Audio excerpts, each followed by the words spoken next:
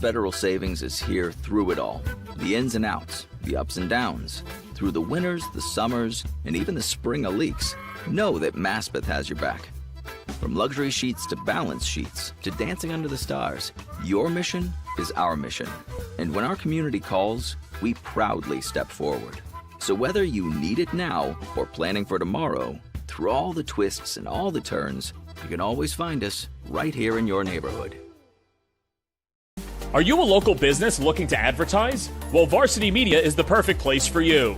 We offer affordable rates both inside our live stream broadcast and through our social media channels. With coverage all over Long Island targeting the 16 to 54 demographic, why not take advantage and advertise today? For pricing and inventory availability, contact us today at 516-403-2050 or email ben@varsitymedia.net.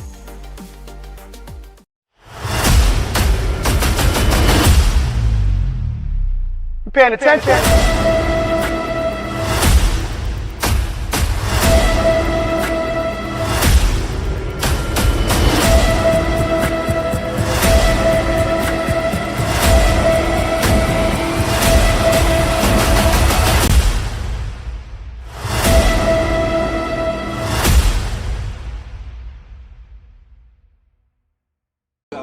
Even when there's no hope, you can still go. I never answer to no, man, I still go. Go, go, go, go, go, go, go, go, go, go, go, go, yo, go, go, go. Hustle hard, hustle every single day. I'll be making moves till I'm buried in my grave. To the system, I don't wanna be a slave. I've been doing it my way, or the highway. And in the driveway is a nice. Today's game is brought to you by Spring Linden Design. Their designers will show you how to transform your home or business into the one you love. Offering hourly consultations, they'll help make the renovation and decorating process stress-free. Spring Linden Design also specializes in window treatment, blinds, shades, drapes, and plantation shutters. With clients raving about individual needs and affordable rates, book a consultation today. You can visit them at springlinden.com, call or email, and be sure to follow on Instagram or Facebook to see their amazing work.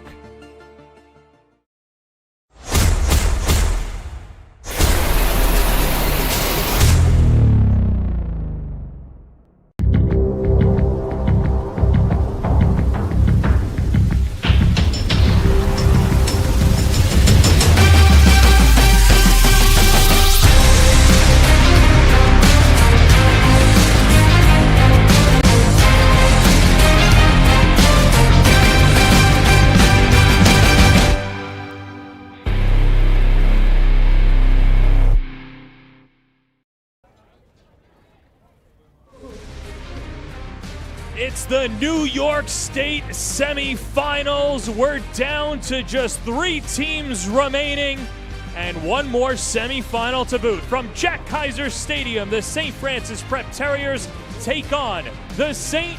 Francis Red Raiders out of Hamburg, New York on the Varsity Media Sports Network. Today's game is sponsored by Maspeth Federal Savings Bank as well as Speed Island, Spring Linden Design and Consulting, and the Bo Jackson Elite Sport, training athletes inside and out. Alongside John Baccio, I'm John Perez, and what a fantastic Game 1 as Holy Trinity has earned a spot into tomorrow's game as they'll take on St. Francis. That's guaranteed, John, but a matter of which St. Francis. Let's start with in what they will be called the road team here, although they're just 2 miles down the road, the St. Francis Prep Terriers. They come into this game as the city champs, winning their first city title since 2007. It's been a banner year for the Terriers and 2 wins away from a state title. And St. Francis Prep, they have been all over the standings this year, 15-9 on the season. They won the Brooklyn Queens Championship, then won the city championship. That was against St. Peter's, who just got eliminated from these New York State Catholic League playoffs, all headed by Rob McDermott, the coach in his 8th season of St. Francis Prep Terriers baseball. And this team, they are a team that you gotta watch out for headed by some star-studded players. Yeah, a bunch of stars in the starting lineup as well. They're a very young team. Let's take a look at the starting 9 for the Crew. Tyler Koenig along with Sonny Santino Santacola. Brian Daly, the two-sport athlete. He's been hitting everything on the nose over the last few weeks. Alex Guzman, Matthew Martell, Justin Chung with Aiden Salili, Thomas Valoris, a freshman catcher. Robert Kenny at second base, and P.J. Nedidich, the future Queens College Knight, getting the start on the bump for the Terriers as they go against the team with the same namesake, the St. Francis Red Raiders out of Hamburg, New York. They have owned upstate New York over the last few years. This is a team that has so many Georgetown Cup titles. They represent the Monsignor Martin division as well, winning the regular season. A bunch of happy guys there too. The Red Raiders are treating this like a business trip. They want to go up with extra hardware. Absolutely. And St. Francis, St. Francis Red Raiders, they do not play games in any sport. Baseball, now they're in the state championship. Football, they were in the state championship. This team is all over the standings in every single sport. But right now, they're here to play America's pastime. And in a great season, 17-11, headed by Paul Bartel, the 23rd year head coach. This team is just unstoppable. They won their own championship in 2 straight games, then won the playoff semifinals before that in 2 straight games. The team's just on a roll.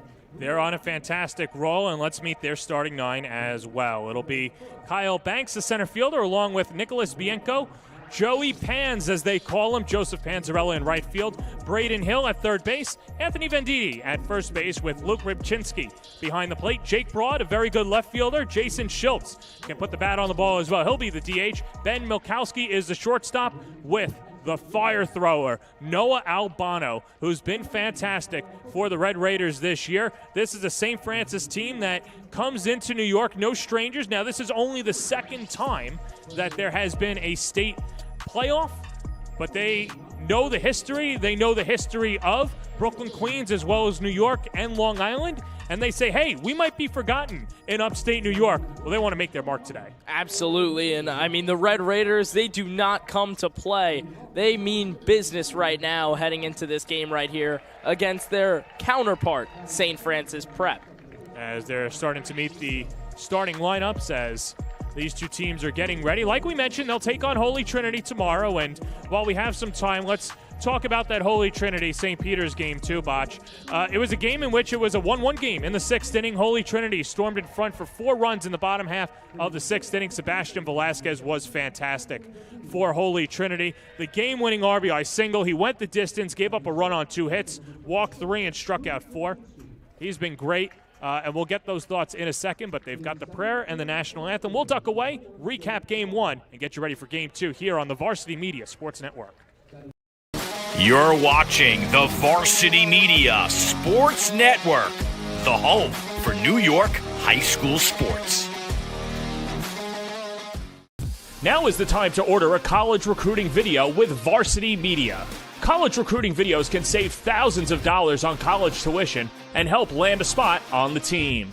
Our videos include your best plays set to music with spot shadowing effects to help you stand out from the competition.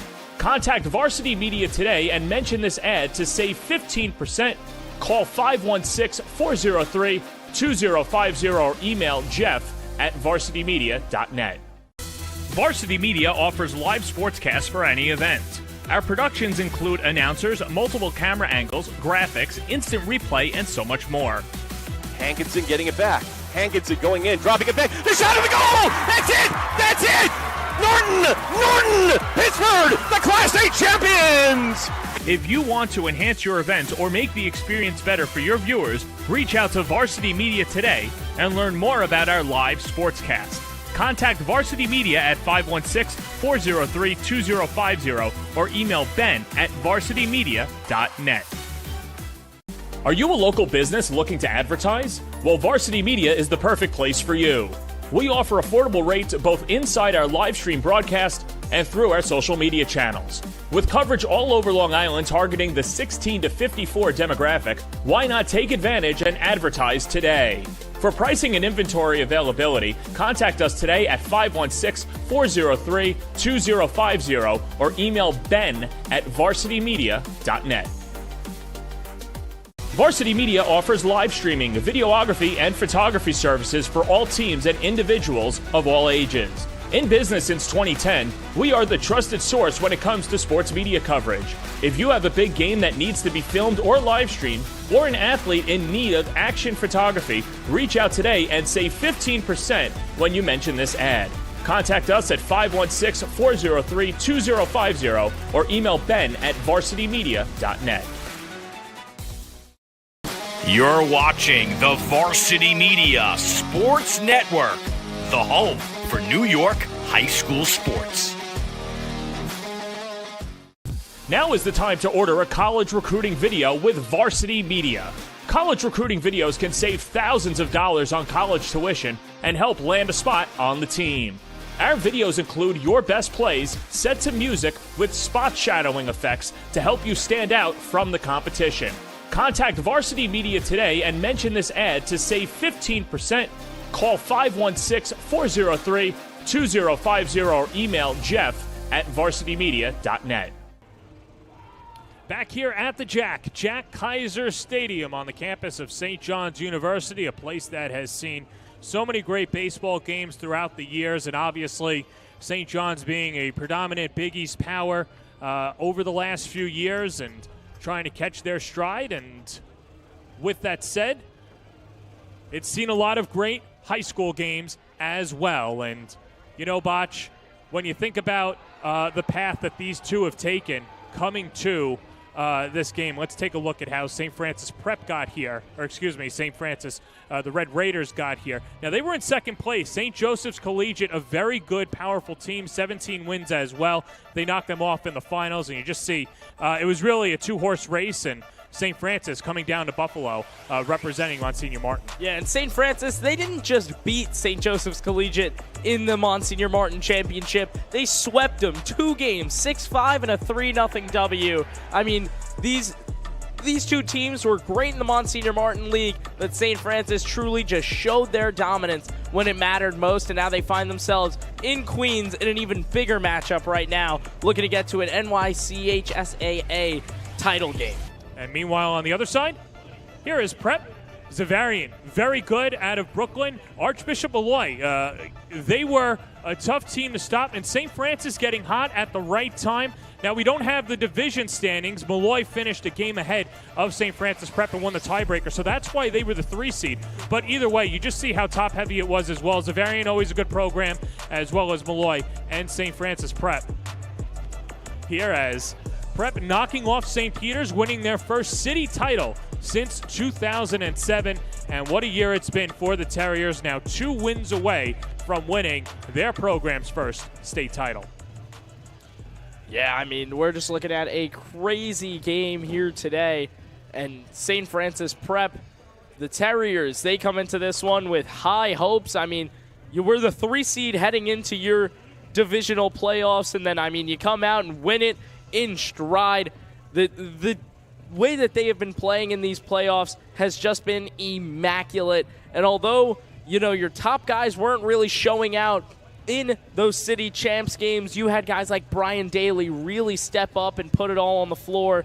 Aiden Salili as well. I mean, Daly went 3 for 5 with 2 doubles, a triple, 2 RBIs. Aiden Salili 2 for 4 with an RBI. And then you were kind of allowed that little step back from Sonny Santacola, who went 0 for 6 with 2 Ks, or even a guy like a Rob Kenny or a Matt Martell, where, you know, they're still playing like they should, but in the batter's box, that's where it got a little bit iffy for them.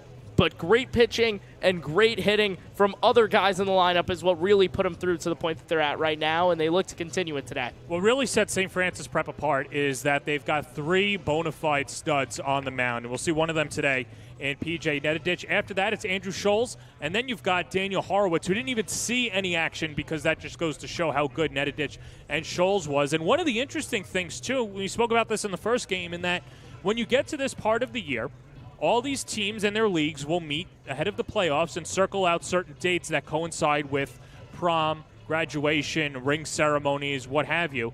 So because of that, the city titles were on a Thursday and a Saturday. Now, the normal rules are a pitcher can go 105 at most, but if you pitch 25, you're ineligible. You need 1 day of rest. So because of that, St. Francis Prep was able to extend themselves and go the distance with Nedidich on the mound, use Scholas, and then for games 2 and 3, they can throw them again because it was 3 days later. Yeah. And that's just a really smart coaching move by the Terriers. I mean, when you have a guy like Nedidich who can pitch that consistently and pitch that well while doing it, I mean, it's really something special. He went 6 deep versus Malloy. He pounded the fastball in that zone really nicely, and only reason they took him out was because of a high pitch count. He got hit early, but then he went clean through the rest of it, kind of like what we saw last game in that St. Peter's versus Holy Trinity matchup, where you had both pitchers start off a little bit shaky, but then really ease into it as the game went on. And I mean, that shaped up to be a great matchup, and it also shaped up to be an hour-and-a-half matchup. So you expect with 2 great pitchers on the mound, maybe some of the same here right now. So the grounds rules being explained over here as well. And, one thing that I'll say, obviously in the playoffs, you start to play at the colleges, and whether it's Farmingdale State, St. John's, as well as Hofstra, you probably won't get as neutral a field as you will as Jack Kaiser Stadium. And it's 390 out to center field, but there's no it's very cookie cutter, right? It's not like Petco Park, for example, out in San Diego. City Field, the old City Field in their dimensions. It's pretty fair down the line. And having said that, though, this is a Red Raiders team that can swing the bat. St. Francis Prep, a team that prides itself on small ball. And because of that, it's going to be interesting to see how the pitchers of Prep neutralize this very vaunted Red Raiders lineup. And as you just look up and down, a lot of two-sport gritty athletes and hockey players as well. It's going to be a fun matchup, particularly for that guy, Kyle Banks, wearing number 2, and their second baseman, Nick Bienko, starting off the lineup. But Banks has been fantastic this year for the Red Raiders. As Banks goes, so do the Red Raiders as they look to get to the title round against Holy Trinity and back up to Buffalo with the victory. Yeah, he's just a lockdown guy in center field, provides some much-needed left-handed hitting, and then you also see on the mound Mr. Noah Albano, the junior pitcher, standing at 6'1", 170. And may I just take a second to read you some of these regular season stats quickly? Please. 4-1 on the regular season. That was his record. A 1.65 ERA with a save thrown in there. Then you look at the strikeout to base on balls ratio, 52 Ks to 24 strikeouts. Then you had then he only got 250. Oh, I'm sorry. Then you take a look at his batting average and his batting stats. Got a little mixed up there. His pitching in itself is amazing, but then you take a look at his batting stats. Bats 250, had a good few extra base hits, 8 RBIs, 4 stolen bases. The guy does everything on the field, and that's why he was first team All-Catholic, and that's why he's on the bump for Game 1. He, Joseph Panzarella, as well as Aiden Trimper, another pitcher. 3 first-team All-Catholic selections. As Albano, somebody who sits in the mid-80s, can dial it up to 89 miles an hour. Only a junior, has been getting some looks from schools in the area. And, of course, when you're thinking of schools upstate, of course, some programs that have prided themselves on keeping talent home. You think of a Siena. You think of, obviously, the University of Buffalo, Binghamton. Those are schools that have been looking at these Red Raiders. And a lot of schools, I'll tell you what, will be looking at this guy, Tyler Koenig. He's been fantastic. Only a sophomore will lead it off for Prep here this evening, as he's just done a good job in the infield. He puts the bat on the ball, and we are ready to go from Jack Kaiser Stadium. It's the New York State Catholic League semifinals as Albano delivers a pitch low for ball 1. And Koenig in that right-handed batter's box, he never takes an at-bat off. It's 9 to 11 pitches almost every single time he gets in there. Couple of hits in 6 at-bats. He came around to score twice in the city final against St. Peter's. Holy Trinity knocking off St. Peter's, and they'll face the winner of this game as Albano pumps in a strike, and the count is 2-1. And as I said, Koenig already starting to work that count like we expected him to, as here comes pitch 4, way inside. And this is the St. Francis Prep team that will say this a lot throughout the game. If they get a runner on base, don't be surprised if they just continue to bunt or put the runners in motion. They're a team that tries to wreak havoc as much as they can. And, of course, right there, Koenig draws, or thought he drew the leadoff walk as Albano hits that inside corner, and the count is full. Koenig got a little too excited on that one, already chucking the bat to the dugout. Here comes the 3-2. Poked foul down the right field line and into the parking lot.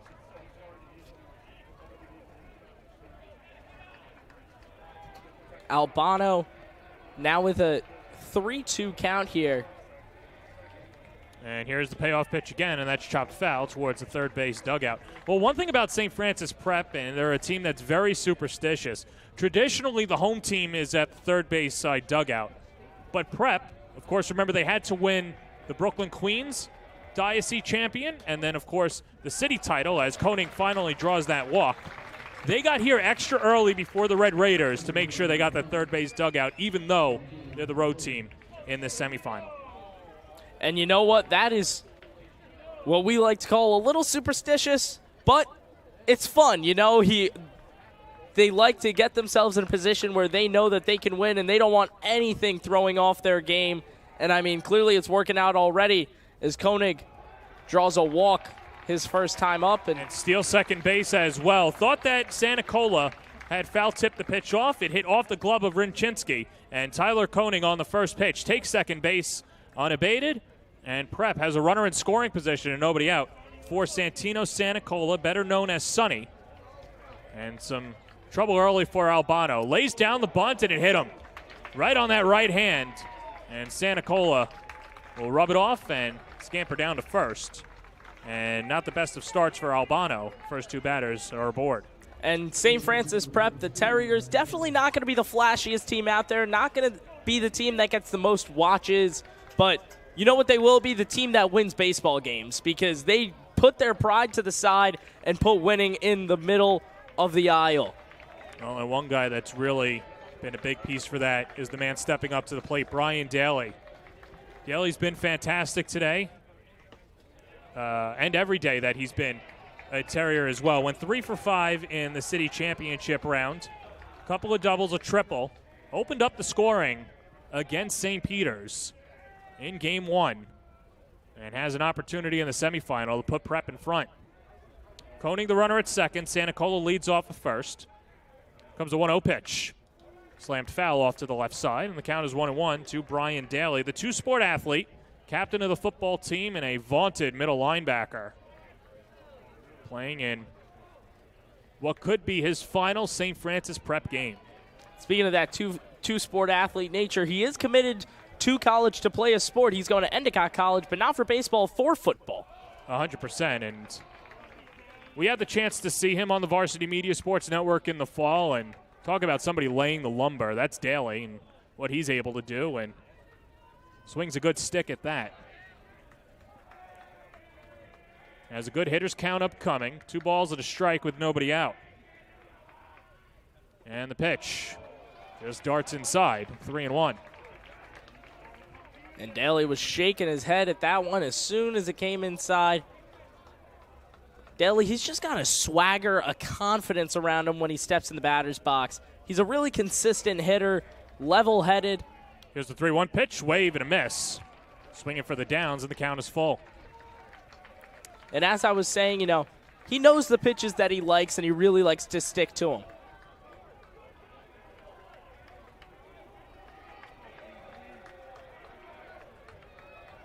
Three balls, 2 strikes, nobody out. Runners don't go. The pitch on the inside corner, strike 3 called. Throws him with a fastball, and Daly's retired for the first out of the evening. And that pitch inside here, but this is where we start to find out these strike zones. and clearly behind the plate. You can see it right here. That pitch pretty inside, basically at the knees, but Daly gets rung up on that inside corner. Alex Guzman takes a fastball on the outer half, and Albano ahead 0-1. Guzman only a junior. A lot of pop in the bat. The transfer from Francis Lewis High School, just a stone's throw away, and he rips us into left field for a base hit. Koenig rounds third. He's going to be sent home. The throw is cut off, and Prep takes the lead. It's an RBI single for Alex Guzman. And what a start for the Terriers. And Tyler Koenig, in similar fashion to what we saw last game, starts this one off early. Alex Guzman sends a rope into left field, and here it is again. Guzman rocking the 99. Gets it right into left and sets up Koenig perfectly to finish it off. He puts Prep up 1-0. You know, it's something about those players that wear 99 in New York that are special. As Matt Martell behind in the count, 0-1. You don't say, John. Yeah. Martell, another sophomore, a bevy of sophomores and juniors on the St. Francis Prep team. Takes a curveball down and in, 1-1. Martell, a super well-rounded guy, and left-handed hitting is something that's big when it comes to high school baseball. You really don't get a lot of them, and especially when you see a lot of right-handed hitters, it comes as a huge advantage in a game like this. We'll see a ton of left-handed hitters in the Red Raiders lineup as the pitch is slammed foul off to the left side. And the one thing to neutralize a left-handed batter, of course, is a left-handed pitcher. The one thing for Prep, they do not have that. Unfortunately, of their three big studs, they're all right-handed pitchers, but it doesn't matter because they continue to dart the strike zone. Prep looking to keep the line moving. 1-2, smacked on the ground, third base side. Milkowski on the backhand goes to second for one and gets Guzman as Santacola moves over to third as Martell reaches on the fielder's choice. Yep, pretty simple play right there for St. Francis, and good that they got the out at second at least to put two on the board, as now you bring up Justin Chong. Here is the sixth batter, of this inning already. Chong hitless in 5 at-bats, the sophomore for Prep. Very good defensively, and somebody who's changed his swing in the middle of the season, was a passive hitter at the beginning of the year, but looks to attack early. Runner from first goes. The pitch is inside. The throw down to second, cut off. Here comes a throw to the plate, and it won't be made. Santacola comes in to score. 2-0 Prep. And that is just a simple error from the man behind the dish, Zach Rybczynski. I mean, that is just something, Luke Rybczynski, that's just something that you got to know. With a man on third, you cannot test the runner at second. And no outs were even gotten. So a stolen bag at home and a stolen bag at second puts Prep up 2. Well, and I think that there was just miscommunication, as Milkowski was the guy that was supposed to cut off the throw and come home with it, but he was out of position. As that pitch is at the knees for a strike, 1-1. So Martell, you could see him using his wheels. I was going to say also a really nice play by St. Francis to kind of play the mind games on the Red Raiders. 1-2 misses outside, and that's what they'll do. They'll run on the base paths. They've got a lot of athletes, and even looking at a guy like Daly, who is probably the biggest guy on the roster, he's not chunky. He can get down the line. He's got some speed as well. Nobody is above stealing bases for Prep. 2-2 on the outside corner, strike 3 called. Noah Albano strikes out a pair in the first inning, but he also gives up a couple of runs as Prep leads at 2-0 going to the bottom of the first, with the Red Raiders coming to bat on the Varsity Media Sports Network. You're watching the Varsity Media Sports Network, the home for New York high school sports. Are you a local business looking to advertise? Well, Varsity Media is the perfect place for you. We offer affordable rates both inside our live stream broadcast and through our social media channels. With coverage all over Long Island targeting the 16 to 54 demographic, why not take advantage and advertise today? For pricing and inventory availability, contact us today at 516-403-2050 or email ben@varsitymedia.net. Varsity Media offers live sportscasts for any event. Our productions include announcers, multiple camera angles, graphics, instant replay, and so much more. Hankinson getting it back. Hankinson going in, dropping it back. The shot of the goal! That's it! That's it! Norton! Pittsburgh, the Class A champions! If you want to enhance your event or make the experience better for your viewers, reach out to Varsity Media today and learn more about our live sportscast. Contact Varsity Media at 516-403-2050 or email ben@varsitymedia.net.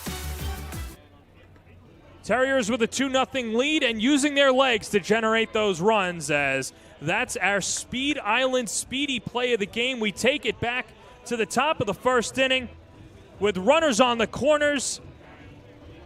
Alex Guzman, or check that. Runner takes second base, as that's Tyler Koenig stealing the base for the first stolen base of the day. And that's our Speed Island speedy play of the game. Looking to add more speed to your game? Come train with the best athletes on Long Island, located in Garden City. Contact Onyx Salva today for a consultation. speed.island2022@gmail.com. And that was a great way to establish dominance in this one, John. Koenig stealing second early, and then you even had a steal at home by Sonny Sanicola. And P.J. Nedidich, the future Queens College Knight, gets the start for Prep with a 2-0 lead as he'll deal to Kyle Banks. And his first pitch of the night is outside for ball one. And Nedidich went 6 deep versus Archbishop Malloy earlier on in the year. And, I mean, he played really well in that one. The main guy of the big three pitchers Looped into center field. It's down for a base hit. And Banks gets the first Red Raiders hit of the evening against P.J. Nedidich. Not the way you want to start it, but it was a shaky first inning for the Red Raider pitcher Noah Albano as well. So nothing to be too afraid of. Nedidich, he knows his strengths. He knows he's a great pitcher. Just got to get through this one. And this brings up Nick Bianco, the junior. .295 in the regular season was his batting average, 5 extra base hits and 10 RBIs. And the first pitch is a curveball that chases the outside corner for a strike, 0-1. Bianco, a 2-sport athlete, played football as well, and check that, a 3-sport athlete, a basketball player as well. So the typical football, basketball to baseball. And like John Baccio mentioned earlier today, this is a very loaded athletic department with championships in not just baseball, obviously winning the Monsignor Martin regular season title 26 times and 13 Georgetown Cup championships, but getting it done on football and basketball as well. Cut on and missed, and Nedidich ahead, 0-2. And I mean, in Hamburg, New York, there's not much to do other than play a few sports, and that's exactly what they do, and they do it well. You even got a few hockey players on this team. Well, it gets cold up there. It makes sense. But specifically, Nick Bianco, I mean, the 3-sport athlete, an athletic center fielder that, I mean, he really does it all on the field while batting just about 300. Nedidich the high set. Banks with good speed. He's going as the pitch is fouled back to the screen. 0-2. Banks, 5 stolen bases in the regular season. He's a second-team All-Catholic League selection. The biggest thing for Banks this year has been his maturity and not getting too low and not getting too high, keeping an even keel in his mentality. The 0-2 way outside. 1 ball and 2 strikes. Yeah, and Banks, I mean, the lefty back can really do it all for the Red Raiders. He'll hit oppo. He'll take you up the middle like he just did, and he's athletic on the base path. 1-2 coming. Smacked into right center field. That's going to fall in for a base hit.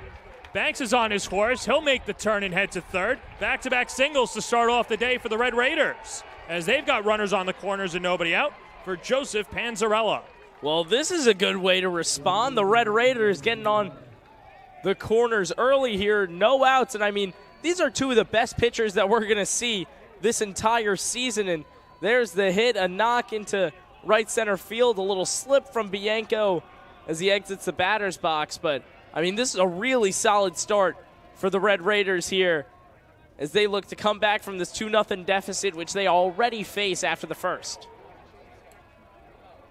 Banks the runner at third. Bianco's off of first. Joe Panzarella digging in, representing the go-ahead run. And the first pitch from Nedidich, cut on and missed, pulled the string, and the count 0-1. And that was just filth right there. Nedidich starts on the opposite side of the plate, ends up right at the hands.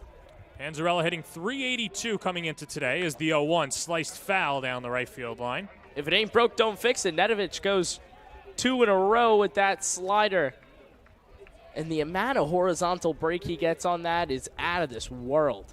And he's somebody that consciously continues to make adjustments to make opposing hitters feel uncomfortable at the plate. Ahead in the count, 0-2. Runner goes from first. The pitch hit on the ground over the glove of Kenny and into right field for a base hit. Banks comes in to score. Biancos ends up at third. 3 straight hits to greet P.J. Nedidich as Joe Panzarella with an RBI single makes it 2-1. Let's take another look. I think that might have hit the batter. That might have hit the runner. I believe it did. I'm pretty sure while Bianco was running, it hit his foot, and it bounced over the glove of Kenny at second. Yeah, I'm not sure if we have the high home camera. We'll take another look right now. So here we go. I don't think that hit him. I think that went right through his legs. If maybe we take one more look, but now the officials are going to talk it over. It seemed as if it caught his heel because it took a really steep bounce after it got to him. So I'm not exactly sure. I don't think that was a bad bounce. I think that's the heel of Kenny right there. Maybe. Excuse me, the heel of Bianco. Yeah, it seems like it's an awkward angle, but it seems like it just bounced off his calf or his heel. That one, I have a feeling that one's going to get taken back. Well, here's the thing. There's no official replay monitor, so it's if they have conclusive evidence or if another umpire had a better view of the call. And so that's what'll be the determining factor is if they turn it over. Yeah, it seems like it's just going to be one official's word versus another here. We're just going to have to wait for the call. And then it's a matter of if you're going to call him out, where do you place the runners? Might just have to put them back at their original positions, I would assume. Well, you'd probably move everybody up a base. And so that's Rob McDermott speaking to the home plate umpire.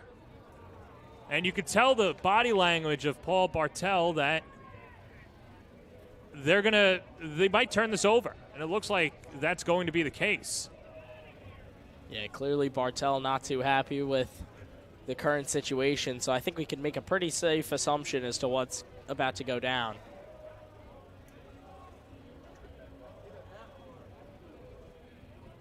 And that was a really close call right there. I mean, a little bit difficult to see.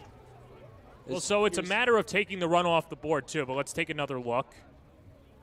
Yeah, I mean, Kenny reacted as if the ball changed direction when it was hit. That is what it seemed like because Kenny was about to dive on the ground and he is out of there. Yeah, so Bianco is out, and now it's a matter of does Banks come out of the dugout?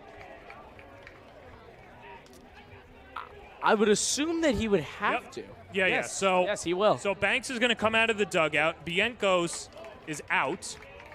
And then Joe Panzarella reaches base. So just like that, yes, it's 3 straight hits. And the Red Raiders are seeing Nedidich well, but they wipe a run off the board. And perhaps that long stoppage, too, is a way to kind of slow down Nedidich and kind of calm down his emotions. Yeah, so now we're right back. Men on the corner is just 1 out now. And that brings up Braden Hill, otherwise known as Brady Hill. And the first pitch is a curveball that sweeps outside, 1-0. Hill, a senior and a hockey player as well, hitting .316 with no home runs, 17 RBIs, first-team All-Catholic selection. As Panzarella, the runner at first, Kyle Banks, 90 feet away at third. Back-to-back curveballs in the dirt, stopped by the freshman Tom Valores. Count 2-0. Brady Hill, the senior, is headed to Nassau Community College next year, who produces a good amount of MLB grade talent. Well, and one of the things, too, is the 2-0. Just misses low again, 3-0. And that with Hill, check that, that's in NCCC commit, which is upstate. But either way, you're right, they do produce a ton of talent. Here's a 3-0. Fastball in for a strike, 3-1. And, you know, sometimes, Botch, the biggest thing is for these players to get ample playing time, but also get your grades in order, have a good 2 years, and then receive a scholarship to a 4-year program. And you see a lot of programs will retool instead of rebuilding with those polished players. Here comes the 3-1. Fastball, a wave, and a miss, and the count is full. Yeah, the JUCO route has really become a big thing nowadays where a lot of players are really taking advantage of it, and we've seen it in recent years. A guy that comes to mind, Bryce Harper, went to JUCO for a year and then went out, and obviously we know the kind of player he is today. 3-2 pitch, just inside, and he's walked the bases loaded. Tough break for Nedadich right there. Is now with the bases juiced.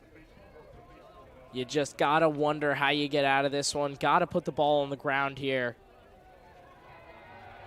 Really the only way you're going to get out of this. And here's Anthony Venditti, the first baseman, hitting .344 on the year. 8 extra base hits, 14 RBIs. Socks the first pitch in a left center field, and that's down for a base hit. Banks comes in to score. Panzarella is going to be held at third. The throw is cut off by Daly. It's an RBI single by Anthony Venditti. The Red Raiders finally get that run on the board. It's 2-1. And that's a great piece of hitting right there. Goes up high for it. You'll see it right here. Nedadich throws some high heat, and it got chased, but swung through like a champion. And although he didn't get a great amount of distance on it, he does drive a run in, and at the end of the day, that's all that really matters. Is now Luke Rubchinski comes in. And the first pitch fastball darts outside, 1-0. Well, Nedadich, someone who has good control and usually pinpoint control, not getting the call on the corners. And through the first 5 batters, we've seen solid contact with 4 of the 5 batsmen. Nedadich working from behind. The count 1-0, but he's got a 2-1 lead. The pitch. And that foul tipped off the glove of Valores. Count 1-1. Rybczynski wasn't even looking at the ball halfway through that swing right there. Just was swinging for the fences. And although I do respect the effort, especially in a 1-0 count, it worked. Yeah, second team All-Catholic, hitting .221 on the year, but a very good defensive player. Panzarella also a natural catcher, but it's really Rybczynski's defense as it's hit on the ground to second. This could be 2. Kenny goes to second for 1. Koning the turn. Not in time as Daly didn't hold the bag, and the Red Raiders tie it. Panzarella comes in to score. Tough break for Prep. They thought that they got out of the inning, but it'll extend the inning, and we're tied at 2. And Nedadich lives to see another day, but in the worst way possible. Just an awkward throw to turn 2, and sliding in safely at first. Rybczynski put it all on the floor right there.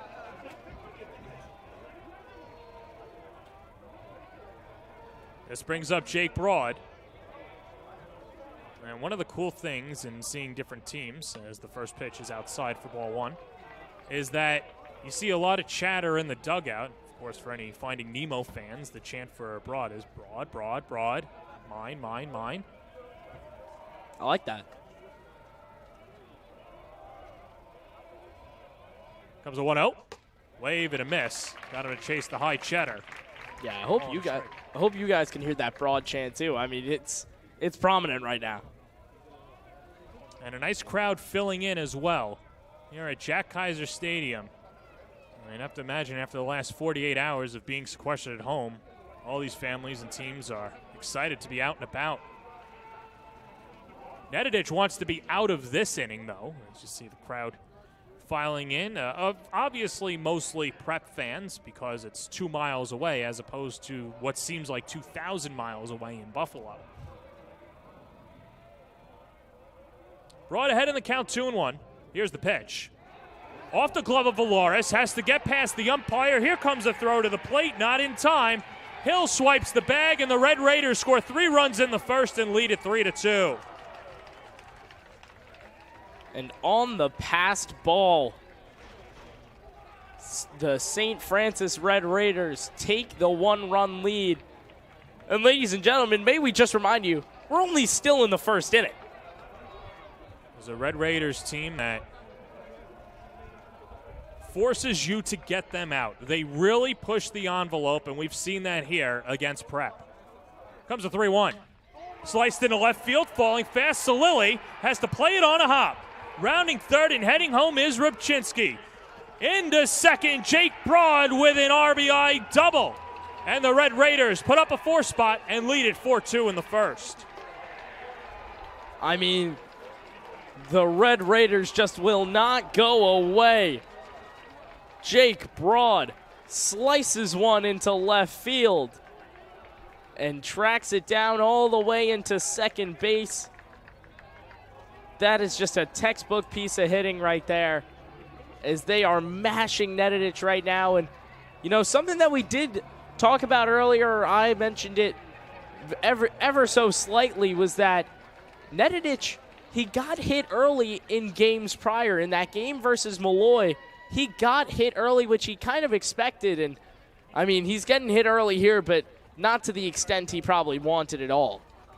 No, not at all, as St. Francis Prep sending out Dan Horowitz and a couple of other players to get loose in the St. John's bullpen out in right center field. And Horowitz, like we mentioned, did not pitch in game 1 or 2 of the city championship because Nedadic and A.J. Scholas were so locked down. But you'd have to imagine that Horowitz would be the next man up as soon as he can get warm.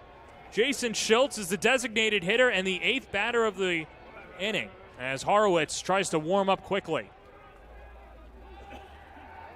Pickoff throw to second, skips off the glove of Koenig and goes into shallow center, but Broad didn't track it. And he'll stay at second. That could have been a huge opportunity for Broad right there, especially with, it is a 2-out situation, so advancing to third wouldn't have meant much there because he can't go on a sac fly or anything of that nature. Nedadic checking the runner, and the first pitch to Schultz. At the knees for a strike, 0-1. Nedadic has just got to ease back into this one. The Terrier pitcher has been phenomenal all season. He's just got to remember his identity and pitch through this. Schultz hitting .218 on the year, no home runs, 9 RBIs. 0-1, inside. Ball and a strike. Nedadic, one of his primary character traits is that he keeps his control no matter what. His control is his best part about his pitching, and right here he's just been wild, and the Red Raiders are punishing him. Count even at a ball and a strike. Already 4 runs home for the Red Raiders. Socked foul out of play to the right side. You can hear the clangs. Didn't quite reach the parking lot off to the right side of the campus. So Nedadic a strike away from getting out of it. Remember, the Red Raiders had a run wiped off the board.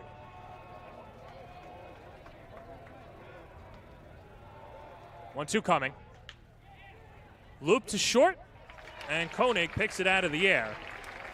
And the inning is over. But the Red Raiders, what a start. Travel down to New York City and start styling and profiling. 1 inning in the books. 4-2 Red Raiders on the Varsity Media Sports Network. You're watching the Varsity Media Sports Network, the home for New York high school sports.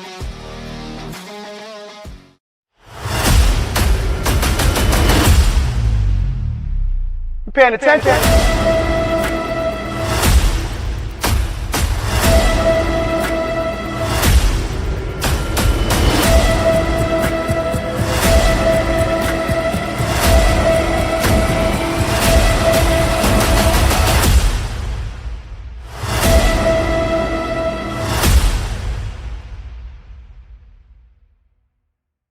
Today's game is brought to you by Spring Linden Design.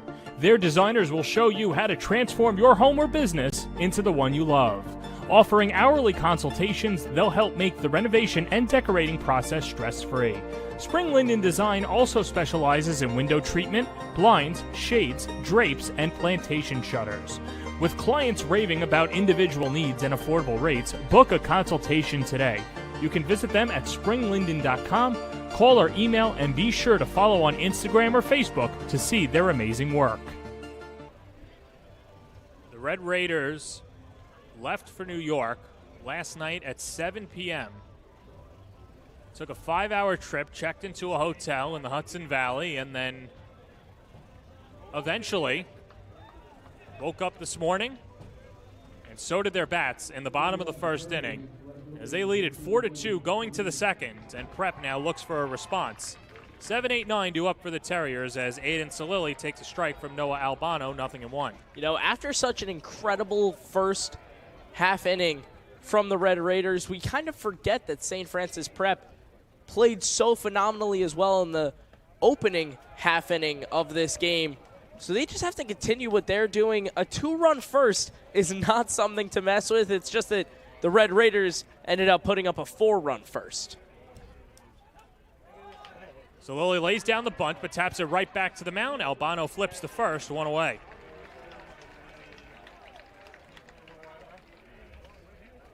And this is the classic bunt ball that we see St. Francis Prep play all the time. Well, one of the knocks, too, down in New York City baseball is that, and even on Long Island, not many teams can string along 3 or 4 hits, so that's why they have to play small ball. Well, the Red Raiders are not one of those teams, so St. Francis Prep is not used to facing a Red Raiders team like this, as Tom Valoris, the freshman, goes around on a swing, and behind in the count, 0-1. Yeah, it's true, and I mean, this is where you kind of see that dominance of the St. Francis Red Raiders coming into play. And right back up the middle. On the backhand is Nick Bianco. Sweeps it over to first. 2 up, 2 down in the top half of the second. And a really nice stretch right there by Venditti at first to get the second out of the inning. You know, with the bottom of the lineup in, you can't expect much out of the Terriers. And, I mean, right now Noah Albano is really finding his step. Is that he's got a great defense to back him up. It's a nice stretch by Venditti. Now, remember, they're not playing with those major league bases that were enhanced and basically just pumped in with Miracle Grow over the offseason. As this brings up Rob Kenny, the number 9 hitter. Kenny, a senior, 1 hit and 5 at-bats against St. Peter's in the city final. As Albano misses, and the count is 2-0. Noah Albano in the regular season, a sub-2 ERA, touching mid to upper 80s, starting to touch 89. And in that first inning, looked a little bit shaky, but now he's starting to find his step. He was first-team All-Catholic for a reason. And the biggest development for Albano is developing that slider. Throws a fastball on a fastball count, however, and gets the strike. It's 3-1. But that's something that Albano added to his arsenal, so he's got that good second pitch to go along with his changeup, and that's what's made him the complete pitcher that he is. Fisted into center field. It's down for a base hit as Prep picks up its second hit of the day. A 2-out single for Rob Kenny, and that'll bring up Tyler Koenig. And that's a clutch hit right there by Kenny just to keep this inning alive, keep the momentum rolling for Prep. And I mean, after a struggle bus in the bottom of the first, you just got to keep looking for things to get yourself up about. And right there, Kenny starts piling on the momentum. Koenig walked and came around to score his first time up. He also stole a base as the first pitch zips outside, 1-0.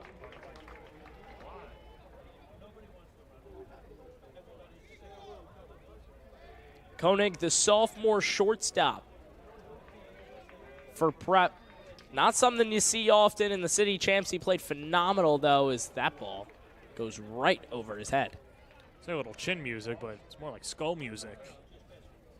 Goes over his head, but Koenig is an interesting case, too, because shortstop's a position that usually goes to a veteran, but he's just handled it so flawlessly, has great range, and he's such a speedy guy that when he puts the bat on the ball, that's made him a very good leadoff hitter and an integral part to the Terriers' success.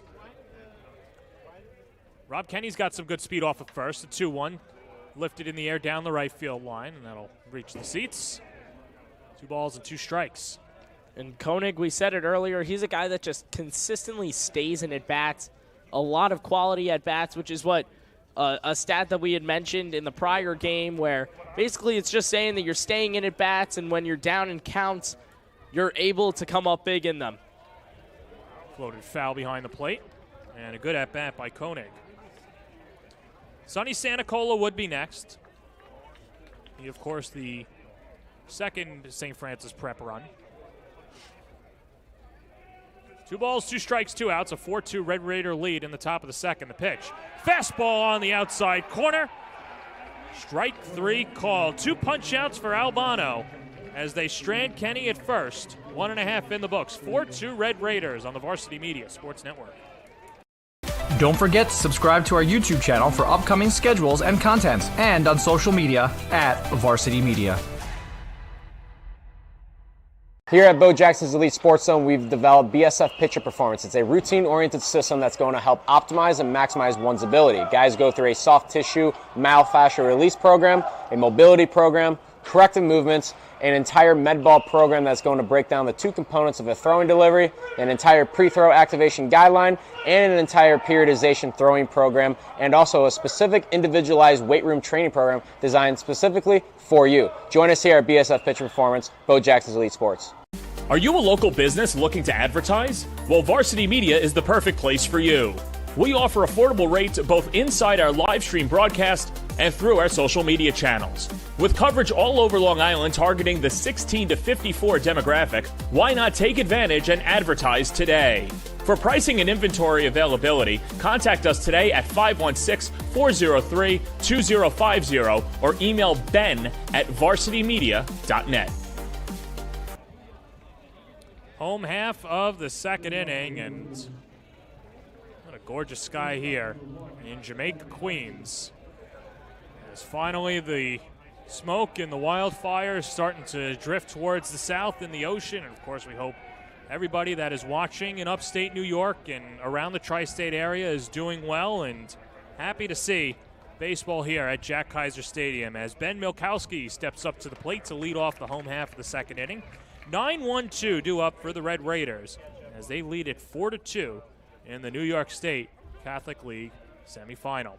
As Milkowski bunts it left side, foul off the glove of Valaris, and Nedidich ahead in the count, 0-2.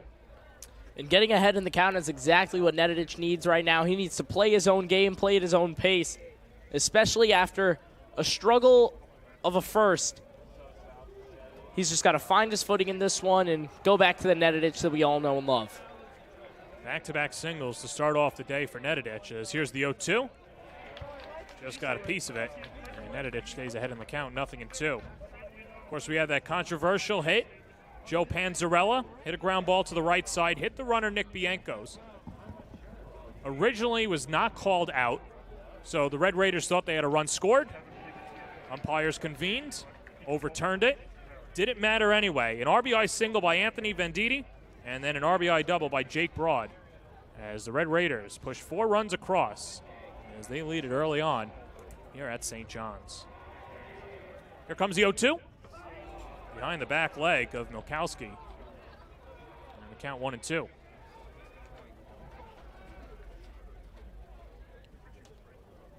And the Red Raiders, I mean, they have just been all-out dominant today, hitting Nedidich left, right, and center. 1-2 coming. Curveball swung on and missed, got him. First strikeout of the evening for Nedidich as he retires the leadoff hitter.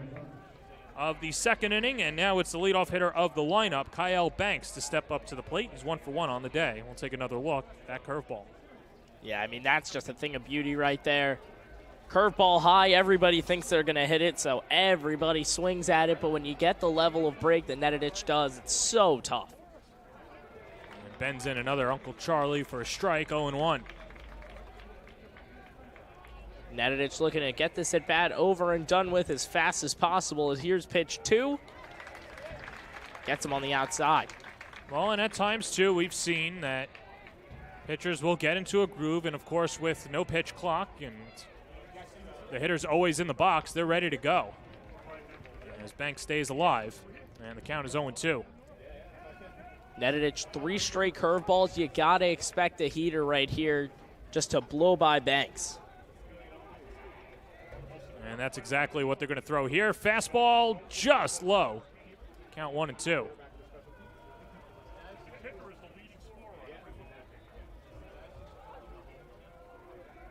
Nedidich out of the windup. Here's the 1-2 pitch. And a fastball skips in the dirt. 2 balls and 2 strikes. Nedidich, he's putting together some decent ABs, but then you always get that pitch or two that gets past him or slips out of his hand, whatnot, and it just throws his tempo off for the at-bat. 2-2 pitch. Fastball hit on the ground to first. First opportunity for Brian Daly, takes it to the bag himself, and there's 2 gone in the home half of the second, and that'll bring up Nick Bianco. Bianco had a single of his own in that first inning. And a really solid player, 3-sport athlete. But just couldn't get out of the way of the ground ball. And a curveball loops in for a strike, 0-1. Bianco, a junior and a scrappy kid to boot, like you mentioned, in the semifinal against Canisius. Defensively, picked the liner out of the air, saved the game, and of course a big reason why St. Francis won the Georgetown Cup and earning a trip down here in the New York State Final. Semifinal, excuse me. 1-1 pitch. That fastball grooves outside, 2-1. And we were speaking to Paul Gilvari, one of the administrators for the Catholic League, and he was breaking down how the whole tournament is set up. And so there are 8 different Catholic leagues in New York State. However, only 4 of them have their own leagues and their own league schedule. As that misses low for ball 4. And a 2-out walk as Bianco reaches base. So basically, if you were to go to Syracuse or Albany, those Catholic schools will play the public school because it's too far of a travel to just exclusively play Catholic League schools. So having said that, you'll see a McQuaid, for example, in Rochester play Victor and schools like that. Whereas you have enough schools in the Monsignor Martin division and obviously down here in the 5 boroughs, out on Long Island and in Westchester. Yeah, definitely an interesting concept where, you know, you think about Long Island and all these teams are playing really close matchups, and you get to even split it up into multiple divisions in both Nassau and Suffolk. Runner goes. Nedidich has to step off, throw to second. In time.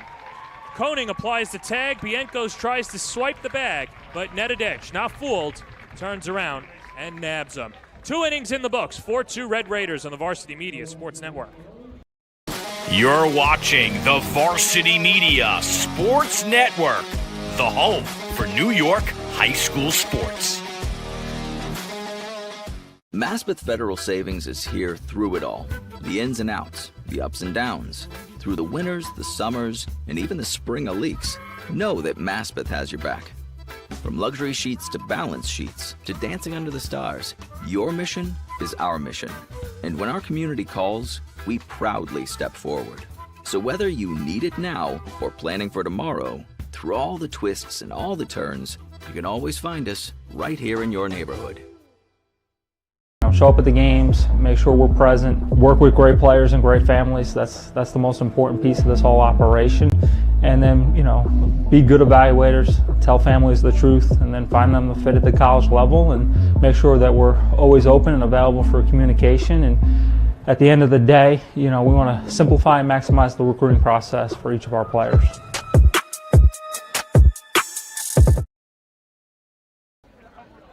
Top of the third inning, 4-2 Red Raiders, and it's time for Name That Alum, sponsored by CSA. CSA is a full-time baseball advisory service that has helped pave the way for 80-plus college commitments since May 2020. From the initial assessment of their skills to curating your target college list, they'll work with you every step of the way.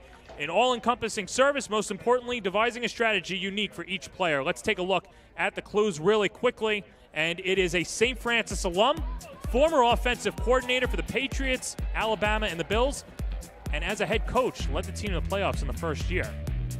So we'll let all of you at home take a guess, and we'll reveal that in the bottom half of the third inning. All right, Baccio, no looking up stuff. I didn't last game, and I got it right, so we'll see what happens this time around. I got an inkling.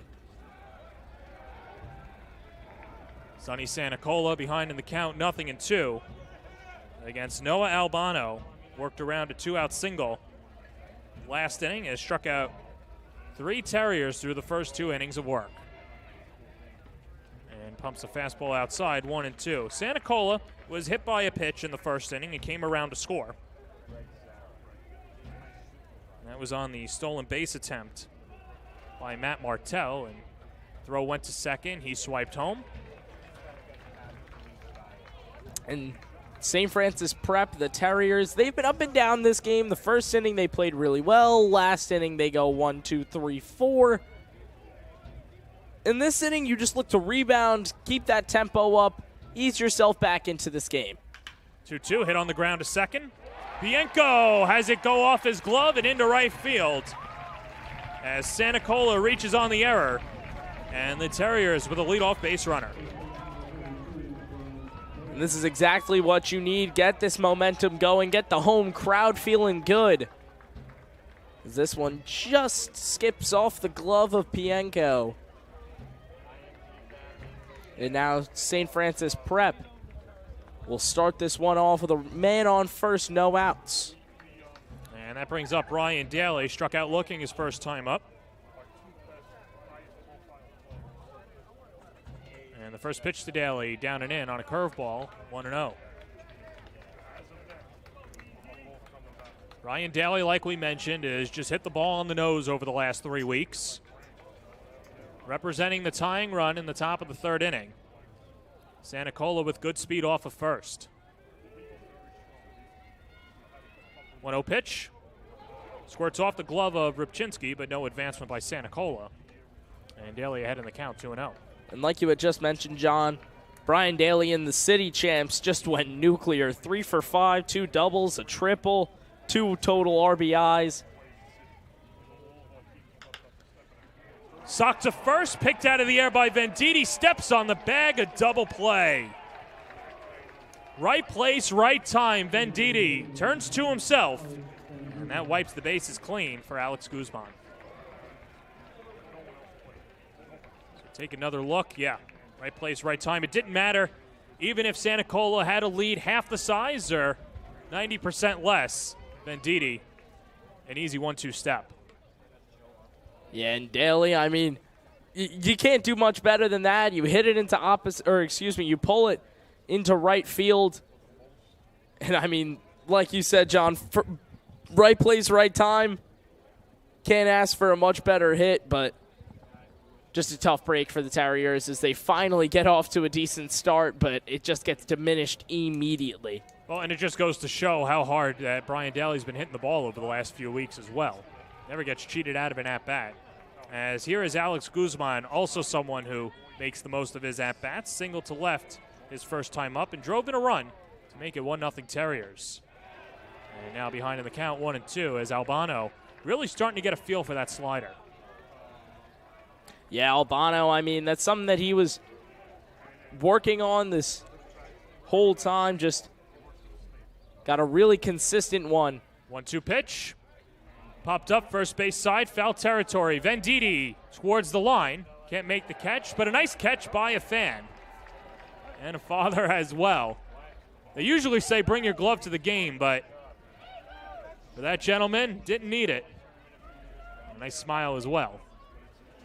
He's taking the idea of a lucky fan to a whole different level. Yeah. He gets the attention for making a nice grab and then just tosses it right back like a hero. Like it was nothing.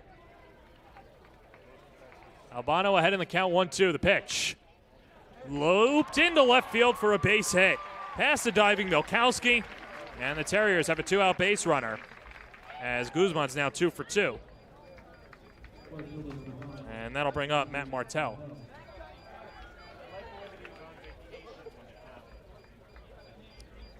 Martell in this one.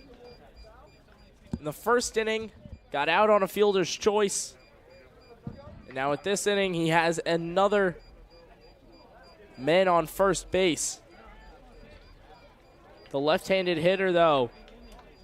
As this is hit in the air, out to left field. Pass ball. That made it 3-2. As P.J. Nedidich threw up a 0 after giving up 4 runs in the bottom of the first inning. Trying to settle down as Dan Horowitz went out to the mound in the first inning. Quick throw over to first. And diving back safely is Panzarella. And Nedidich, he's made it through 2. Now he's just got to get through a third. He's obviously felt more comfortable in these last 2 innings than he did in the first. You know, he's a pitcher that he got hit a little bit early, and he's done this in prior games, but then as he eases into the game, he really starts to find his form, and that's exactly what he's doing right now. Even with a man on first, he looks comfortable as anything out there. Something that really has helped him is that pickoff that he got at the end of last inning. I mean, the base runner just simply did not fool him. He took his time, was patient, threw it over to second cleanly, and got out of that inning with relative ease. Finds himself behind in the count, 2-0 to Hill, and the pitch. Fastball at the belt for a strike, 2-1. And just pounding the zone is all you need right here. If you can find the strike zone consistently, you will find yourself in a good position. And Nedidich, he wasn't really locating in the first inning. Now he's got it.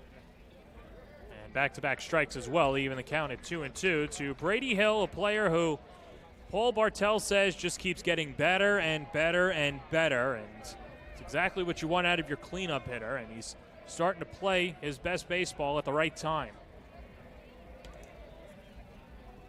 Nedidich with the high set. 2-2 coming. Lined into right field, falling fast. It's down for a base hit. Martell plays it on a hop. Panzarella scoops into second as Brady Hill picks up his first hit of the evening. As the Red Raiders have runners on first and second with nobody out for Anthony Venditti. And this has just been a game of singles. We've only seen 1 double so far today in the however many hits that we've gotten.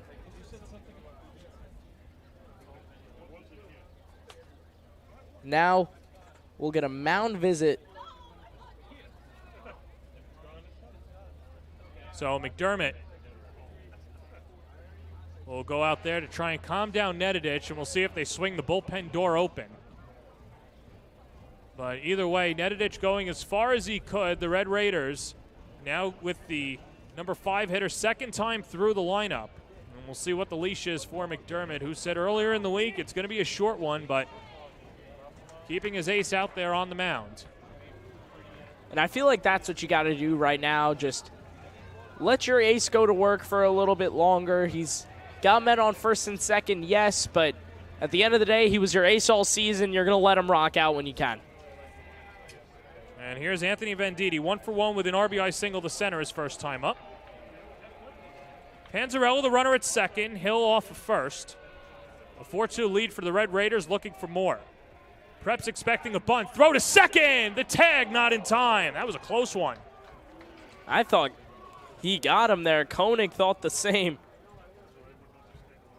But just late on the tag, it was an awkward pick up and put down.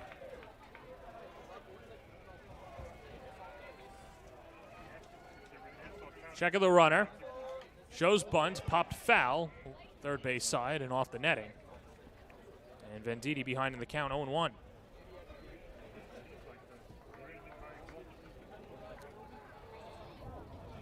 Well, one of the things about this St. Francis Red Raider team is that they're so deep in that it's not out of the realm of possibility to have the heart of your order laying down bunts, especially when you've got guys like Radchinski, Broad, and Schultz who can all handle the bat and put the ball in play.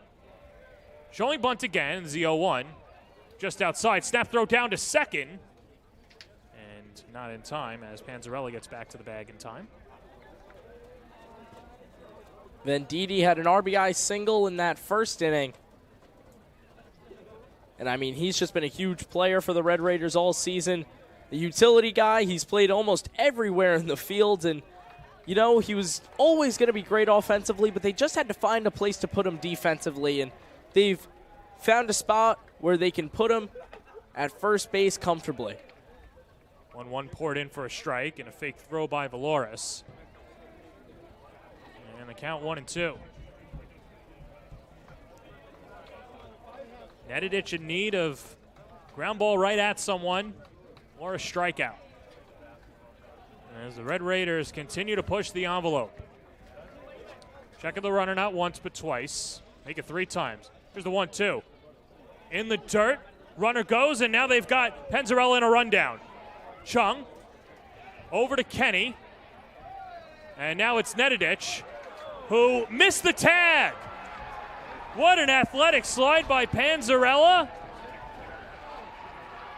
Turning something out of nothing. And now the Red Raiders have runners on the corners. And let's take another look. Joseph Panzarella, take a bow, son. That was incredible. Look at the rundown attempt right here. The dish, the slide, the swim. And he's in there safe.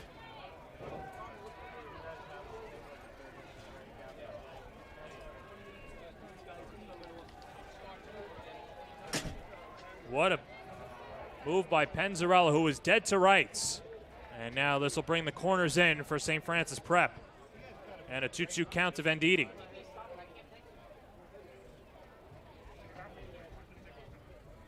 Nice set from Nedidich. And a fastball on the outside corner. As he got him for strike 3. Second punch out for Nedidich. And there's one gone in the home half of the third for Luke Radchinski. And you know, although the Terriers are down 2 right now, it truly just does not feel like it. I mean, obviously that first inning was a bit of a struggle, but as this game has moved along, it feels more and more even.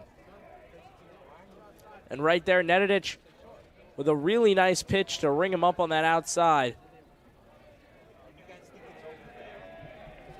Radchinski reached on a fielder's choice, came around to score on the RBI double by Jake Broad. Runner from first goes Hill. The throw is faked down to second. Hill takes the base after the called strike, and now the Red Raiders with a couple of runners in scoring position. That'll bring the infield in. And an 0-1 count upcoming to Luke Radchinski. And we saw Luke Radchinski, the catcher, make that same mistake earlier where he threw it down to second base with a runner on third. And now a really smart play by Valoris. Here comes the 0-1. Fastball nicks, or does not, and misses. And the count is 1-1. Just barely outside the zone there, but Nedidich with 2 outs. Just got to make this a regular at bat. And the thing with Nedidich, someone who prides himself on painting the corners when he's not getting that call, he has to make the pitches look a lot better to the hitters. Blows a fastball by Radchinski, and the count is 1-2. And right there, he made it pretty appealing. Fastball at the hands. Radchinski takes a hack at it, and now Nedidich up in the count. Looking for a strikeout here. Try and keep this a 4-2 game. There's Nedidich peering in at the signs. Now gets what he wants. 1-2 on the way. Lined just foul down the right field line. That had trouble written all over it as Radchinski Just a nanosecond in front. And that one could have been real dangerous for the Terriers here if that were to go a different way. As you said, John, just a half second earlier, and that pitch is an extra base hit, taking both men home.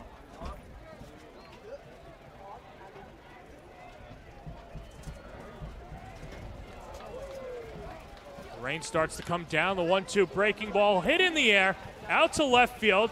So Lilly doesn't know where it is. Good thing Santa Cola's there. He makes the catch. And no advancement by either runner as Panzarella stays put. Grady Hill goes up to second, and now the rains are really coming down. And both players on each team are coming off the field. Looks like we'll be in a rain delay here at Jack Kaiser Stadium. We'll take a break, and we'll update you when we come back on the Varsity Media Sports Network.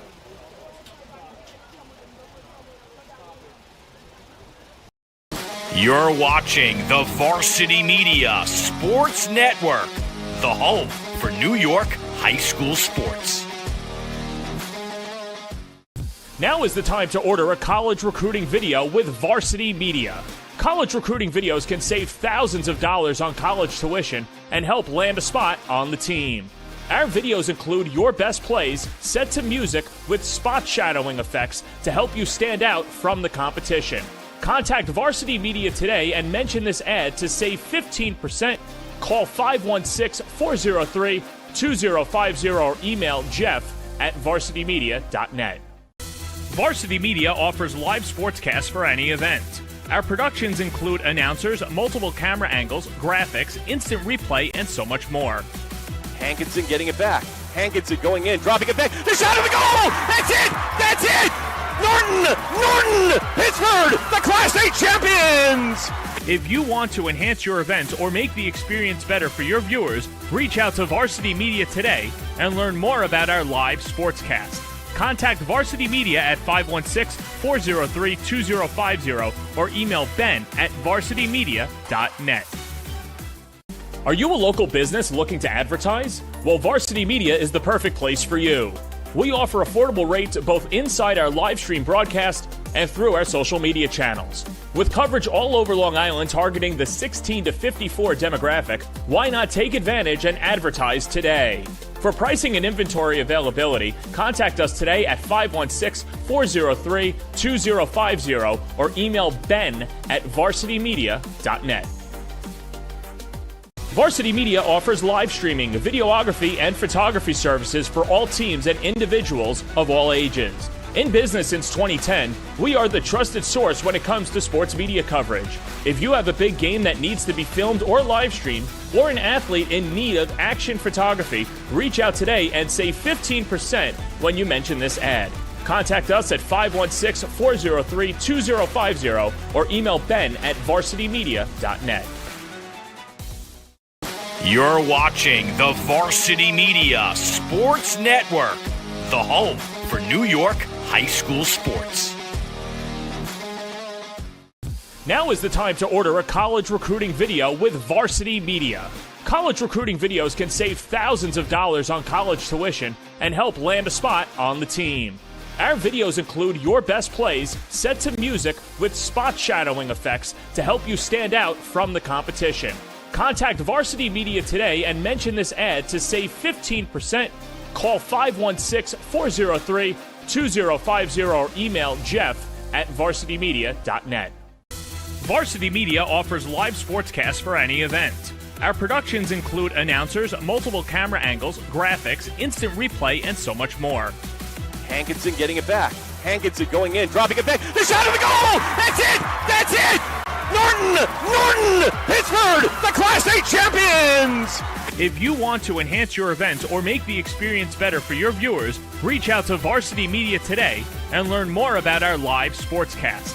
Contact Varsity Media at 516-403-2050 or email ben@varsitymedia.net. Are you a local business looking to advertise? Well, Varsity Media is the perfect place for you. We offer affordable rates both inside our live stream broadcast and through our social media channels. With coverage all over Long Island targeting the 16 to 54 demographic, why not take advantage and advertise today? For pricing and inventory availability, contact us today at 516-403-2050 or email ben@varsitymedia.net. Varsity Media offers live streaming, videography, and photography services for all teams and individuals of all ages. In business since 2010, we are the trusted source when it comes to sports media coverage. If you have a big game that needs to be filmed or live streamed, or an athlete in need of action photography, reach out today and save 15% when you mention this ad. Contact us at 516-403-2050 or email ben@varsitymedia.net. You're watching the Varsity Media Sports Network, the home for New York high school sports. We welcome you back to Jack Kaiser Stadium. It doesn't look it, but it is teeming here at the Jack. So we'll bring it inside the booth. As here's John Baccio, I'm John Perez. I'm not a meteorologist, neither is John, but that rain came down pretty quickly and might actually be a good sign for the Terriers and try and stop this red-hot Red Raiders team. John, I'm not going to lie to you. I don't think either of us saw that one coming. I definitely did not. And by the looks of it, this rain will be stopping in about 20, 30 minutes, but who's to tell? All that I know is this is a big break for the Terriers right now. Down 4-2 in a game like this, it's a big thing to get this game potentially suspended to tomorrow. You know, your players come back, they're ready, they're good for another few innings, and after a rough start like that, you want that fresh start. You want to be able to go into a new game tomorrow and see how you can ride that one out. But it's just a matter of it does happen. Let's tamp down expectations. I don't want you to get too excited. Nothing has been set yet. We're in constant communication with the league and the league heads. For those of you watching at home, there's a few options on the table. Like John Baccio said, the weather should sort of calm down in a half hour. It's just a matter of lightning, obviously. If that is in play, we'll see as well. But for now, we're just waiting here. Keep it locked on the Varsity Media Sports Network, and we'll update you every few moments as well, and keep it locked on the social media channels as well. But for now, we're in a rain delay on the Varsity Media Sports Network. You're watching the Varsity Media Sports Network, the home for New York high school sports. Now is the time to order a college recruiting video with Varsity Media. College recruiting videos can save thousands of dollars on college tuition and help land a spot on the team. Our videos include your best plays set to music with spot shadowing effects to help you stand out from the competition. Contact Varsity Media today and mention this ad to save 15%. Call 516-403-2050 or email jeff@varsitymedia.net. Varsity Media offers live sportscasts for any event. Our productions include announcers, multiple camera angles, graphics, instant replay, and so much more. Hankinson getting it back.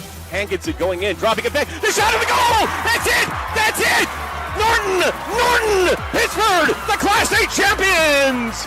If you want to enhance your event or make the experience better for your viewers, reach out to Varsity Media today and learn more about our live sportscast. Contact Varsity Media at 516-403-2050 or email ben@varsitymedia.net. Are you a local business looking to advertise? Well, Varsity Media is the perfect place for you. We offer affordable rates both inside our live stream broadcast and through our social media channels. With coverage all over Long Island targeting the 16 to 54 demographic, why not take advantage and advertise today? For pricing and inventory availability, contact us today at 516-403-2050 or email ben@varsitymedia.net. Varsity Media offers live streaming, videography, and photography services for all teams and individuals of all ages. In business since 2010, we are the trusted source when it comes to sports media coverage. If you have a big game that needs to be filmed or live streamed, or an athlete in need of action photography, reach out today and save 15% when you mention this ad. Contact us at 516-403-2050 or email ben@varsitymedia.net. You're watching the Varsity Media Sports Network, the home for New York high school sports. Now is the time to order a college recruiting video with Varsity Media. College recruiting videos can save thousands of dollars on college tuition and help land a spot on the team. Our videos include your best plays set to music with spot shadowing effects to help you stand out from the competition. Contact Varsity Media today and mention this ad to save 15%. Call 516-403-2050 or email jeff@varsitymedia.net. Varsity Media offers live sportscasts for any event. Our productions include announcers, multiple camera angles, graphics, instant replay, and so much more. Hankinson getting it back. Hankinson going in, dropping it back. The shot of the goal! That's it! That's it! Norton! Pittsburgh, the Class A champions! If you want to enhance your event or make the experience better for your viewers, reach out to Varsity Media today and learn more about our live sportscast. Contact Varsity Media at 516-403-2050 or email ben@varsitymedia.net. Are you a local business looking to advertise? Well, Varsity Media is the perfect place for you. We offer affordable rates both inside our live stream broadcast and through our social media channels. With coverage all over Long Island targeting the 16 to 54 demographic, why not take advantage and advertise today? For pricing and inventory availability, contact us today at 516-403-2050 or email ben@varsitymedia.net. Varsity Media offers live streaming, videography, and photography services for all teams and individuals of all ages. In business since 2010, we are the trusted source when it comes to sports media coverage. If you have a big game that needs to be filmed or live streamed, or an athlete in need of action photography, reach out today and save 15% when you mention this ad. Contact us at 516-403-2050 or email ben@varsitymedia.net. You're watching the Varsity Media Sports Network, the home for New York high school sports. Now is the time to order a college recruiting video with Varsity Media. College recruiting videos can save thousands of dollars on college tuition and help land a spot on the team. Our videos include your best plays set to music with spot shadowing effects to help you stand out from the competition. Contact Varsity Media today and mention this ad to save 15%. Call 516-403-2050 or email jeff@varsitymedia.net. Varsity Media offers live sportscasts for any event. Our productions include announcers, multiple camera angles, graphics, instant replay, and so much more. Hankinson getting it back. Hankinson going in, dropping it back. The shot of the goal! That's it! That's it! Norton! Pittsburgh, the Class A champions! If you want to enhance your event or make the experience better for your viewers, reach out to Varsity Media today and learn more about our live sportscast. Contact Varsity Media at 516-403-2050 or email ben@varsitymedia.net. Are you a local business looking to advertise? Well, Varsity Media is the perfect place for you. We offer affordable rates both inside our live stream broadcast and through our social media channels. With coverage all over Long Island targeting the 16 to 54 demographic, why not take advantage and advertise today? For pricing and inventory availability, contact us today at 516-403-2050 or email ben@varsitymedia.net. Varsity Media offers live streaming, videography, and photography services for all teams and individuals of all ages. In business since 2010, we are the trusted source when it comes to sports media coverage. If you have a big game that needs to be filmed or live streamed, or an athlete in need of action photography, reach out today and save 15% when you mention this ad. Contact us at 516-403-2050 or email ben@varsitymedia.net. You're watching the Varsity Media Sports Network, the home for New York high school sports. Now is the time to order a college recruiting video with Varsity Media. College recruiting videos can save thousands of dollars on college tuition and help land a spot on the team. Our videos include your best plays set to music with spot shadowing effects to help you stand out from the competition. Contact Varsity Media today and mention this ad to save 15%. Call 516-403-2050 or email jeff@varsitymedia.net. Varsity Media offers live sportscasts for any event. Our productions include announcers, multiple camera angles, graphics, instant replay, and so much more. Hankinson getting it back. Hankinson going in, dropping it back. The shot of the goal! That's it! That's it! Norton! Pittsburgh, the Class A champions! If you want to enhance your event or make the experience better for your viewers, reach out to Varsity Media today and learn more about our live sportscast. Contact Varsity Media at 516-403-2050 or email ben@varsitymedia.net. Are you a local business looking to advertise? Well, Varsity Media is the perfect place for you. We offer affordable rates both inside our live stream broadcast and through our social media channels. With coverage all over Long Island targeting the 16 to 54 demographic, why not take advantage and advertise today? For pricing and inventory availability, contact us today at 516-403-2050 or email ben@varsitymedia.net. Varsity Media offers live streaming, videography, and photography services for all teams and individuals of all ages. In business since 2010, we are the trusted source when it comes to sports media coverage. If you have a big game that needs to be filmed or live streamed, or an athlete in need of action photography, reach out today and save 15% when you mention this ad. Contact us at 516-403-2050 or email ben@varsitymedia.net. You're watching the Varsity Media Sports Network, the home for New York high school sports. Now is the time to order a college recruiting video with Varsity Media. College recruiting videos can save thousands of dollars on college tuition and help land a spot on the team. Our videos include your best plays set to music with spot shadowing effects to help you stand out from the competition. Contact Varsity Media today and mention this ad to save 15%.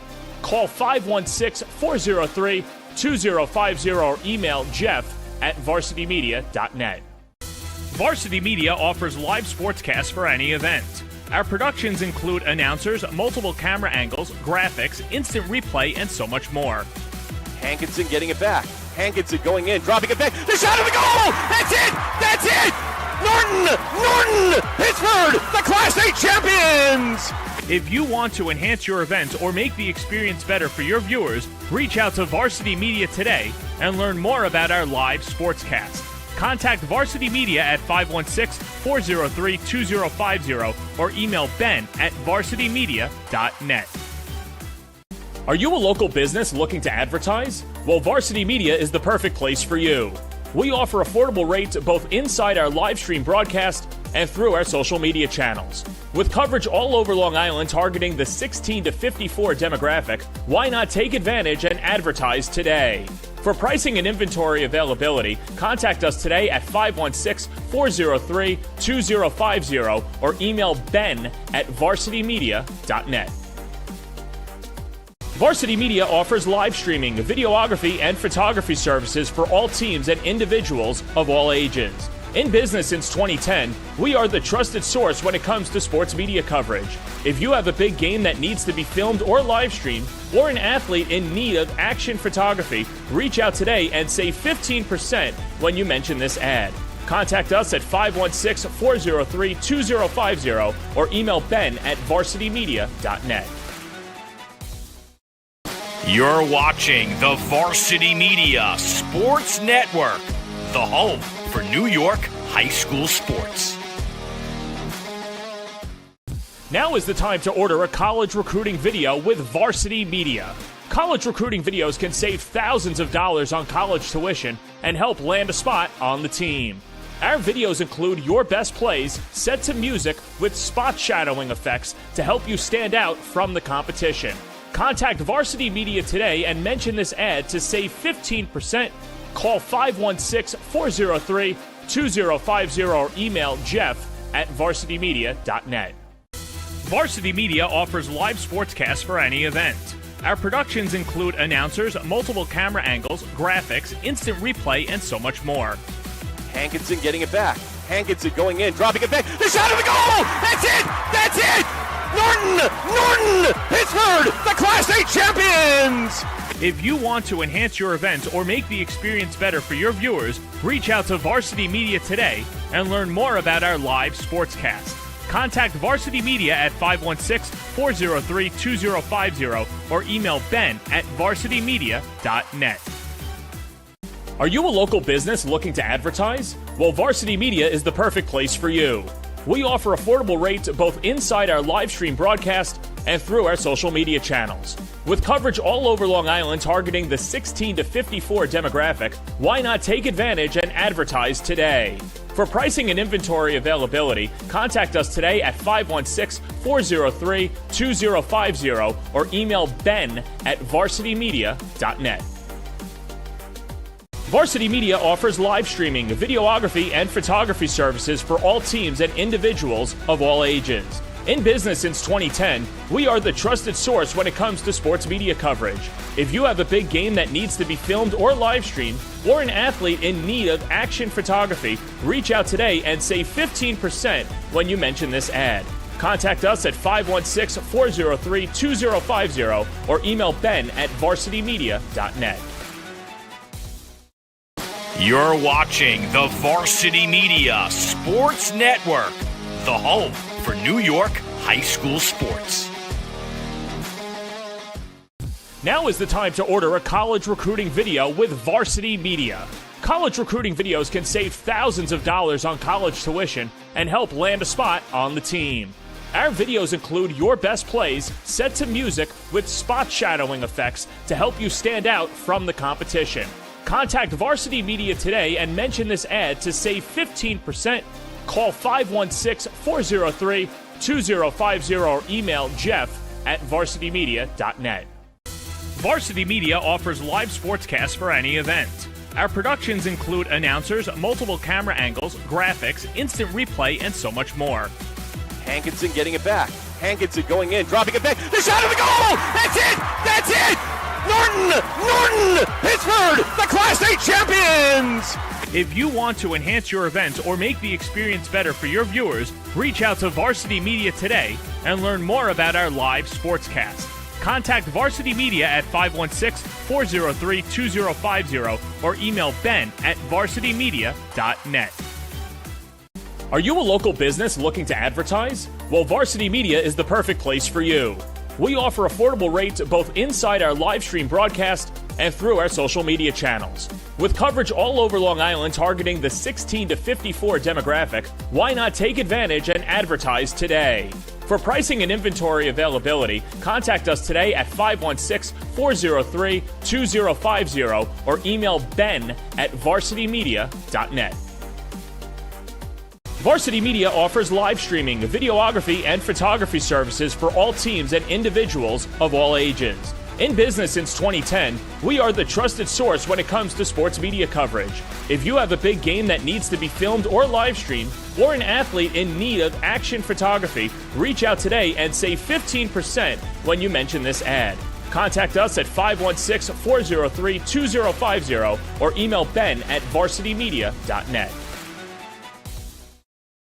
You're watching the Varsity Media Sports Network, the home for New York high school sports.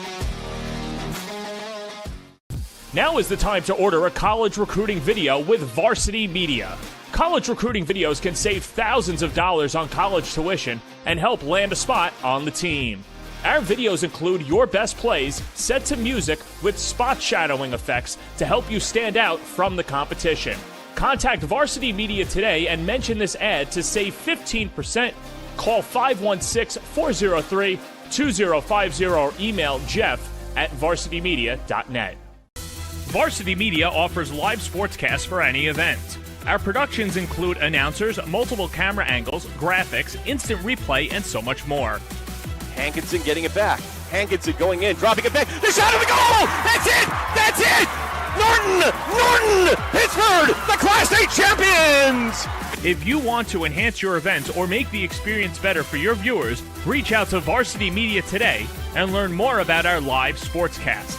Contact Varsity Media at 516-403-2050 or email Ben at varsitymedia.net. Are you a local business looking to advertise? Well, Varsity Media is the perfect place for you.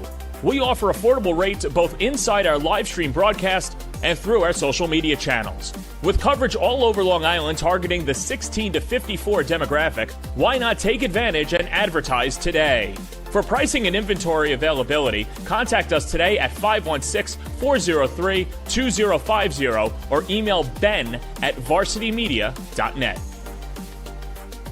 Varsity Media offers live streaming, videography, and photography services for all teams and individuals of all ages. In business since 2010, we are the trusted source when it comes to sports media coverage. If you have a big game that needs to be filmed or live streamed, or an athlete in need of action photography, reach out today and save 15% when you mention this ad.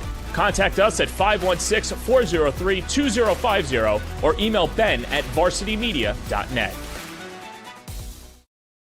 You're watching the Varsity Media Sports Network, the home for New York high school sports. Now is the time to order a college recruiting video with Varsity Media. College recruiting videos can save thousands of dollars on college tuition and help land a spot on the team. Our videos include your best plays set to music with spot shadowing effects to help you stand out from the competition. Contact Varsity Media today and mention this ad to save 15%. Call 516-403-2050 or email Jeff at varsitymedia.net. Varsity Media offers live sportscasts for any event. Our productions include announcers, multiple camera angles, graphics, instant replay, and so much more. Hankinson getting it back. Hankinson going in, dropping it back. The shot of the goal! That's it! That's it! Norton! Pittsburgh, the Class A champions! If you want to enhance your event or make the experience better for your viewers, reach out to Varsity Media today and learn more about our live sportscast. Contact Varsity Media at 516-403-2050 or email Ben at varsitymedia.net. Are you a local business looking to advertise? Well, Varsity Media is the perfect place for you. We offer affordable rates both inside our live stream broadcast and through our social media channels. With coverage all over Long Island targeting the 16 to 54 demographic, why not take advantage and advertise today? For pricing and inventory availability, contact us today at 516-403-2050 or email Ben at varsitymedia.net.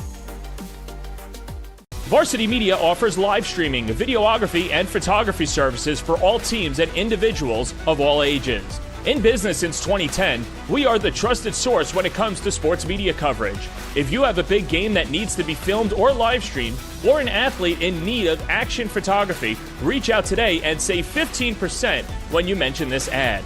Contact us at 516-403-2050 or email Ben at varsitymedia.net. You're watching the Varsity Media Sports Network, the home for New York high school sports. Now is the time to order a college recruiting video with Varsity Media. College recruiting videos can save thousands of dollars on college tuition and help land a spot on the team. Our videos include your best plays set to music with spot shadowing effects to help you stand out from the competition. Contact Varsity Media today and mention this ad to save 15%. Call 516-403-2050 or email Jeff at varsitymedia.net. Varsity Media offers live sportscasts for any event. Our productions include announcers, multiple camera angles, graphics, instant replay, and so much more. Hankinson getting it back. Hankinson going in, dropping it back. The shot of the goal! That's it! That's it! Norton! Pittsburgh, the Class A champions! If you want to enhance your event or make the experience better for your viewers, reach out to Varsity Media today and learn more about our live sportscast. Contact Varsity Media at 516-403-2050 or email Ben at varsitymedia.net. Are you a local business looking to advertise? Well, Varsity Media is the perfect place for you. We offer affordable rates both inside our live stream broadcast and through our social media channels. With coverage all over Long Island targeting the 16 to 54 demographic, why not take advantage and advertise today? For pricing and inventory availability, contact us today at 516-403-2050 or email ben@varsitymedia.net. Varsity Media offers live streaming, videography, and photography services for all teams and individuals of all ages. In business since 2010, we are the trusted source when it comes to sports media coverage. If you have a big game that needs to be filmed or live streamed, or an athlete in need of action photography, reach out today and save 15% when you mention this ad. Contact us at 516-403-2050 or email ben@varsitymedia.net. You're watching the Varsity Media Sports Network, the home for New York high school sports. Now is the time to order a college recruiting video with Varsity Media. College recruiting videos can save thousands of dollars on college tuition and help land a spot on the team. Our videos include your best plays set to music with spot shadowing effects to help you stand out from the competition. Contact Varsity Media today and mention this ad to save 15%.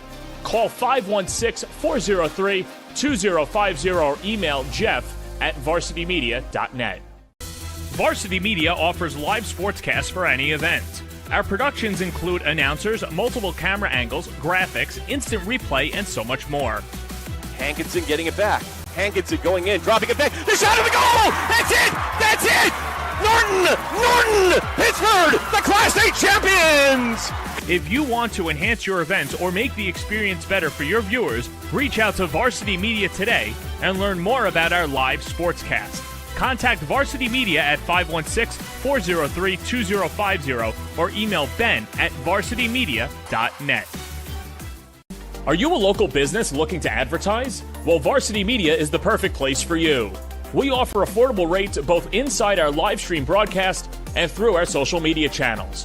With coverage all over Long Island targeting the 16 to 54 demographic, why not take advantage and advertise today? For pricing and inventory availability, contact us today at 516-403-2050 or email ben@varsitymedia.net. Back here at Jack Kaiser Stadium, the rain delay is over, and now a meeting of the minds behind the plate as both teams warmed up in the outfield. And we'll pick up action from where we resumed before the rain delay, as the Red Raiders had runners on second and third with 2 outs. And then the rains came down, and now the Terriers, trailing 4-2, head back to the field and trying to get out of the inning. Meanwhile, the Red Raiders trying to push the agenda as Jake Broad will step up to the plate, and P.J. Nedidich back out on the mound for St. Francis Prep. Usually, John Baccio, when there is a rain delay, the starter gets pulled, but Nedidich, the ace for the Terriers, will stay on the bump. And good for him as well. Nedidich, although he had a really shaky first inning, since then he's shaped up to be the pitcher that we know him to be, scoreless through the last 2, and now he just looks to continue what he's been putting out there. He's got 2 outs on the board already, so he's just got to look to do what he does best with runners in scoring position, put the Red Raiders away, and keep this game moving. A rain delay of about 35 minutes as Nedidich gets set to go. We'll probably get as many warm-up tosses as he pleases as both teams come back out onto the field. But, John, your impressions of the first third of this game, and you know, this is a Red Raiders team that comes down from Buffalo. They didn't leave their bats upstate. They've come out swinging against Mr. Nedidich. Yeah, and this is something that we kind of expected. We knew about the Red Raiders heading into today. Their bats are always going to be there, and like you said, they did not leave them in Hamburg. They brought them today to Queens, and they've been hitting the heck out of the ball today. But P.J. Nedidich, although, again, shaky first inning, he's been letting up 1 or 2 hits per inning. But the Red Raiders have still found themselves in really favorable positions. I mean, they've been playing one heck of a game. And St. Francis Prep, the Terriers, this is nothing to frown at right now. They've still been playing well, although these last 2 innings in the batter's box have been a little bit shaky. Nenadic is finding his form. The defense has been there. So it's all just a matter of piecing it all together and seeing what you can really do when the bats are there. I think one of the good things, too, is obviously the rain stopping, but the CHSAA doing whatever it can to try and get the completion of this game, knowing that the Red Raiders have to travel up north, as Brian Dable even staying around. And, I mean, he's been the mayor of the bleachers so far today, shaking hands, taking pictures. Very cool to see, and I'm sure we were talking about it. Probably has some friends who have kids who are playing on the team, and good to see him in attendance. And, you know, for a guy that's used to football weather, I'm sure he didn't stray too far and was probably thinking, hey, come on, we can play in this. Yeah, the Red Raider alum really showing out for his former high school. And now, I mean, obviously when you're the coach of a New York football team, carries a little bit of weight. And you've seen it in the stands today. He just got swarmed after that rain delay, or in the process of it, really. So back to play we go. Jake Broad steps up to the plate. Had an RBI double his last time up. Panzarella, the runner, at third. Hill, the runner, at second. And the first pitch is a fastball that misses outside for ball one. Like we mentioned, St. Francis Prep scored 2 runs in the top of the first inning. The Red Raiders scored in the bottom of the first inning 4 times to take a 4-2 lead. And an opportunity for the Red Raiders to give themselves some insurance against a Prep team that really prides itself on small ball and stringing along hits. And there's a wave and a miss. And the count is 1-1. You know, there's no, besides Brian Daly, and even that, there's no home run power for Prep, and that's fine. It just makes it a little bit tougher, especially going against Noah Albano on the other side. Here's the 1-1 pitch. Cut on and missed. He blew a fastball by him. And Nenadic ahead in the count, 1-2. Broad taking some big hacks here to start off the at-bat. Since that rain delay, he's in a 1-2 count, and he's just swinging as far as he can. Nenadic the high set, trying to get Prep through 3. 1-2 coming. Floated foul down the left field line, as Aiden Salili will watch it go out of play along with Tyler Koenig. And Broad, what you want to do as a batter here is you just want to make Nenadic work. I mean, especially after a rain delay where, as you said, John, normally the starting pitcher will get taken out of the game. You want to make him work for this at bat, as now he's trying to get back into the swing of things, and these first few pitches may feel a little bit off for him. Dan Horowitz started warming up in the first inning. Still in the bullpen. 1-2 pitch. Curveball just missed. As Valores held on to it an extra second or two. That one a bit debatable, and the fans clearly not too happy about the call on that pitch. So we'll do it again. 2 balls, 2 strikes, 2 outs. A 4-2 lead for the Red Raiders, looking for more. 2-2 pitch. Curveball chopped. Front of the plate, it's a fair ball. Valores fires to first, not in time. Jake Broad beats it out. Panzarella comes in to score. 5-2 Red Raiders. And that slight hesitation by the catcher, Valores, just barely gave Broad the time, and I thought he beat it out in real time, and it looks like he beat it out in the replay as well. But it was a really high bouncer, and you can see it right here. Valores, that extra step in the hand motion, it looks like he is safe, and I mean, that's just a tough break for the Terriers, who now go down 3 runs here in the bottom of the third. Yeah, no, he beat that out, as here's Jason Schultz, 0 for 1 on the day with a pop out to short. And I guarantee that Jake Broad run out will get shown in practice sooner or later. Now runners on the corners for the Red Raiders. Here's the 0-1 pitch. Broken bat. Chopper right back to the mound. Nenadic will escort it to first and flip it to Daly. And the inning is over. After the rain delay, the Red Raiders pick up right where they left off. They add another run.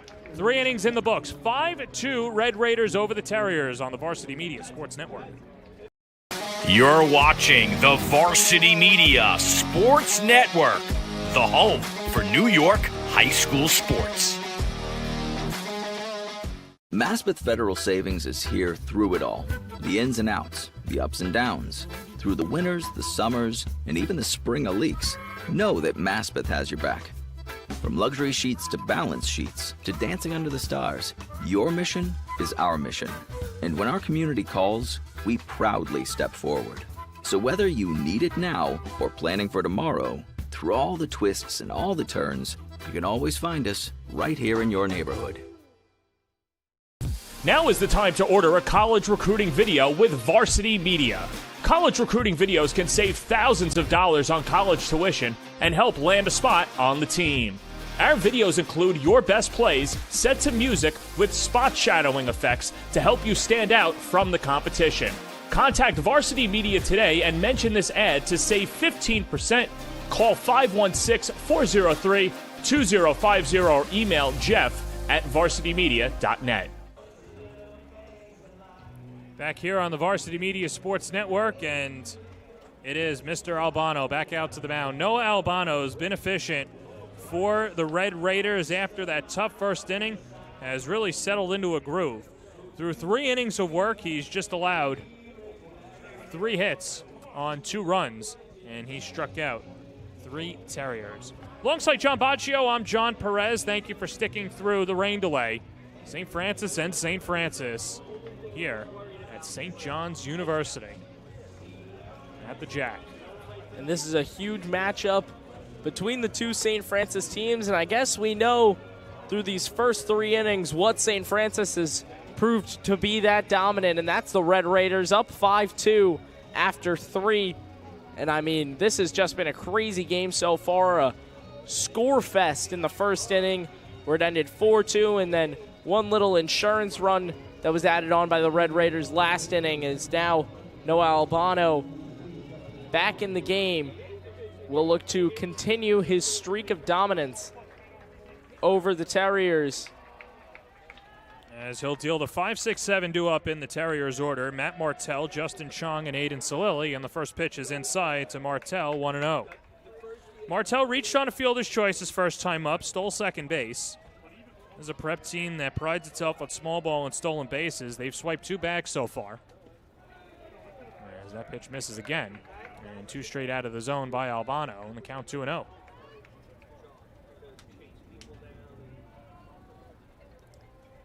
And again, same goes for Albano. Just got to find your rhythm early here.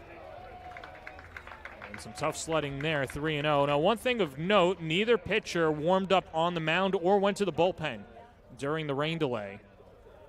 And so that might be a little bit of an adjustment period for Albano. Here comes a 3-0. That's in there for a strike, and it's 3-1. Albano bare-armed as well, no sleeves on him, so you got to assume that they may make a slight effect on you. Normally you don't have it on your throwing arm. As one hop to third, Hill's up with it, slings it across the diamond to retire Martell to begin the 4th inning. It is slightly cold around these parts, especially after that cold rain that we just had, so you got to assume Albano might be feeling it a little bit here.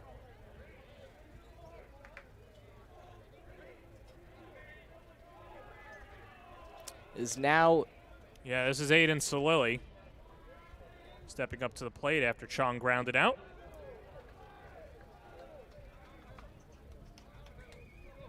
Salili 0 for 1 on the day with a ground out to the pitcher Albano, who's been efficient thus far. And on the ground, right side, diving stop by Bianco. Can't come up with it. And it'll be an infield single for Salili.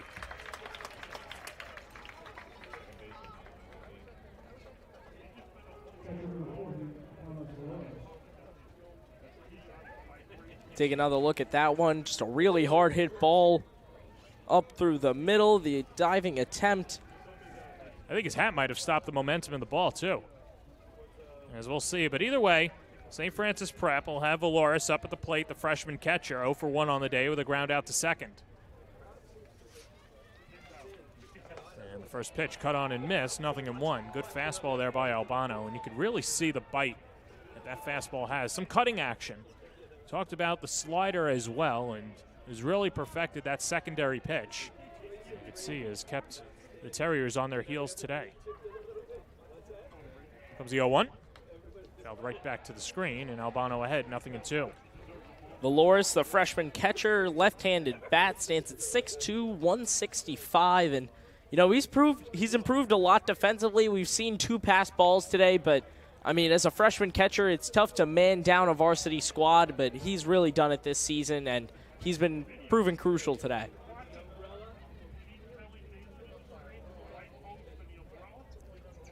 And, you know, although in the batter's box, in the city champ specifically, he wasn't the greatest player out there in the batter's box, no matter what, he'll always make an impact in the game. Well, there's a lot of upside, too, for this prep team that obviously winning its first city title since 2007. And this is hit right back up the box on the backhand. Bianco steps on the bag for one, throw to first, skips off the glove of Vendetti. Would have been a tough play for Vendetti to make. Either way, keeps it in front of him. It'll be a fielder's choice as Salili's wiped off the bag at second. And there's 2 down for Robert Kenny. That would have been a crazy scoop right there for the first baseman, Vendetti. And here's the replay of it. A good play by the second baseman, Bianco, but the throw just a little bit off target. And no turning 2 for the Red Raiders today. As here's Robert Kenny, single to center his first time up. Officially 1 for 1 on the day. Tyler Koenig, representing the tying run, stands on deck as first pitch, swing and a miss. Down 0-1. Rob Kenny, the senior second baseman, did not start at all last year and really only found his spot midway through this year, but he's got a high IQ, plays some really solid defense, and can swing the bat as well. Runner goes, pitches high, throw down to second, and Valoris takes the bag. Third stolen base of the game for the Terriers. And they have another runner in scoring position. And you're right about Robert Kenny, too. He played really well defensively against Regis and St. Francis Prep, a team that plays at Cunningham Park, which is a public park just right down the road from the campus. And so because of that, it's not an easy defensive field to play. They don't play on a campus. They have to deal with the divots and the bumps and all the who's and the ha's. And when you're able to play defensively, you'll keep yourself in the lineup, and that's exactly what Kenny did. As he finds himself ahead of the count, 2-1. And just one thing of note, too, the courtesy runner at second base swiping the bag was James Markarian, who ironically is also a catcher. 2-1 coming. That stays high, and the count is 3-1. Runner goes, delayed steal, throw to second, and Rybczynski nabs him. St. Francis Prep runs themselves out of the inning as Albanos threw 4. 5-2 Red Raiders on the Varsity Media Sports Network. Don't forget to subscribe to our YouTube channel for upcoming schedules and content, and on social media at Varsity Media. Even when there's no hope, you can still go. I never answer to no, man, I still go. Go, go, go, go, go, go, go, go, go, go, go, go, go. Hustle hard, hustle every single day. I'll be making moves till I'm buried in my grave. To the system, I don't wanna be a slave. I would do it my way, or the highway. And in the driveway is a nice. Today's game is brought to you by Spring Linden Design. Their designers will show you how to transform your home or business into the one you love. Offering hourly consultations, they'll help make the renovation and decorating process stress-free. Spring Linden Design also specializes in window treatment, blinds, shades, drapes, and plantation shutters. With clients raving about individual needs and affordable rates, book a consultation today. You can visit them at springlinden.com, call or email, and be sure to follow on Instagram or Facebook to see their amazing work. We're back here at Jack Kaiser Stadium. In the bottom of the 4th inning, it's the Red Raiders leading the Terriers 5-2. As it'll be the bottom of the order for the Red Raiders. Ben Milkowski floats the first pitch foul off to the left side. Milkowski struck out in the 2nd inning and now gets his 2nd at-bat of the game here in the bottom of the 4th. Against P.J. Nedidich, who's given up 5 runs through the first 3 innings of work. Has allowed 7 hits. And the defense for St. Francis Prep really being tested against the Red Raiders as they've cashed in. Here's the 1-1. Breaking ball stays outside, and it's 2-1. Yeah, and it's difficult here, especially in the conditions that we just had. We had the rain delay earlier, and now these pitchers just have to come back almost totally raw, which is a really difficult feat. And, Nenadich only let up one in his first inning of action and now walks the first batter that he faces in the new fourth inning. As that's the third walk. And let's take another look last inning, too. It looked like it was a delayed steal. Take a look at the second base runner in Markarian, with Rybczynski still holding on to it. A dead duck at third. Yeah, and he thought he would be catching the catcher Rybczynski of St. Francis Red Raiders off guard, but Rybczynski read that one all the way. And it looks like we'll have a call to the bullpen as well as McDermott looking out there, and he had Dan Horowitz warming up in the first inning, and should be him as well. Coming onto the field, it is. So Horowitz, the new pitcher for the Terriers, will step aside and introduce Horowitz when we come back on the Varsity Media Sports Network. You're watching the Varsity Media Sports Network, the home for New York high school sports. Maspeth Federal Savings is here through it all. The ins and outs, the ups and downs. Through the winters, the summers, and even the spring of leaks. Know that Maspeth has your back. From luxury sheets to balance sheets to dancing under the stars, your mission is our mission. And when our community calls, we proudly step forward. So whether you need it now or planning for tomorrow, through all the twists and all the turns, you can always find us right here in your neighborhood.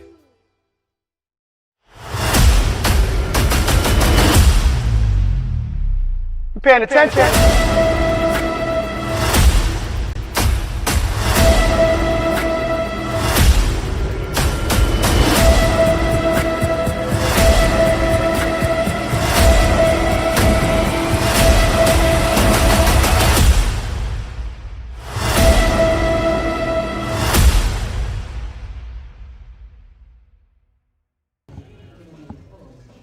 Dan Horowitz, the new pitcher for St. Francis Prep, a senior and a Clarkstown commit.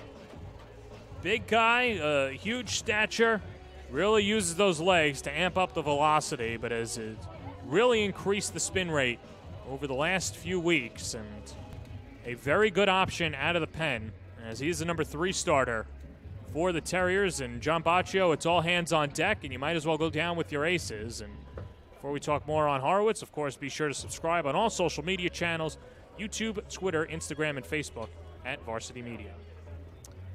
As you were saying, John, Horowitz, the senior pitcher, headed to Clarkson next year. He's a big kid. He's got good stuff. And, Coach describes him as a laid-back guy, but really he's got that gear that when he turns it on, when he gets into games, he turns it on and he can go 6 deep like it's nothing. Now he's just faced with the task of going 3 innings. And Nenadich ended his day letting up 5 through 3. Let's see if Horowitz can pick it up where he left off. As he deals to Kyle Banks, who's 1 for 2 on the day, and gets the check swing for a strike, 0-1. So like you mentioned, Nenadich in 3+ innings of work has given up 5 runs. On 7 hits, walked 3, struck out 2. He's responsible for Milkowski off of first. As Horowitz deals outside, 1-1. Banks, that vaunted leadoff hitter for the Red Raiders. He, Bianco, and Panzarella really setting the table for the Red Raiders in the first inning. Runner goes, bunted at, missed, throw to second. Sliding it safely, Milkowski, but he gets off the bag. Ty Koning kept the tag on him as Milkowski's erased for the first out of the 4th. And Koning is fired up after that one. He just needs this team to hype up at this point. He tries laying down the bunt. Koning stays with it the whole time, keeps him on the bag, and that slight little drop off of the hand gets Milkowski out of there. So now that'll close the book on Nenadich officially. And the count even at 2 balls and 2 strikes.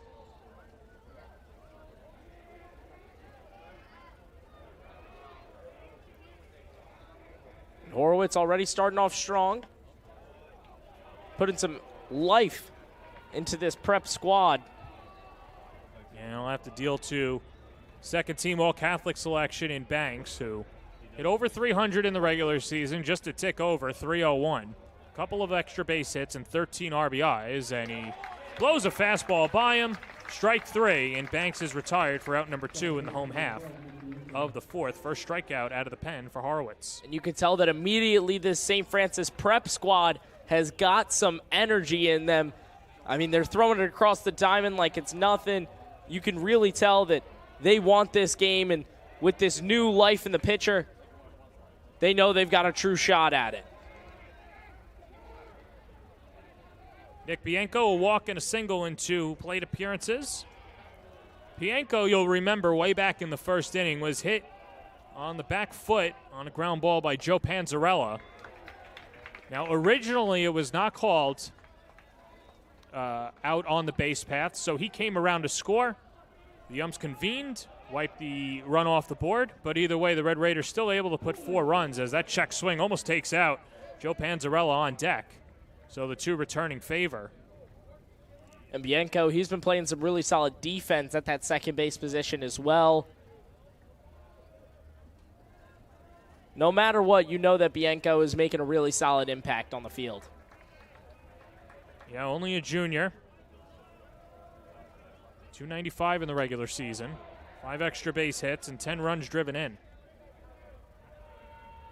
2 balls, 2 strikes, 2 outs. A 5-2 Red Raider lead. Last half of the 4th. In the New York State CHSAA semifinal. The winner plays Holy Trinity. The pitch. Swung on and missed. He got him with a changeup. Back-to-back strikeouts for Horowitz. Gets him through the 4th. A little over halfway home. A 5-2 lead for the Red Raiders on the Varsity Media Sports Network. You're watching the Varsity Media Sports Network, the home for New York high school sports. Are you a local business looking to advertise? Well, Varsity Media is the perfect place for you.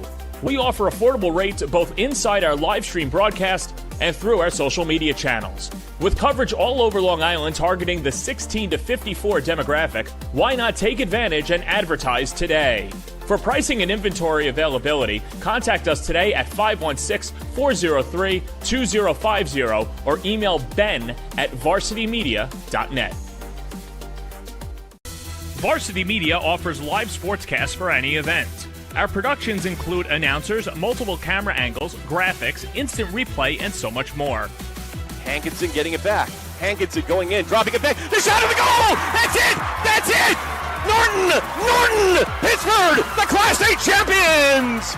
If you want to enhance your event or make the experience better for your viewers, reach out to Varsity Media today and learn more about our live sportscast. Contact Varsity Media at 516-403-2050 or email ben@varsitymedia.net. Starting to get late here at Jack Kaiser Stadium. Not John Baccio's curfew, but late in the game as we go to the top of the 5th inning. As the Terriers trail 5-2, and the first pitch from Noah Albano is high, 1-0, to Rob Kenny, who's singled to center in his only at-bat in the 2nd inning. Albano's been on a roll. Hasn't really lit up the K department, but that's fine. He's pitched to contact, and the Red Raiders defense has responded. Since giving up 2 runs in the first inning, he's thrown up 3 straight goose eggs and ahead in the count, 1-2 to Kenny. Yeah, and Albano has just been flat out dominant today. Shaky first, but after that, it has just been straight outs. 1-2 just misses, a tad outside. 2 balls and 2 strikes. Now, Albano just looks comfortable out there. He's pitching at his own pace. He's reading the signs, really taking them in. Long windup. Here's a 2-2. On the outside corner, got him looking at a fastball. As that is the 4th punch out for Albano. 1 away to begin the 5th. And he's taking his little strut after he gets the punchy You see him catch the black on that fastball. That's a great frame job as well by Rybczynski. Well, and I think one of the cool things, too, especially about baseball over the last half decade or so, has been the analytics. And one of the big analytics, of course, has to go to catchers and their framing ability. As Koning way late on a fastball, and it's 0-2. And, you know, there are times where you'll watch a major league game and say, how does this catcher have a spot on the roster? Well, he can steal strikes. Here's the 0-2 pitch, lifted in the air, left side of the diamond, ranging over is Milkowski on the outfield grass. Can't make the catch as it falls in, and Koning has a one-out double for the Terriers. That's a ball that Milkowski feels he should have had. Broad was playing too deep and left, never called off his shortstop, and the Terriers will take it. And Koning swings at a shoulder-high fastball right there and catches it down below, but it does drop, and he miraculously makes it to second on that pop-up. Here's Sonny Sankola, reached on an error his last time up, and pokes it foul off to the left side, 0-1. A hit by pitch and came around to score in the first, and was erased on the double play by Brian Daly his last time up. Daly hit it right on the nose to the first baseman, Vendetti, who picked it out of the air and stepped on the bag. And Albano ahead, 0-2. And like I said, Albano, he's really just been playing his game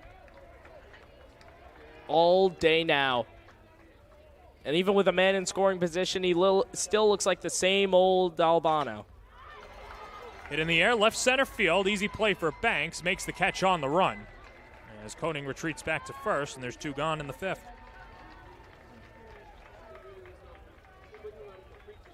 So this will bring up Brian Daly, and if there's any time for St. Francis Prep to cash in, it's now with Daly.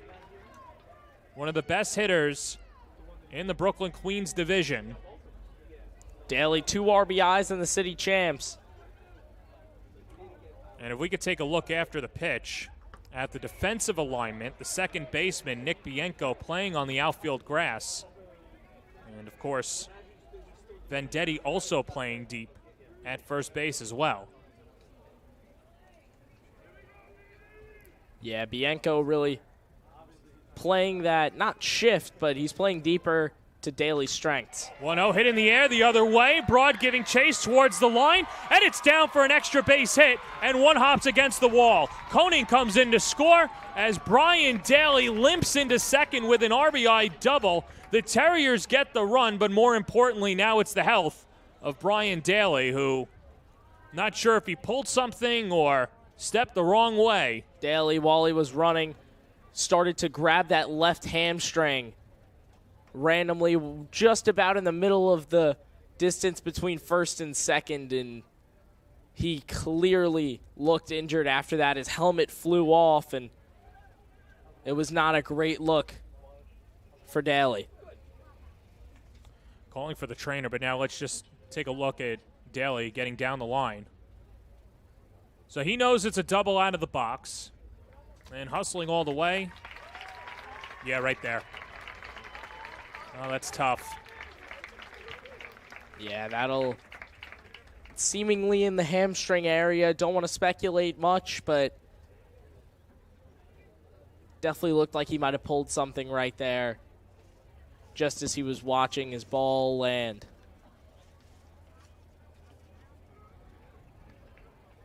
So Daly's going to come out of this game, at least right now.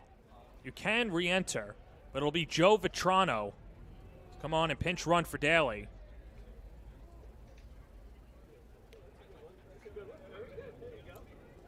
There's Daly, you know, pleading with the head athletic trainer for St. Francis Prep not to come out. He's a football guy. He's a gritty player. Does not want to come out of this ball game, and I'm not sure if it's going to be up to him and his body, and we'll see what it'll allow. Yeah, Daly, in all honesty, might not have been running anyway on the base paths. He might have gotten pinch run, but either way, it just looks like he might not come back into this game, period. So we're just going to have to hope and pray that he's all right. We'll see about true state of his health in a minute. So Vetrano came in from the bullpen, and he could be a defensive replacement for Prep, but it's going to be Carmine Savino, the runner now at second base, and that'll add some speed for St. Francis Prep. That's about all you could ask for here with a runner in scoring position. You need him to be pretty speedy, especially with 2 outs, because any base hit, he's got to move. So this brings up Alex Guzman, 1 for 2 on the day and an RBI single. That made it 1-0. And the first pitch fastball grooves in for a strike, 0-1.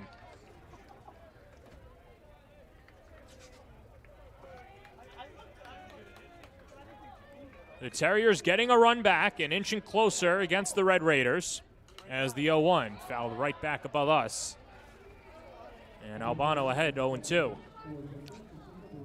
Alex Guzman, the junior DH.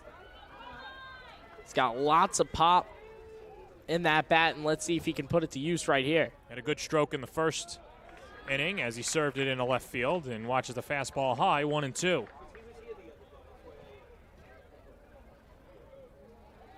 Matt Martell, the tying run, would be next. He looms on deck. Savino with a short lead off of second. Here's the 1-2. And a fastball upstairs. Count even at 2-2. Guzman's going to make Albano work for this one. I mean, Albano's already in a few shaky innings right here, and right now he hasn't looked as great. 2-2 swung on and missed. He got him. Big time strikeout for Noah Albano. He struck out 5 through the first 5 innings, but gives up a run. And through 4.5, it's a 5-3 Red Raiders lead on the Varsity Media Sports Network. You're watching the Varsity Media Sports Network, the home for New York high school sports. Maspeth Federal Savings is here through it all. The ins and outs, the ups and downs. Through the winters, the summers, and even the spring of leaks, know that Maspeth has your back. From luxury sheets to balance sheets to dancing under the stars, your mission is our mission. And when our community calls, we proudly step forward. So whether you need it now or planning for tomorrow, through all the twists and all the turns, you can always find us right here in your neighborhood.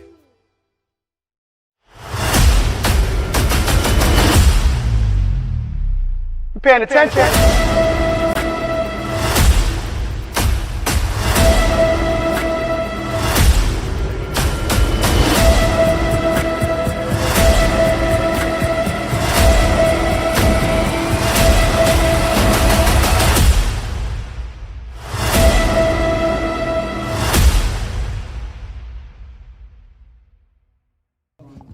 Back here on the Varsity Media Sports Network, so Brian Daly, after hitting an RBI double down the left field line, pulled what seemed to be his hamstring, so some defensive replacements for St. Francis Prep. Moving from right field to first base is Martell, and then going out in right field, that is Joe Vetrano. Will play right field for St. Francis Prep as Dan Horowitz back out on the mound, dealing to 3-4-5 in the Red Raiders order. It's Panzarella, Hill, and Vendetti. And the first pitch is chopped foul, third base side. You know, every coach will say this, but you always got to stay ready. And right now, I doubt St. Francis Prep thought that they were going to be using this many substitutions today, but right now, subs have to be made, and in such a crucial game like this, you got to be able to come into this game and make an impact. Pitch skirts inside, and the count 1-1. Horowitz, a really solid first inning, and now he just will look to keep building off of that through 2 more. Yeah, he gave up a leadoff walk and then got back-to-back strikeouts. This is rolled on the ground to the right side. Kenny's up with it, fires over to Martell to retire Panzarella to begin the home half of the 5th. And that'll bring up Brady Hill, who's single to right his last time up. And Horowitz can do it all. He'll pitch for contact. He'll get a K here and there. But it's all because he's got some really good control on the mound. Hill officially 1 for 1 with that single and a walk. Came around to score, part of the 4-run first inning for the Red Raiders.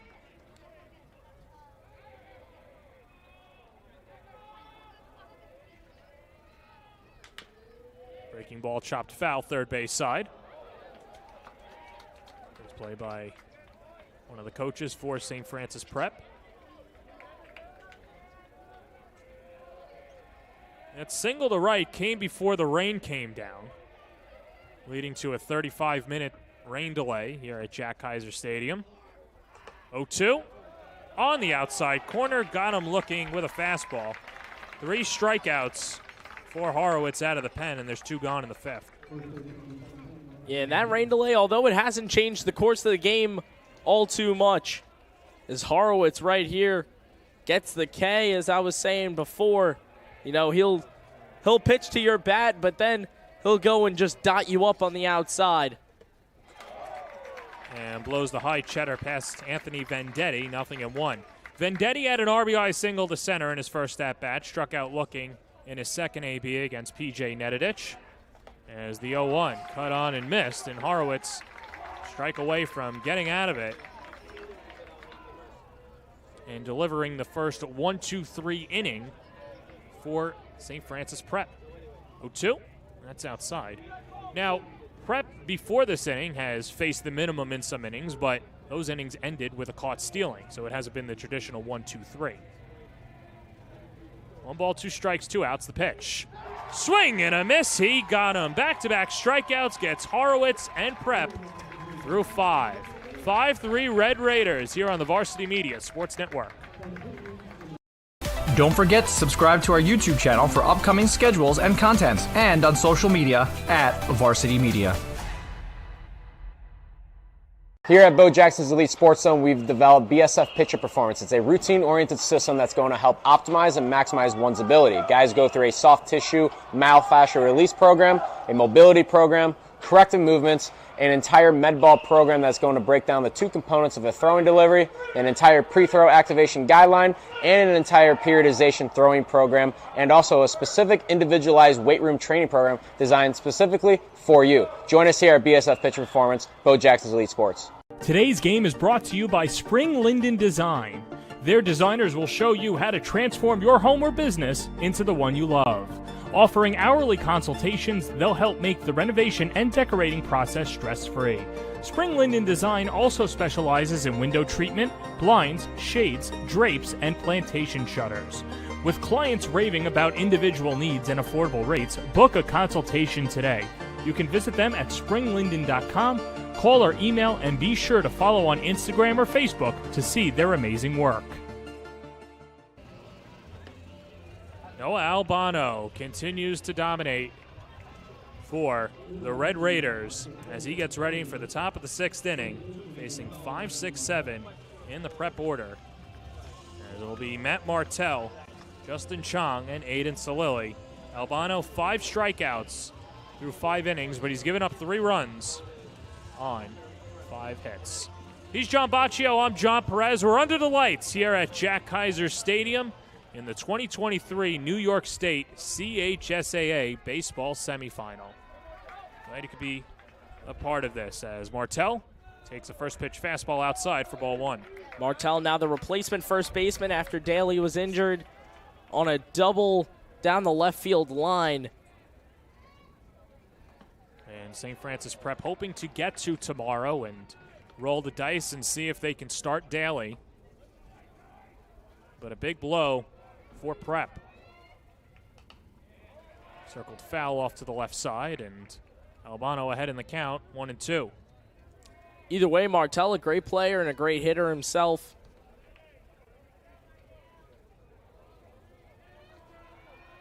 Albano from the windup, 1-2 pitch. Tried the backdoor curveball, and that didn't bend enough. And the count even at 2-2. Albano was a lot of freedom right here. Popped up third base side. It's Hill and Milkowski, and Hill, the third baseman, hauls it in for out number 1. It's a good way to start this inning for Albano. Well, and that's one of the things, too, about Albano. You can see that he misses barrels and doesn't give up a lot of hard contact, and even if it's hit in the air, it's usually right at someone. As this brings up Justin Chong, grounded out to third his last time up. He's 0 for 2 on the day with a strikeout. And takes a fastball right down Broadway, 0-1. Yeah, Albano, the few times that we've seen him get hit for contact today, it primarily has just resulted in pop out or a quick fly out. Breaking ball stays high. And the count 1-1. Here's the 1-1. That just misses high again. Well, for the Terriers, they've really scattered their production throughout the lineup. Line towards the second baseman, Bianco, and into right field for a base hit. Past the outstretched glove of Bianco. It was a good effort, but not enough length on that glove as Chung serves a single into right. And that'll bring up Aiden Salili.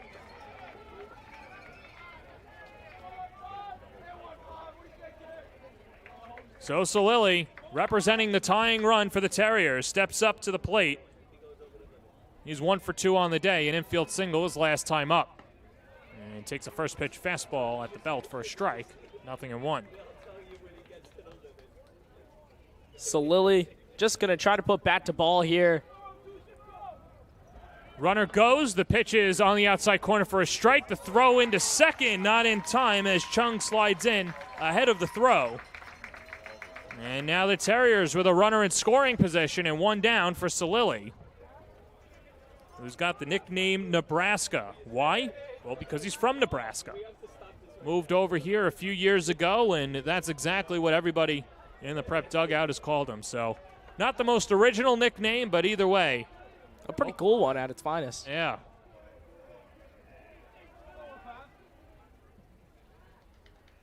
And Nebraska calls time. What was that awful baseball movie? Chris Sweeney, our technical director, can probably point it out. Here's the 0-2. That's off the glove of Rybczynski, goes to the backstop, and moving up another 90 feet is Justin Chong. The question I was going to say is, what movie was Steve Nebraska in? And I'll have to think about it, or I don't know, we'll Google. It was a dopey movie. At the end of the movie, he ascended from center field in a helicopter. It was weird. John, I'm just going to tell you I'm not the biggest movie guy myself. Don't think I've ever heard of Chris Here's Nebraska. The 1-2, and that's outside. And the count 2-2. I mean, I wasn't expecting you to know it just because it's an older movie. Although if you like old movies, but you just said you're not a movie buff, so that's fine. But sorry. That's fine. I forgive you. 2 balls, 2 strikes, 1 out. Here's the pitch as that ducks outside. And the count is 3-2. You know what I am? A big baseball guy. Yeah. That's what we're looking at here today. And Rybczynski will call the rest of the infield out to the diamond. Seems like the gate to the pen is staying shut here. But there is somebody warming up in there as well, and that is Aiden Trimper, who is warming up what Bartel calls the second ace of the squad. Starting to get loose in the bullpen. Here comes the payoff pitch, and that's high, ball 4.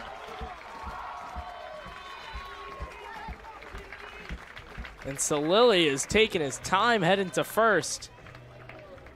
And Bartel coming out as well, and he'll go right to the bullpen.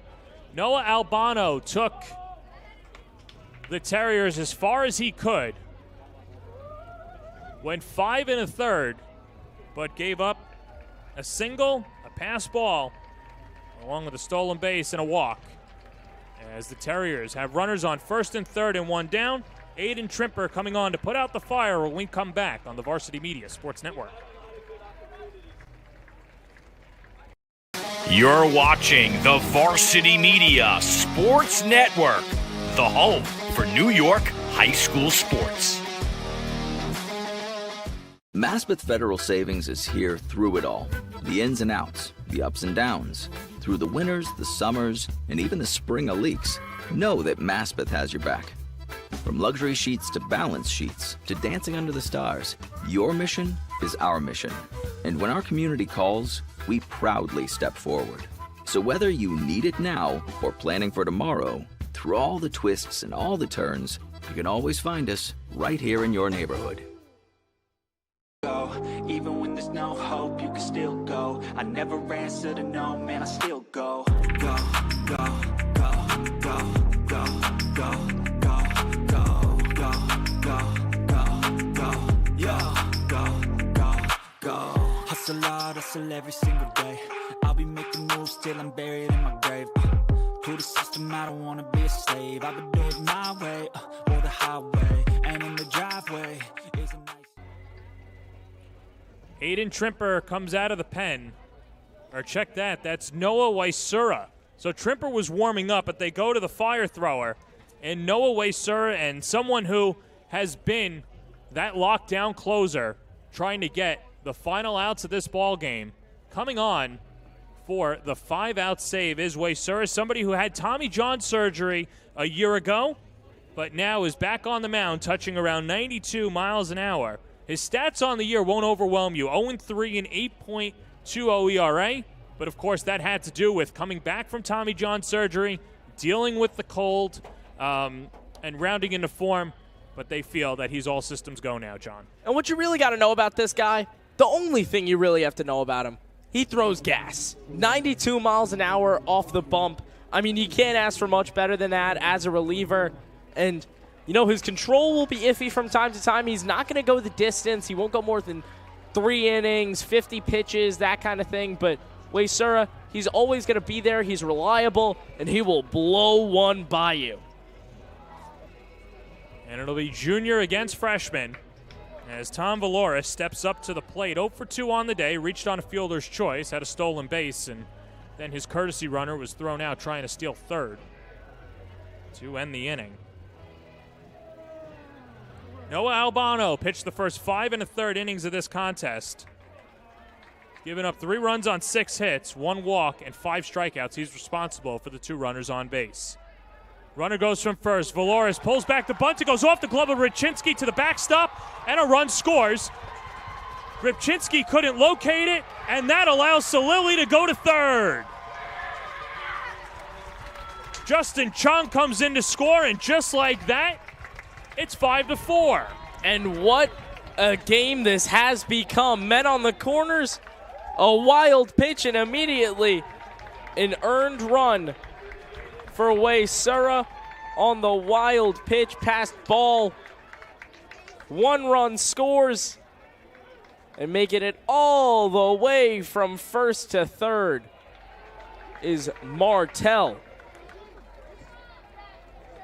Or excuse me, it's Salili now at third with Valoris at the dish. And a 1-1 count upcoming as the infield is drawn in, the tying run 90 feet away, and the curveball just misses low.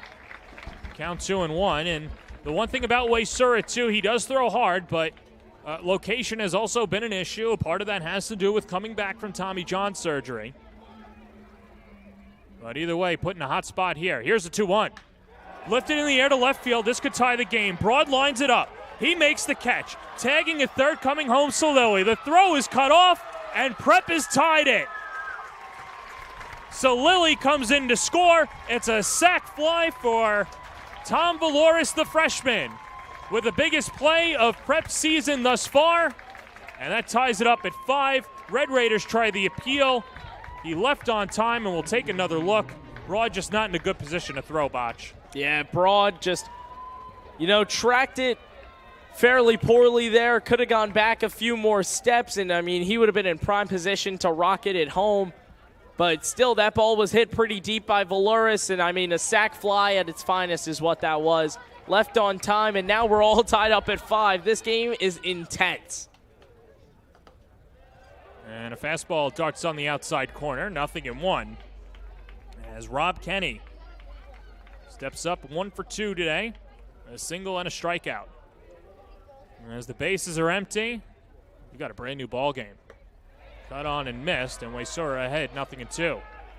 And that's as simple as you have to be with Waysura here. When you throw that hard, you just have to be able to get it over the plate and get hitters swinging, because they will. Those 2 runs charged to Albano, so his book officially done as the 0-2 stays high. 5 1/3 innings, 5 runs, all of them earned on 6 hits, a walk, 5 strikeouts. Comes the 1-2. And a fastball dots the outside corner. Strike 3 called. First strikeout for Waysura. But Prep has tied it up. 5-5 going to the home half of the 6th inning here in the New York State CHSAA semifinal on the Varsity Media Sports Network. You're watching the Varsity Media Sports Network, the home for New York high school sports. Maspeth Federal Savings is here through it all. The ins and outs, the ups and downs. Through the winters, the summers, and even the spring leaks. Know that Maspeth has your back.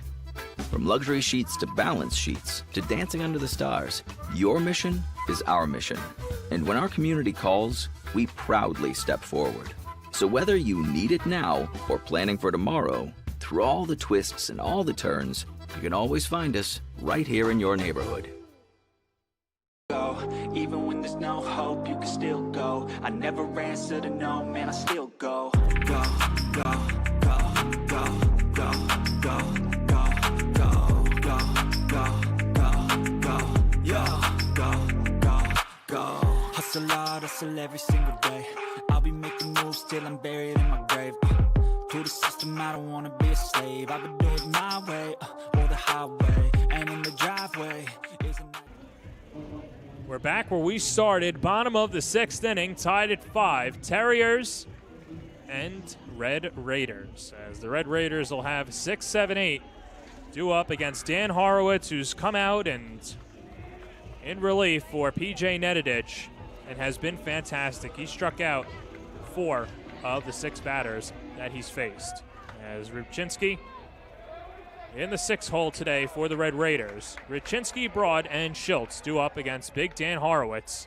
And a curveball in the dirt for the first pitch, and ball 1. And Horowitz has just been lights out so far today, John. I mean, he's just flat out unstoppable when he's hot. Chopped on the ground, first base side. First opportunity for Matt Martell. Takes it to the bag himself. 1 up, 1 down to begin the 6th. Rubchinski tried sliding in there, and that's some true effort out of him. I mean, this is a guy that we've said it before, but he just wants to win. He catches every single inning. He gives some great left-handed hitting, and effort plays like that is what truly makes him second-team All-Catholic. Jake Broad takes a fastball that catches the inner half for a strike, 0-1. Broad has been one of the better hitters on this Red Raider team. 2 for 2 on the day, an RBI double and an infield single. And dances out of the way of a low fastball, count 1-1. Remember last time up, Broad hit one back in front of the plate. And Tom Valores hesitated on the throw to first. That allowed Joe Panzarella to score. That made it 5-2 at the time, as Broad just gets a piece of a breaking ball, and the count is 1-2. Yeah, Broad, I mean, he's just been staying in these at-bats, staying really consistent throughout this whole thing. And, you know, it's funny to say, but he's a hockey player at heart. He's not the true baseball player that you would think of, but a .275 batting average would say otherwise. Chopped over the mound. Guzman throws it away as Martell will slap the tag on, and they'll say he's safe. I'd like to see that again, because Broad looked like he was making the turn towards second base. Now, didn't have a big banana curl there, but if the intent is there, then you could tag him for the out. So Chung with a tough throw gets away. Now, keep an eye. See, it looked, you have the shoulder, yeah. The intent is for sure there. He turned the shoulder, but, I mean, he didn't really step out of the base path. There's really no probable cause there to say that he should be out on a tag. So now 3 for 3 as that's hit right back up the box, and Jason Schultz has his first hit of the day. Throw goes to second, and Broad pulls in there. Back-to-back hits for the Red Raiders, and that'll bring up Ben Milkowski. And these are the Red Raiders that we know and love. Here it is, the liner up the middle for Jason Schultz. And he's flexing on him as he goes to first. Horowitz will get a quick mound visit, and I mean, he's been lights out today, but this inning is not off to his best start. Well, and here's a couple of things here. Number one, it looks like we're going to have a pinch hitter. And that's exactly what's going to happen now, as it'll be Hanson William off the bench batting for Ben Milkowski. So that's number one. Number two, you'd have to imagine that William is up there to swing away, only because you don't bring a pinch hitter up there and you would have Milkowski do it. So Hanson, a good guy to have off the bench, as Prep now with their backs against the wall. Broad the runner at second. Schultz leads off of first in a 5-5 game, home half of the 6th inning. Horowitz walking the tightrope, trying to get out of it, and spins a curveball in there for a strike, 0-1. And that's a great pitch to get it started. Assert your pitch mix in there and hitting him with an off speed, not letting him swing at it. It's a really nice pitch to set the tone. Ball in the dirt, stopped by Valores. He'll throw it down to second. A little bit of a dangerous throw, but Koenig and those soft hands keep the throw in the infield. Yeah, Valores, the freshman, getting a little risky with it, but might just be nerves, but also might be a lot of aggression, which I like right here in this situation where you have to show the team that you are. Horowitz steps off. And a lot of this gamesmanship, too, to keep the speedy Broad closer to second base and not get a good jump on a ball hit to the outfield. Horowitz checks the runner, comes home with a 1-1. That stays upstairs, 2-1. Horowitz has done a good job of locating all day. Now these last few pitches, I think he's just a little bit too worried about his surroundings, and he's just got to focus in one-on-one with the batter. Pick-off throw to second again. That was a closer throw as Koenig smacked the tag on the top of the helmet of Broad. Again, Horowitz has just got to zone in on this at bat. The pickoff attempts seem to be throwing him off. 2-1. That's high again. 3 balls and a strike. The leadoff hitter, Kyle Banks, would be next. And now in a hitter's count, you have to play a little bit scarce. Here's a 3-1. That's upstairs, and the bases are loaded. First walk issued by Horowitz as Hanson Williams comes on, draws a walk as a pinch hitter, and that'll bring up Banks with the bases full of Red Raiders. And I'd love to be proven wrong here, but it just simply seems like the moment is becoming a little bit too big for Horowitz here. He's been a great pitcher. He's been coming in and supplying really good pitches and at-bats to back up what seemed to be a struggle of a day for Nenadic, excuse me, as now I believe there will be a call to the bullpen. And that's Andrew Scholas, otherwise known as AJ, the future St. Thomas Aquinas Spartan, as he'll come on with the bases loaded and 1 down. We'll step aside and introduce Scholes when we come back on the Varsity Media Sports Network. You're watching the Varsity Media Sports Network, the home for New York high school sports.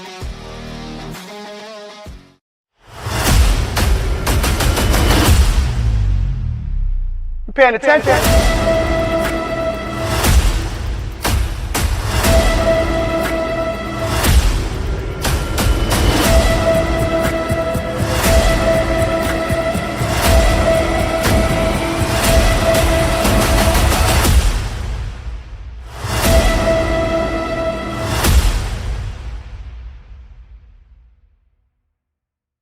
Now is the time to order a college recruiting video with Varsity Media. College recruiting videos can save thousands of dollars on college tuition and help land a spot on the team. Our videos include your best plays set to music with spot shadowing effects to help you stand out from the competition. Contact Varsity Media today and mention this ad to save 15%. Call 516-403-2050 or email jeff@varsitymedia.net. Here's Andrew Scholes coming on in a hot spot. The bases are full of Red Raiders in a 5-5 game. He had the save in Game 1 of the city final against St. Peter's. And now it's up to him to keep this ball game tied and to give the Terriers a chance in the top half of the 7th inning as Scholes takes a spill there. And remember, we had the 35-minute rain delay for those of you just joining us, so a little bit of a slick track out there. And Scholes letting everyone know that he's okay and trying to get the final 2 outs of the inning, as it'll be Kyle Banks. Scholes, the senior pitcher, stands at 6'3", 190, and I mean, he can do a little bit of everything. Headed to St. Thomas Aquinas College for baseball. He's got the most innings pitched on the team. He is their true number 1 or number 2 guy at the end of the day. And here is Banks with the bases loaded and the infield drawn in, and the first pitch is in the dirt. Good stop by Valores for ball 1. With the season on the line, it's an understandable move. Obviously, you want to get your best pitcher out of there because you want to win the game. At the end of the day, that's the objective. But now, you got to hope that he throws under 25 pitches or else he's not seeing tomorrow. 1-0. That's just low again. 2 balls and no strikes. And yeah, no, that's a great point, and there's no tomorrow without today. And the hope is just to try and get a double play if a ball's hit right back to the mound. Comes the 2-0. Catches the inside corner. 2 balls and a strike. And a very much needed strike for Scholes. Scholes out of the windup. Getting the sign that he wants. Here's the 2-1. Down and in.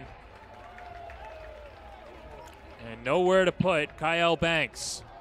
Scholes has got to make these pitches look good, because they are in desperate need of a double play and a ball hit on the ground right now. And Scholes steps off. Close to a balk there. I think crisis averted and time was called. 3 balls and 1 strike in a 5-5 game. The pitch in the dirt, ball 4. You would think, but I guess that was a strike. Did he go around on a swing? Did I miss something here? I'm not. I would have to see that again. I'm a little bit. I'm just as confused as you right now, John. Well, we'll see it in a second. Let's see. No, he just dropped it at the plate. Here comes the 3-2 pitch. Chopped right back to the mound. Scholes checks second, comes home with it, and gets the out there. And either way, Scholes didn't know where his middle infield was, but still induces the ground ball, gets an out, and there's 2 away as they wipe Jake Broad off the base paths. A much-needed ground out right there, and Prep lives to see another day without another run scored on him. So now here's Nick Bianco, an opportunity to put the Red Raiders in front with the bases loaded. And a curveball hits the outside corner, 0-1. Bianco on the day is 1 for 2 with a walk. He's caught stealing in the 2nd inning, struck out his last time up against Dan Horowitz. And Scholes misses with the pitch outside, and the count is 1-1. Joe Panzarella would be next. 1-1 coming. Swing and a miss at a sweeping curveball, and Scholes a strike away from getting out of it. Uh-oh. Scholes just pitching out of his mind right now. Couple of shakeoffs for Scholes. Here comes the 1-2 pitch in the dirt. 2 balls and 2 strikes.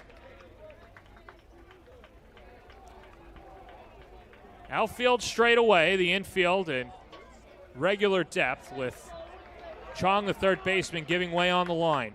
2-2 pitch. Chop to the right side of the diamond. Kenny slaps the tag on Banks, and the inning is over. Prep is fired up as they keep it a tie ball game. A.J. Scholes walks the tightrope and comes out unscathed. We're tied at 5 going to the 7th on the Varsity Media Sports Network. You're watching the Varsity Media Sports Network, the home for New York high school sports.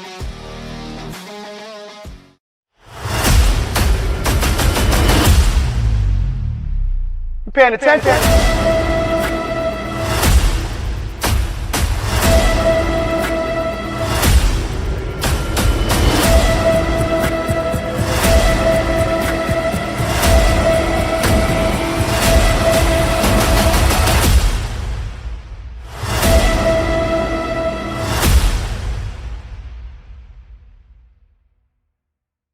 Now is the time to order a college recruiting video with Varsity Media.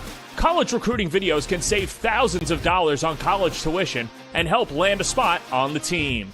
Our videos include your best plays set to music with spot shadowing effects to help you stand out from the competition. Contact Varsity Media today and mention this ad to save 15%. Call 516-403-2050 or email jeff@varsitymedia.net. Top of the 7th inning, we're tied at 5 on the Varsity Media Sports Network. A.J. Scholas thrown into a jam, and he gets out of it unscathed with the bases loaded. And Nick Bianco up at the plate, looking to put the Red Raiders in front. Scholes was able to bear down, get the ground out, and Rob Kenny slapping the tag on Kyle Banks. The chopper, the tag, and the energy to follow it up. We've got a tie ball game here in the 7th. As Tyler Koenig leads it off and takes high for ball 1. Top of the order for the Terriers, it's Koenig, Santacola, and then Carmine Savino against Noah Waysura, who came on with a couple of runners on, allowed both to score. Both of those runs charged to the Red Raiders starter in Noah Albano. That pitch right there, right at the elbows, but now Waysura's got a little bit of energy to work off of. Koenig wasn't too happy with it. The 1-1. And hits the outside corner. And Waysura ahead 1-2. The winner of this game will play Holy Trinity tomorrow. Originally, it was if the Red Raiders win, the game would start at 11 a.m. If the Terriers win, it'd be at 1 p.m. And a curveball on the outside corner. Got him looking. Second strikeout for Waysura out of the bullpen. Waysura gets him right on the black right there. A clutch K to start this inning off at the top of the order. A good frame job as well from Raczynski. And Waysura walks off with a strut. So here's Sonny Santacola. And Santacola behind in the count, 0-1 after flying out to center field his last time up. Reached base his first 2 times at the plate against Albano. A hit by pitch and reached on an error. 0-1. And that's a tad outside. 1 ball and 1 strike. Exactly how Waysura started the last one, so he should be comfortable in this situation. This pitch, they're probably just going to look to get a fastball in the zone. And one thing to keep an eye on the on-deck circle is Brian Daly for St. Francis. And, of course, you can re-enter. And you'd have to imagine that McDermott is just going to use him to bat and probably lift him as soon as possible. As that pitch misses high, and it's 3-1. And, I mean, Daly is a guy that you want to trust more than anybody else on this team, even with a bit of a hamstring tweak possibly. And I mean, I'd still trust the guy to hit if I were the coach. And I'm sure the thinking is get Santacola on base, have him steal the base, and then you've got Daly to try and drive him in as there's a swing and a miss. Count 3-2. But, of course, it's going to have to start with Santacola. Santacola being a little bit cautious with his swings right here. So he looks at adjusting his shoe in the timeout. Here comes the 3-2 pitch. And a fastball high, ball 4. So the Terriers have the go-ahead run on base. And here comes big Brian Daly. Daly, the football player, is used to the adversity, and now he just faces it on the football field, on the baseball field. And a lot of speed at first base for Santacola. As Daly steps up to the dish. with a potential go-ahead run leading off of first. Waysura, a tough guy to steal off of because of the velocity.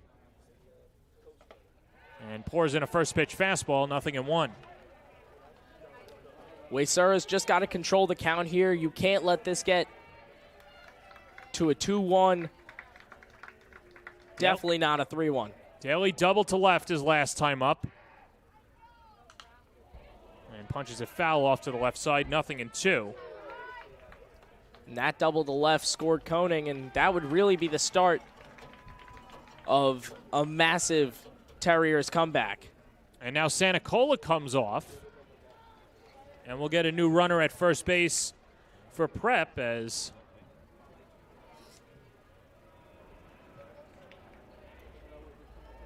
seems to be, I believe that might have been Alan Watson, number 20. No, it's not Alan Watson. We'll get the name in a second, but either way, here comes the 0-2 to Brian Daly. And the pitch in the dirt. And the count is 1-2. It's Oscar Ianez at first base, listed in the program at 18, but wearing number 23 for St. Francis Prep. 1-2 coming. Just outside. Good eye by Daly, and the count is even at 2-2.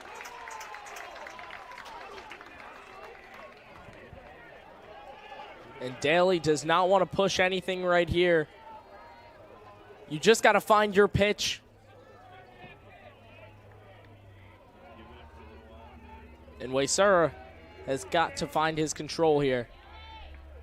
Ianez with a short lead off of first from the belt. Here comes the 2-2. Foul tipped into the glove of Rybczynski. Strike 3, and down goes Daly. Third strikeout out of the pen for Waysura, and there's 2 gone in the 7th. As this will bring up Alex Guzman, and we'll take another look. Straight cheese. Yeah, I mean, that is just disgusting right there from Waysura.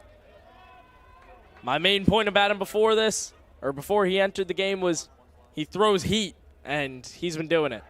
Runner goes, breaking ball is high, throw down to second. Not in time. Ianez steals the bag. And now Prep with a runner in scoring position for Guzman, the cleanup hitter, who's 1 for 3 on the day, had an RBI single that opened up the scoring. In this second semifinal game, the winner playing Holy Trinity tomorrow. Yeah, Guzman's just been huge for Prep today. And it's really as simple as that. And if he can come up with another piece of hitting right here with a man in scoring position, is now he'll get intentionally walked, Yeah, and that's to set up the force out, which makes sense. And you've got Martel, who is 0 for 3 on the day as well. And that'll bring Rybczynski out to the mound to talk it over, especially the sign sequence. This is the biggest at-bat of the day by far. Martel 0 for 3 in a huge spot. Men on first and second with 2 down. This ball can just touch the outfield grass. St. Francis Prep is looking at glory right here.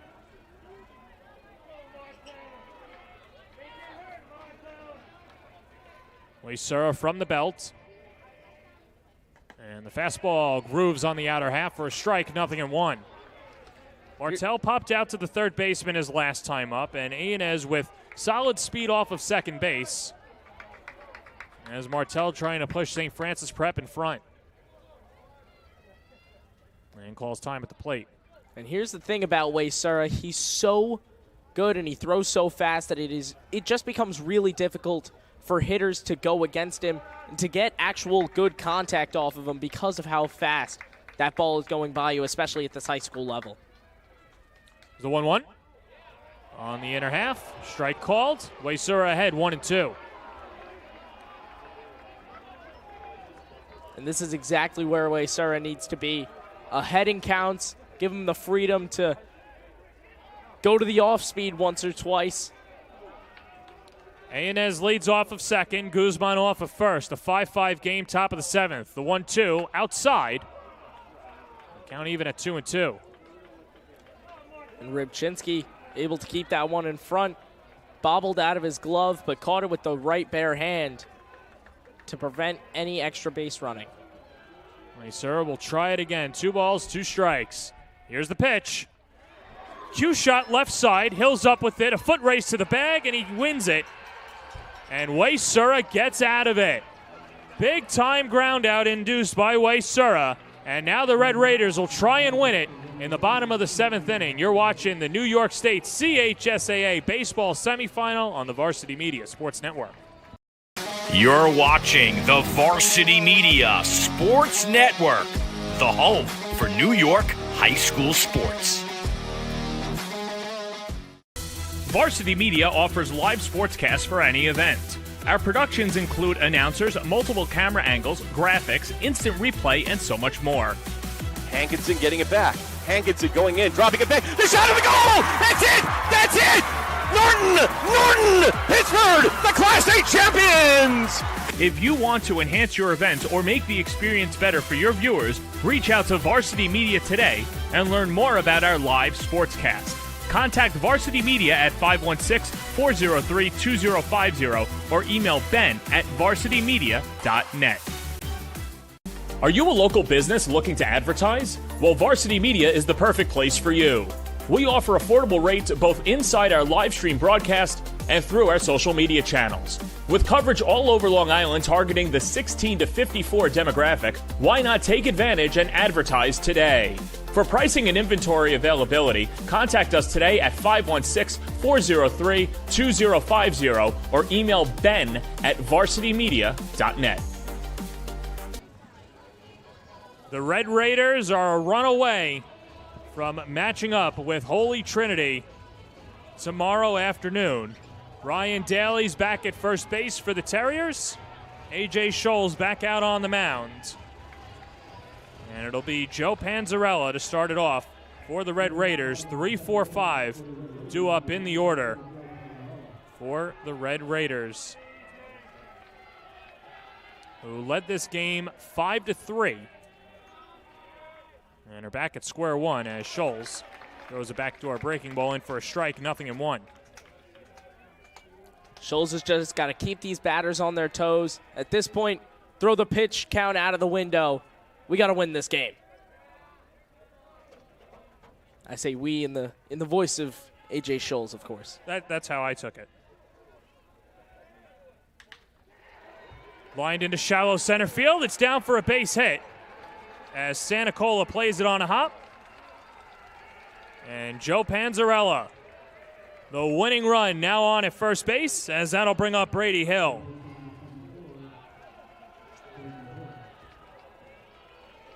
Well, Prep leaving 6 runners on base. They got the big plays when needed to, but were not able to push in front. And now it's Brady Hill up at the plate, who's 1 for 2 on the day. And a first pitch fastball right down the middle for a strike, 0-1. Hill went down looking his last time up, but also got a single on his at-bat prior. That one was back in the 3rd inning. Wasn't able to get past first, but a single right now would suffice just fine. Showing bunt, breaking ball up and in. Snap throw to first, and Panzarella dives back safely. And you mentioned, too, Hill, one of the 4 strikeouts by Dan Horowitz, who came on out of the pen. Pitched 2 1/3 innings of shutout ball, allowed 2 hits, a walk, and those 4 Ks. It's now up to Scholes, who got out of a bases-loaded jam last inning. And a check-in at first as Panzarella says hello. I'm right here on the bag, and scampers back safely. Yeah, and St. Francis Prep just have to say really weary right now. Comes a 1-1. Poked into right field. It's down for a base hit. Savino goes to cut it off. Panzarella stops, now goes to third, and the Red Raiders have the winning run 90 feet away. Back-to-back singles greeting Scholes in the bottom of the 7th inning, and now a chance to win it. It's Anthony Vendetti. You take an extra base when you can get it, and a blooper into right will do just fine. It was fielded weirdly on the ground, not attacked, and it allowed for 1 extra bag And the winning run is right there on third. This win is right at the fingertips of Anthony Vendetti. And that'll allow the infield to come in. Interesting to see if McDermott pitches to Vendetti. He does not. He'll load the bases. And now it's up to Luke Rybczynski. This is to set up the double play, as Prep will still have the infield in. Remember, Scholes got the ground ball last time on a grounder right back to him, but turned around to second base, saw that nobody was covering, got the out at the plate, couldn't muster up the 1-2-3 double play, but another opportunity for him here. But Luke Rybczynski can win it for the Red Raiders. And the first pitch breaking ball hits the outside corner, 0-1. Rybczynski 0 for 3 on the day, reaching on a fielder's choice and came around to score to make it 4-2 Red Raiders. That was on the RBI double by Jake Broad. We need some A.J. Scholes magic here if St. Francis Prep want to stay in this one as Rybczynski calls time. And A.J. Scholes, a lights-out pitcher no matter what, but with the bases loaded here. And a couple of shakeoffs as well, as he really thrown into the fire and trying to get out of it. Now gets the sign that he wants. Here's the 0-1. Swing and a miss. Blew a fastball by him. It's 0-2.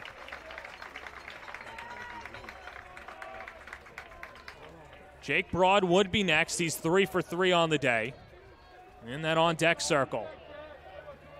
And Scholes is ready to go. And Rybczynski takes a deep breath. A chance to win it for the Red Raiders. Out of the windup, 0-2 coming. Just outside. Count 1-2 as Valoris tried to frame it, but it's in the other batter's box. And Scholes really wanted that one right there, but it wasn't a necessary pitch. He didn't need it at all. Now it's just a 1-2 count, and you work your stuff right here. Scholes gets the sign. Here comes the 1-2. Hit right back to the mound. Scholes comes home with it for one. Valoris to first. It's a double play. Just what the doctor ordered. 1-2-3, a twin killing.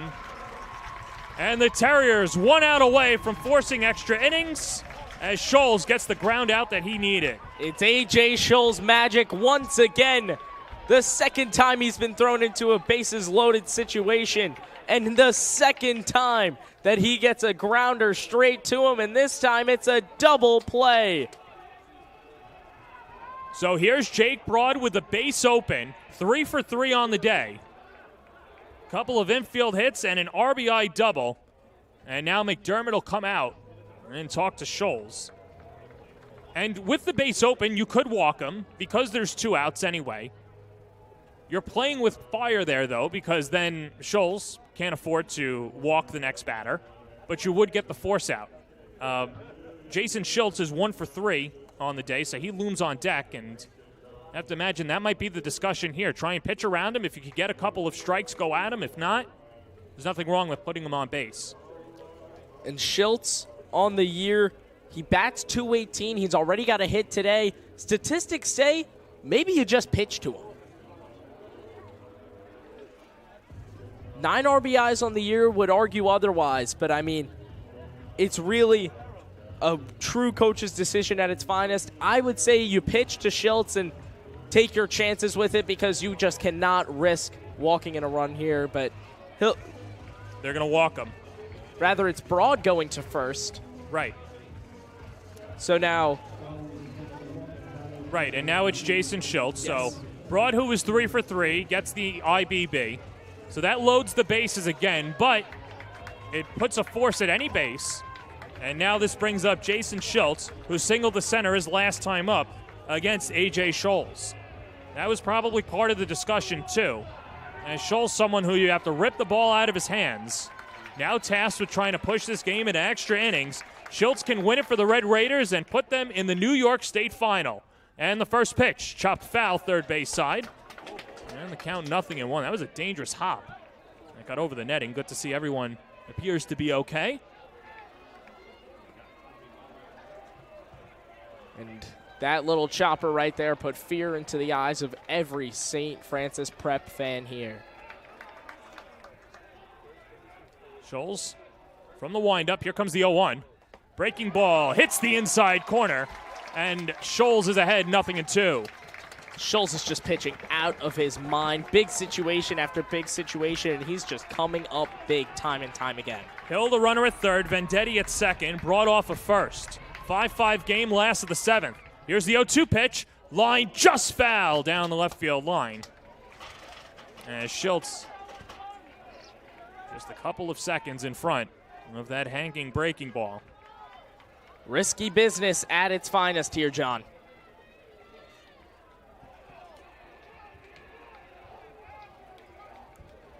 Infield playing straight up. Rob Kenny, the second baseman, playing on the outfield grass, doesn't want anything to get by him. Scholes gets the sign. Here comes the 0-2 pitch. Chopped right back to the mound. Backhanded by Scholes. Fires to first, and we're going to extra innings. Pull a rabbit out of your hat. A.J. Scholes welcomes danger and walks out of it unscathed. 7 innings, not enough. We'll go to extras on the Varsity Media Sports Network. You're watching the Varsity Media Sports Network, the home for New York high school sports. Are you a local business looking to advertise? Well, Varsity Media is the perfect place for you. We offer affordable rates both inside our live stream broadcast and through our social media channels. With coverage all over Long Island targeting the 16 to 54 demographic, why not take advantage and advertise today? For pricing and inventory availability, contact us today at 516-403-2050 or email ben@varsitymedia.net. Varsity Media offers live sportscasts for any event. Our productions include announcers, multiple camera angles, graphics, instant replay, and so much more. Hankinson getting it back. Hankinson going in, dropping it back. The shot of the goal! That's it! That's it! Norton! Pittsburgh, the Class A champions! If you want to enhance your event or make the experience better for your viewers, reach out to Varsity Media today and learn more about our live sportscast. Contact Varsity Media at 516-403-2050 or email ben@varsitymedia.net. Top of the 8th inning, which means extra innings on the Varsity Media Sports Network, as A.J. Scholes in back-to-back innings getting out of a bases-loaded jam. He's John Baccio, I'm John Perez, and Justin Chong will lead it off for the Terriers. Single to right and came around to score his last time up against Noah Waysura. Scored against Waysura, got the hit against Albano, as Waysura has come on, thrown gas, and has stranded a couple of base runners on the base paths for the Terriers. And what a game this has been in its entirety. We'll go after that after this first pitch. That's line foul off to the right side, 0-1. So talking about this whole game being crazy, I mean, St. Francis Prep gets up top first, 2 runs scored. The Red Raiders come up 4 runs, and it just goes back and forth from then on. 0-1 is high, and the count is 1-1 to Justin Chong, who's 1 for 3 on the day with a strikeout.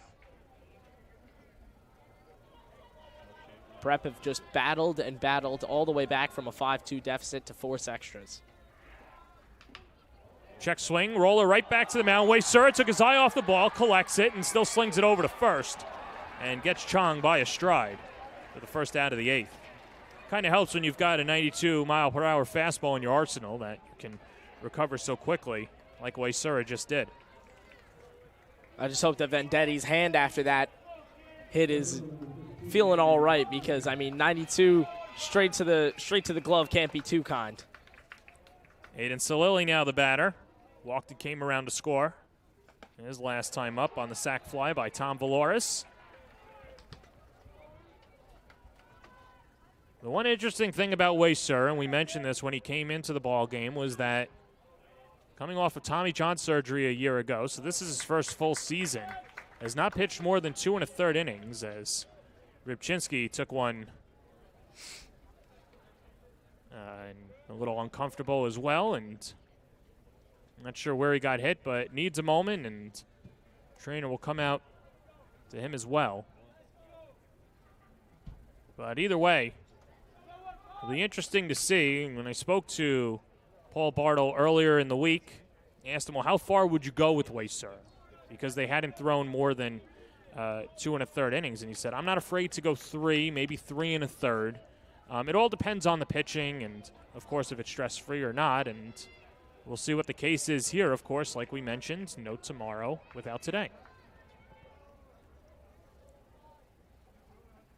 1-1 pitch. Skied in the air, first base side. Vendetti in foul territory. Makes the catch. And there's 2 away. Way to stay with it for Vendetti. And 2 quick outs to begin the 8th. And that's a much-needed catch right here. Waysura, I mean, as Coach said, he doesn't want to throw him for more than 3, maybe 3 1/3. But right now he's keeping the pitch count low. So although he's been going for a while, he really hasn't thrown all too many pitches. So here's Tom Valoris, the freshman. The sac fly is last time up. Officially 0 for 2 on the day with a stolen base.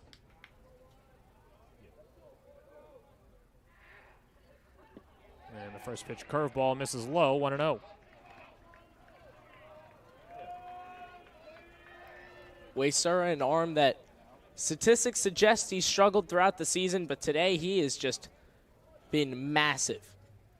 Prep has left 6 runners on base.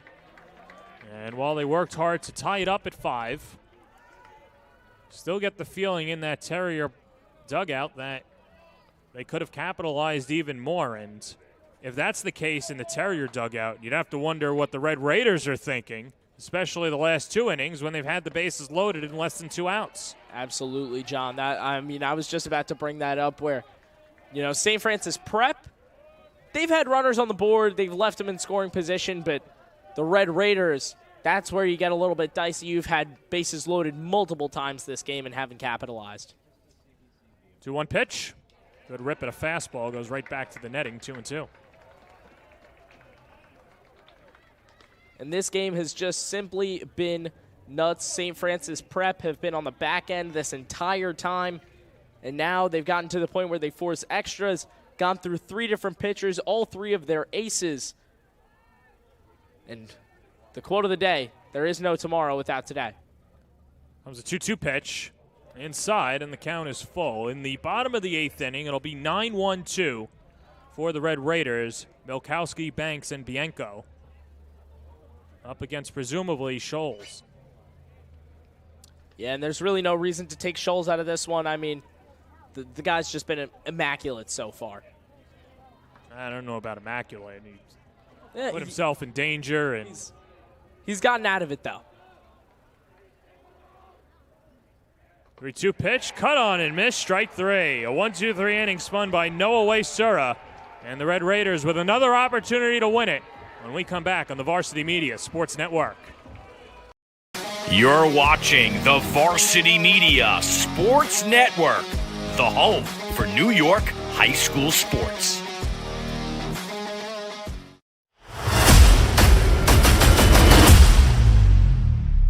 You paying attention?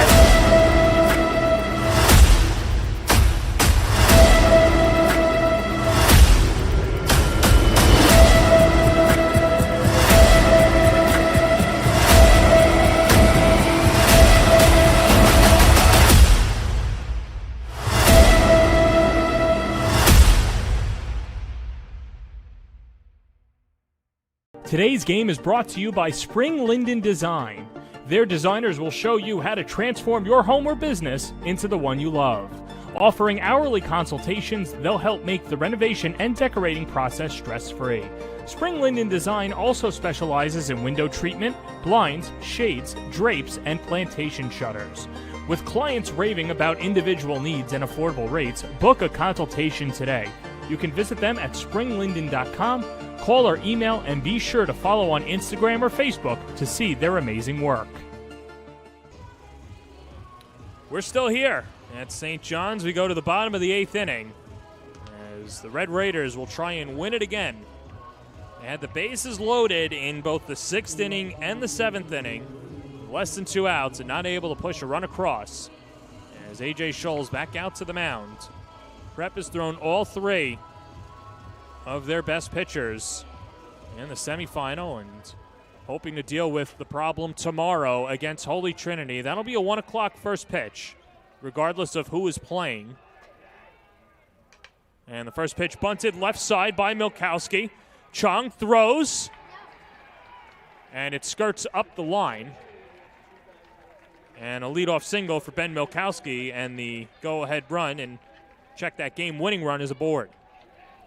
A.J. Scholes just looking to play hero ball once more. And if he gets out of this inning, well, he's going to have to do another anyway, so it's all a matter. Yeah, he's definitely north of 25 pitches. As here's Kyle Banks. Grounded into a fielder's choice his last time up. He had the bases loaded and grounded right back to the mound. Runner goes, shows bunt, ball's outside, throw down to second. Skips off the glove of Koenig, backed up by Santacola as Milkowski has the stolen base. And now a runner in scoring position and nobody out. Yeah, now it's scary hours here for Scholes, who's this inning he hasn't dug himself in this hole, but prior innings he has, where just time and time again finding yourself in difficult positions that you need to pitch your way out of. The third baseman Chong playing in, as is Daly, expecting the bunt. See if they keep it on with Banks. They do. And it's bunted left side, played by Scholes. Fakes the throw to first. Throw down to third, not in time. Koenig thought that he had the tag on Milkowski, who dives in just ahead of the throw. And now the Red Raiders have runners on the corners and nobody out as we take another look. And that is a tough break for Prep right here. Fake throw to first. And can't exactly tell if the tag was down in time. But it is scary hours once again with no outs. Men on the corners, and now they'll juice the bases. Yeah, Nick Bianco, the intentional walk. And so the bases are full of Red Raiders as this brings up Joseph Panzarella, a chance to be a hero and move the Red Raiders into the final tomorrow against Holy Trinity. This is nothing new for A.J. Scholes. 1 for 3 on the day, came around to score twice, and he singled to center his last time up. Here's the first pitch, a fastball that skips low for ball 1. Scholes has just got to keep his composure like he has in prior at-bats. You're pitching for the double play. Infield is drawn in. Here comes the 1-0. Hit on the ground, Kenny's up with it, fires home, gets the out. Fake throw to first, but either way, a big king-sized out number 1 as Kenny throws out Milkowski at the plate. Banks goes to third, Bianco up to second, and Panzarella reaches base on the fielder's choice. And that'll bring up Brady Hill. He now with the opportunity to win it for the Red Raiders. And they just have to find a way to get this into the outfield here. Hill a couple of hits today. And a breaking ball in the dirt stopped by Villara is 1-0. Hill faces the infield in yet again. If he can just hit a hard grounder, either up the middle or in that 5-6 gap, it's all wraps. Scholes getting the sign that he wants. Here comes the 1-0. Breaking ball just misses again. And Hill ahead in the count, 2-0. Anthony Vendetti would be next. As Scholes awaits for the sign and out of the windup. 2-0 coming. And gets the strike that he was looking for. It's 2-1. In a fastball count here, you have to come to hit. And we'll see what he throws here in the arsenal. Still a good hitter's count. 2-1 pitch. Wave and a miss at a breaking ball. And the count is even at 2-2.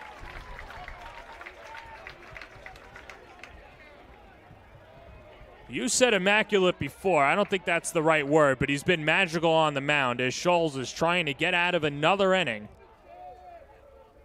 Here comes the 2-2. Swing and a miss. He got him. Blew a fastball by him. And there's 2 gone in the 8th. You know what, John? You are absolutely right. Not immaculate, but magical. I mean, let's take another look at it. Off speed, the last thing you expect. Or excuse me, fastball, the last thing you expect right there. And he gets it right by Brady Hill. Here's Vendetti. Hit in the air out to center field. Santacola under it. Makes the catch. Scholas does it again. 3 straight innings. The Red Raiders have the bases loaded. Less than 2 outs. They do not score.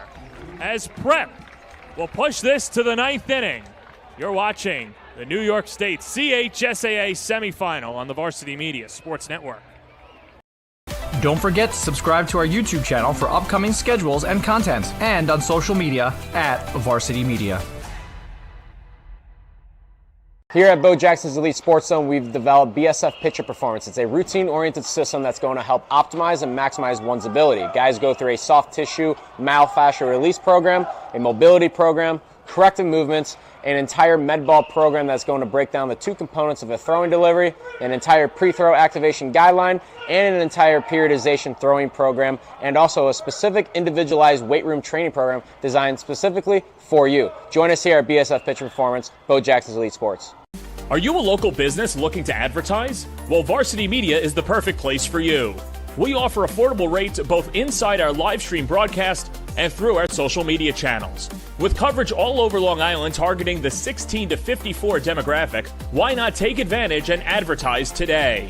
For pricing and inventory availability, contact us today at 516-403-2050 or email ben@varsitymedia.net. We're in the top of the 9th inning. Extra innings here at Jack Kaiser Stadium. A battle of St. Francis's.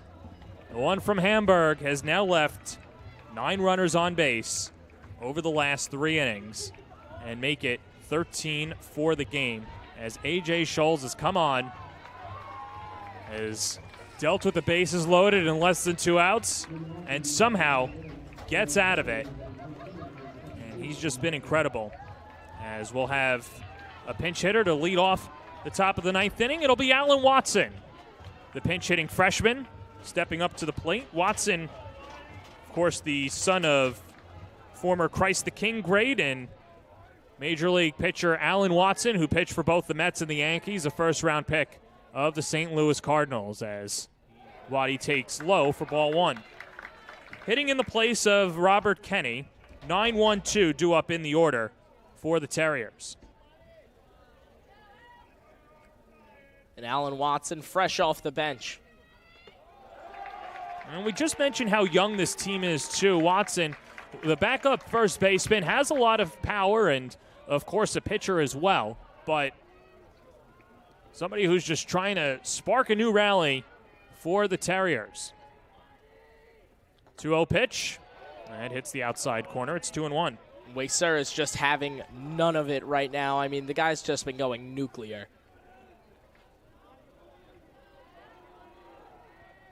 There's a 2-1. That dips in for a strike 2-2. And I think I found the right word for you, Baccio.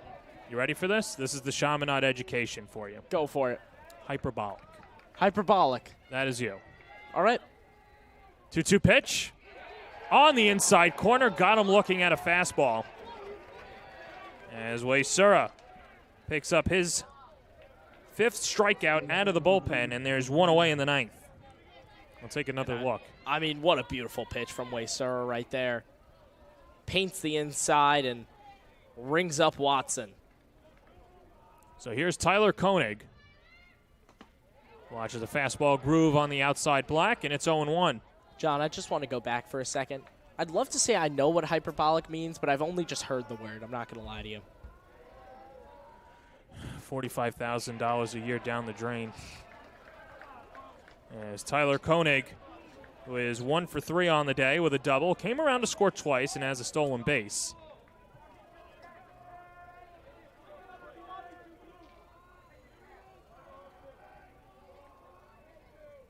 As Waysura gets ready, and that one shot foul down the right field line. And Waysura, a pitcher that simply should not be going this deep into the game, but he's just been pitching so well that there's no reason to take him out. And it's to the point where there's one man warming up in the bullpen, but Rolled on the ground to the right side. Vendetti's up with it. Takes it to the base himself. And 2 quick outs to start the 9th for Waysura. Well, the one interesting thing, too, and the Red Raiders trying to have their cake and eat it, too, is that you don't have to then go to Aiden Trimper, the senior, and you could start him against Holy Trinity tomorrow, who presumptively will start either Sebastian Velasquez or, not Sebastian Velasquez, but Tyler Cook. As the first pitch bends outside, ball 1. no matter what, we're going to be seeing a great matchup tomorrow between Holy Trinity and one of the 2 St. Francis's. I'd like to say that Holy Trinity is at home, tucked in, sleeping, getting rest for tomorrow, but you know that they're watching or keeping tabs on it. So there's no way that that's that's happening, especially, I don't know, many 18-year-olds who are sleeping at 10:30 on a Friday night in the summer. Yeah, that's a debatable topic for sure, but I mean, Holy Trinity, they're watching this game deeply to see really what's going on here. Here's a 2-1 to Santa Cola, and that stays outside. Sunny ahead in the count, 3-1. Truly, what I'm noticing here is St. Francis Prep, they're able to battle when their backs are against the wall, but then they're given the opportunity to flourish, and it's just not working out. They get on offense after a huge few stops, and they can't do anything with it. Looped foul down the left field line. And the count is full to Sonny Santa Cola. Couple of walks, reached on an error, so he's reached base 3 of the 4 times that he stepped up to the plate. As Prep looking for a 2-out base runner to set up Brian Daly, who looms on deck. Here comes the payoff pitch. And it's on the inside corner. Got him with a fastball. Waysura sees Scholes, matches, and once again sets up another opportunity for the Red Raiders to win it in the bottom of the 9th on the Varsity Media Sports Network. You're watching the Varsity Media Sports Network, the home for New York high school sports. Maspeth Federal Savings is here through it all. The ins and outs, the ups and downs. Through the winters, the summers, and even the spring leaks, know that Maspeth has your back. From luxury sheets to balance sheets to dancing under the stars, your mission is our mission. And when our community calls, we proudly step forward. So whether you need it now or planning for tomorrow, through all the twists and all the turns, you can always find us right here in your neighborhood. Show up at the games, make sure we're present, work with great players and great families. That's the most important piece of this whole operation. And then, be good evaluators, tell families the truth, and then find them a fit at the college level and make sure that we're always open and available for communication. And at the end of the day, we want to simplify and maximize the recruiting process for each of our players.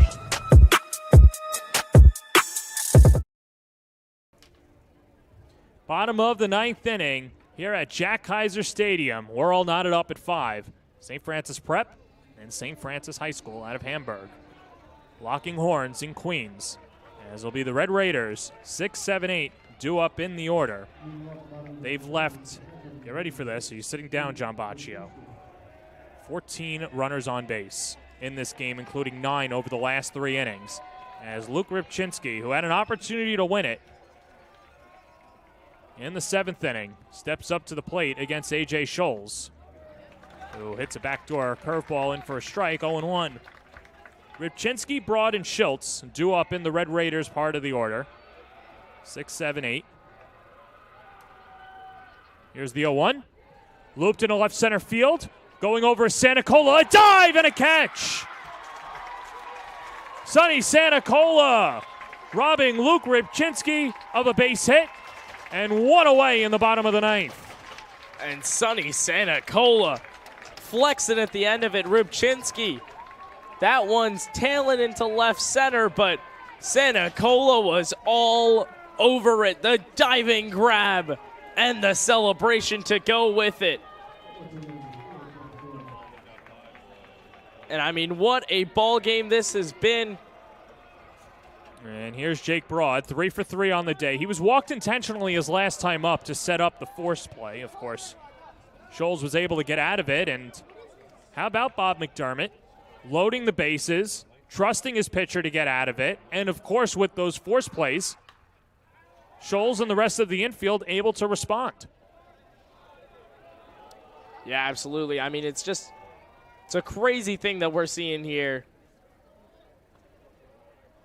The simple fact that Scholes has been going this long and pitching this well in tough situations, and now he's tasked with an easier one. One down, and he gets the strike right there to make it a 1-2 count.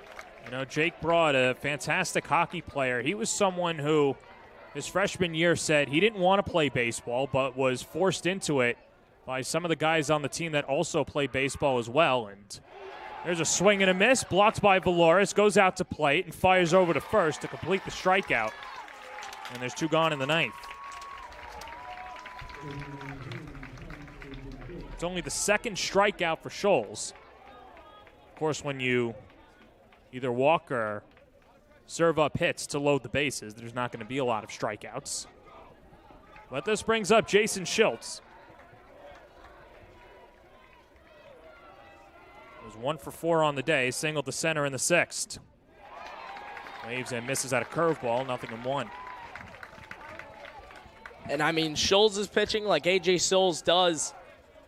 The senior pitcher is staying calm, cool, collected in every situation given to him. Chopped on the ground, third base side. Chung ranging to his left, fires across the diamond. The stretch by Daly retires Schultz. And Scholes, a very uneventful 1-2-3 inning as we go to the 10th, as the Terriers will try to leap in front over the Red Raiders on the Varsity Media Sports Network. You're watching the Varsity Media Sports Network, the home for New York high school sports.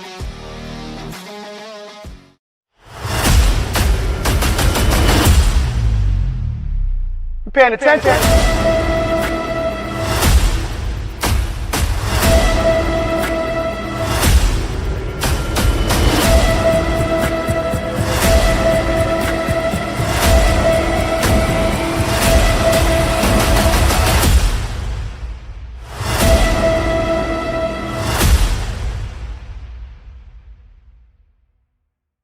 Show up at the games, make sure we're present, work with great players and great families. That's the most important piece of this whole operation.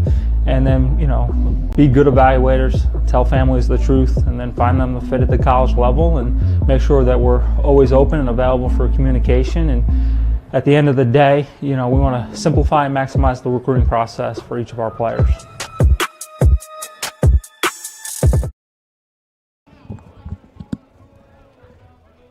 We're back here at Jack Kaiser Stadium, start of the top of the 10th inning. We're tied at 5.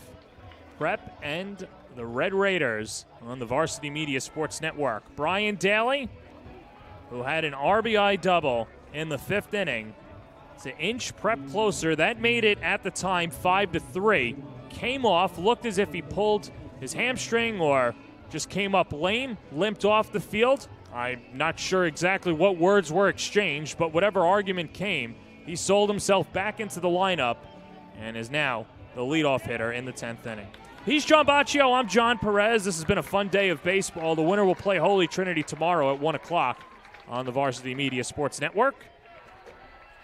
As Daly rips the first pitch under the glove of Vendetti and into right field. As Daly scampers into first base with a leadoff single. And, you know, not only has Brian Daly worshipped himself back into this lineup, but he just made the play of the game earlier with that stretch to get the catch on first base. And, I mean, right here, a hit that just gets by Vendetti. I'll tell you what, I think a 50% Brian Daly might be better than 100% of some other players, especially with the heart that Daly has, as Alex Guzman takes a first pitch strike, 0-1. Very interesting here, but of course, if you're watching at home, well, why aren't you pinch hitting or pinch running for Daly? Well, if you do that, then he's out of the game because he is already re-entered. So he has to run the bases, and that's part of the positives and negatives of having Daly still in the game. Yeah, Daly cannot get too complacent here. You definitely won't see him stealing any bases. You definitely won't see him trotting for extra bases. He's just got to make sure that he stays healthy on the base path. Yeah, more of a station to station. Here's the 0-2 to Guzman. Swung on and missed. Got him with the curveball. Well, Waysura, we saw dialing up the heat earlier. Now that he's facing the lineup third time through, has to go to his breaking stuff and gets Guzman to chase for his 6th strikeout of the evening. And it was said that Waysura wasn't going to go more than 3. Well, he's gone more, and he's been pretty darn good.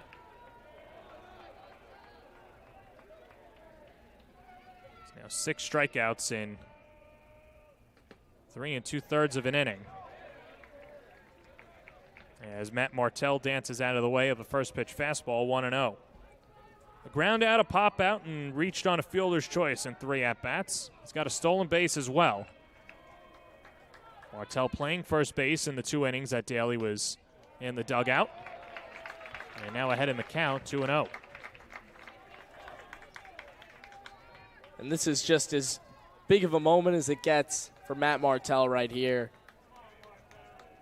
You got Daly on first. You just need to put some contact on it.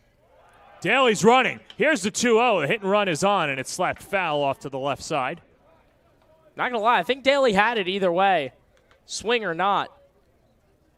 And, I mean, the hustle and the effort on a guy to have been injured earlier in the game, now come back and be trotting for a stolen bag, I mean, that's just so much respect. I'm just interested to see if they do another hit and run or try and send Daly in motion again. 2-1 not going, and that floats outside. It's 3-1. And the only reason for that is that he physically can't run at the speed that he wants to and is just so limited. And because of that, you don't want him to injure himself any further. 3-1 is outside, ball 4. So Martell draws the walk. Daly scoots over to second. And this brings up the third baseman, Justin Chong. Chong in a huge situation right here. You've got a runner in scoring position, but Daly probably is not finding home plate.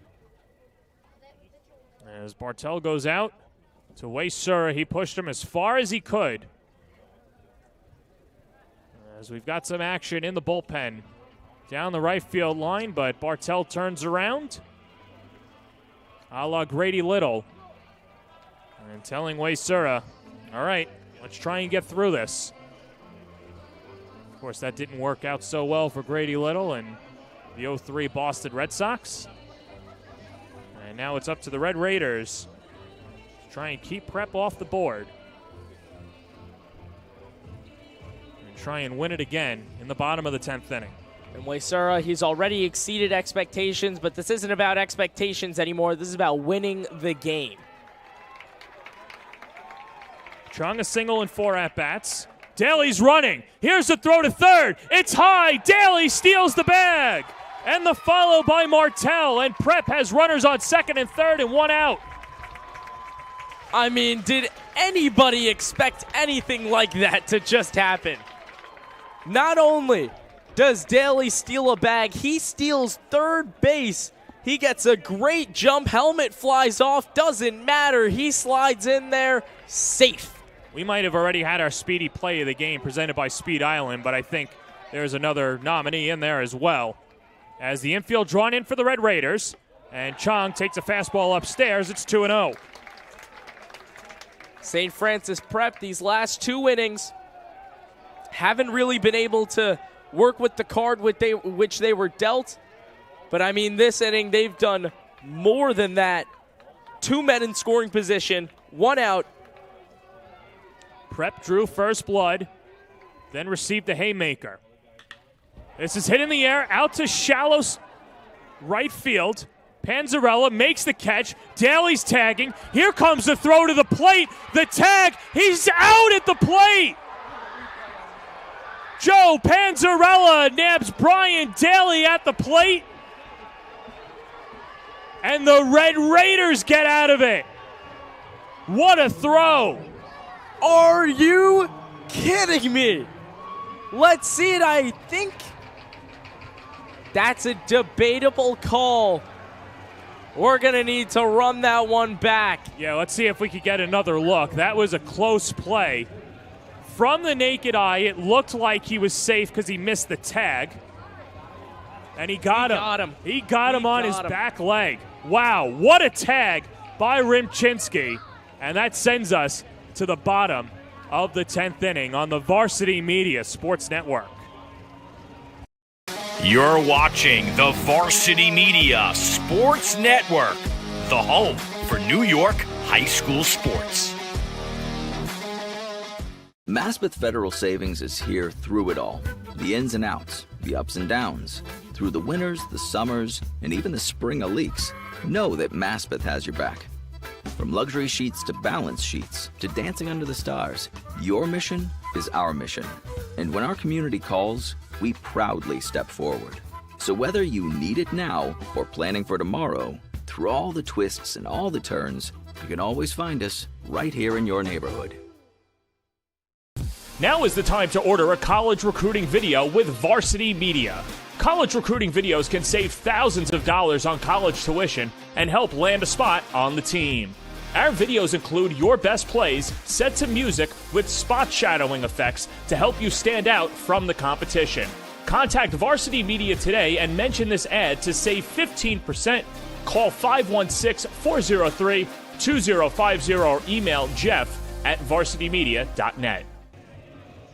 We're tied at 5 in the bottom of the 10th inning, but John Baccio was so close to not being that. Let's take another look. The play at the plate, what a tag. That was Luke Rybczynski tagging Brian Daly. Great call by Will Jeffries, the home plate umpire. I mean, what a turn of events it has been here. We thought for sure in the booth that he was going to be safe as soon as Daly started tagging. And then once it got a little bit closer, throw was off the plate. Even more insurance to say he's getting in there safely. But what a tag by Luke Rybczynski to keep the Red Raiders alive. Tyler Coding throws out Ben Milkowski to lead off the bottom of the 10th inning.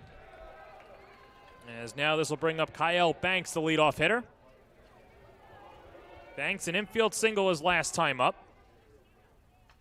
And he gets a good rip at a fastball and fouls it off to the left side. 0-1.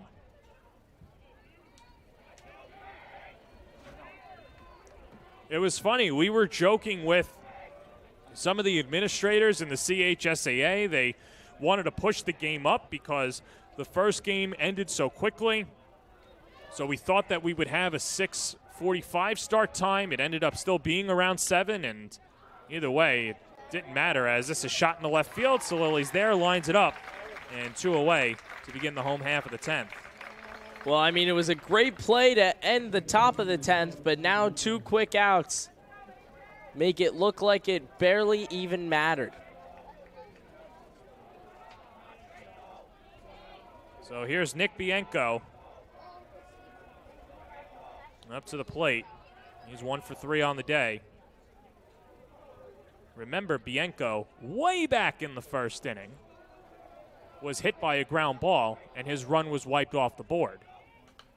Now, of course, baseball, a game of inches, and so many situations change. But with these runs being so elusive, it's tough to take, of course, a run off the board, and the Red Raiders were sitting pretty, but not able to complete the job. Kenny's up with it, and a 1-2-3, 10th inning, as the Terriers will try and win it again right here on the Varsity Media Sports Network. Don't forget to subscribe to our YouTube channel for upcoming schedules and content, and on social media @Varsity Media. Even when there's no hope, you can still go. I never answer to no, man, I still go. Go, go, go, go, go, go, go, go, go, go, go, go, go, go, go. hustle every single day. I'll be making moves till I'm buried in my grave. To the system, I don't wanna be a slave. I've been doing it my way, or the highway. And in the driveway is a nice... Today's game is brought to you by Spring Linden Design. Their designers will show you how to transform your home or business into the one you love. Offering hourly consultations, they'll help make the renovation and decorating process stress-free. Spring Linden Design also specializes in window treatment, blinds, shades, drapes, and plantation shutters. With clients raving about individual needs and affordable rates, book a consultation today. You can visit them at springlinden.com, call or email, and be sure to follow on Instagram or Facebook to see their amazing work. Back here at Jack Kaiser Stadium. I mean, what a game it's been, John Baccio. As we go to the 11th inning, and St. Francis Prep this time will try and go in front. This game has been nuts. Enough said. But in all seriousness, I mean, it's been back and forth. The amount of crazy moments where we say that could be the play of the game. No, that could be the play of the game. No, the tag was crazy. Oh, the steal. Everything in this game has been at such high stakes. I mean, look at the tag again right here at the top of the 10th inning. Gets Daly on the back of the calf. And this game has just been all over the place. We are now in the 11th inning of action, a 4-hour baseball game. You do mix in a little 35-minute rain delay, but I mean, it has just been absolute scenes here from St. John's as Waysura dials in a curveball low of the zone, a 1-0.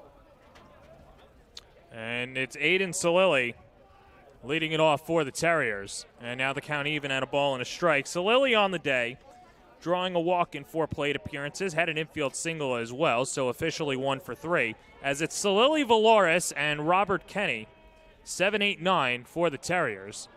One rifled foul off to the right side. And the count is 1-2. Salili earlier in this game had an infield single, and he's just been an integral part of what the Terriers are putting together here today. As he calls time on this one. Waysura has just been going the distance right now. Well over what anyone expected his pitch or inning count to be at. And that misses outside. It's 2-2, and you're right. And that's what Bartle said, that he didn't want to throw him more than 2 innings in any of the games prior. But, hey, this could be the final game for the Red Raiders. They might as well use him to the length that they can. And he's been healthy, and credit the coaching staff, too, for the Red Raiders. They've done a good job of keeping his pitch count down, not having him overextend, and managing his workload and setting him up for a game like today. And, of course, the biggest game of the season thus far. Hit on the ground to the right side. Bianco shuffles his feet, flips to first, and gets Salili for the first out. And these 1-2-3s have been killer in extras. The innings are moving fast, but there's really been so many times where we have been so close to a run being scored, and in all 3 1/3 extra innings so far, we have not seen a single run scored. Here's Tom Valores, struck out his last time up, had the game-tying sac fly in the 6th inning.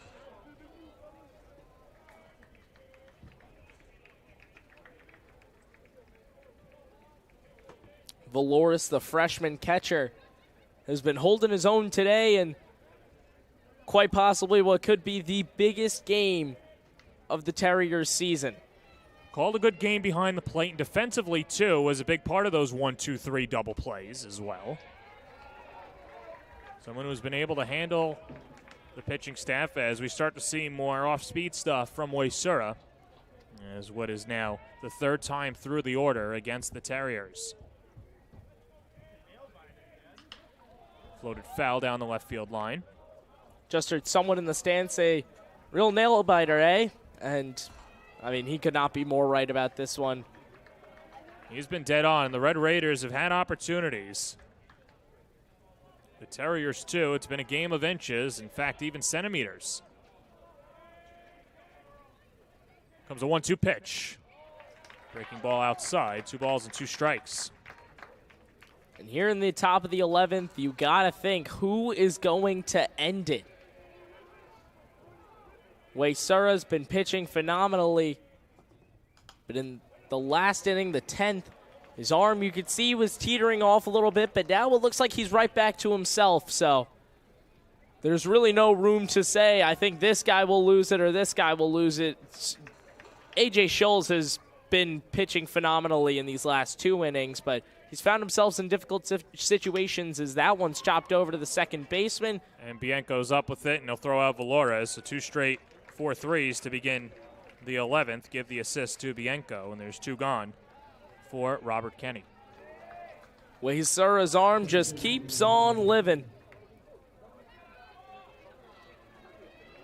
Just like this game. So Kenny was pinch hit for by Alan Watson his last time up, but is 1 for 3 on the day with a single and a couple of strikeouts.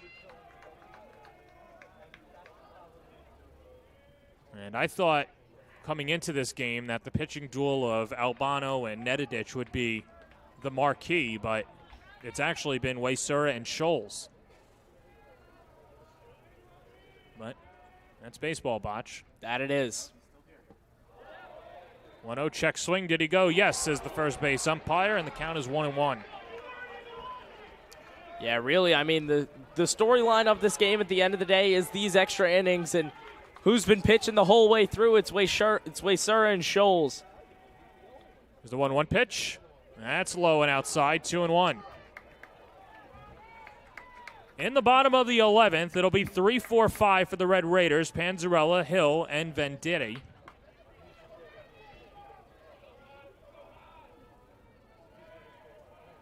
As Waisura, and out away from getting to that point. Just a bit outside. And the count is 3-1.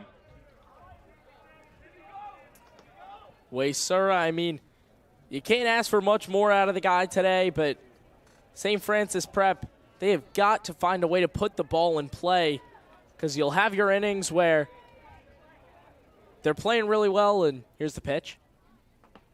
And that's grooved in for a strike, and the count is full. As I was saying, St. Francis Prep in these extra innings, they've been having their times where they're hitting the ball really well. They're getting runners on base, and then you'll have these off innings where just nothing can seem to go right. Payoff pitch.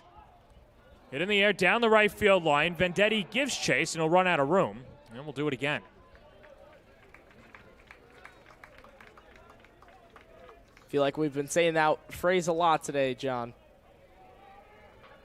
I feel, John, like we've said everything many, many times. Yeah. I can't argue that. I can't.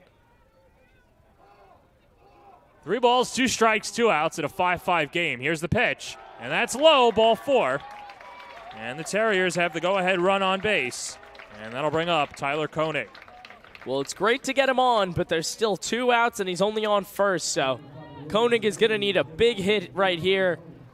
And when the bats are tired, it's tough to get one in the gap. Let's see if he can do it. Well, we've seen a lot of first pitch hacking, and that just goes to the frustration, of course, with a young team looking to play the role of hero. Runner goes, first pitch, chopped on the ground to third. Hill up with it, fires to first, just in time to get Tyler Koenig, who goes down afterwards, and Koenig takes a spill, might have pulled something as well.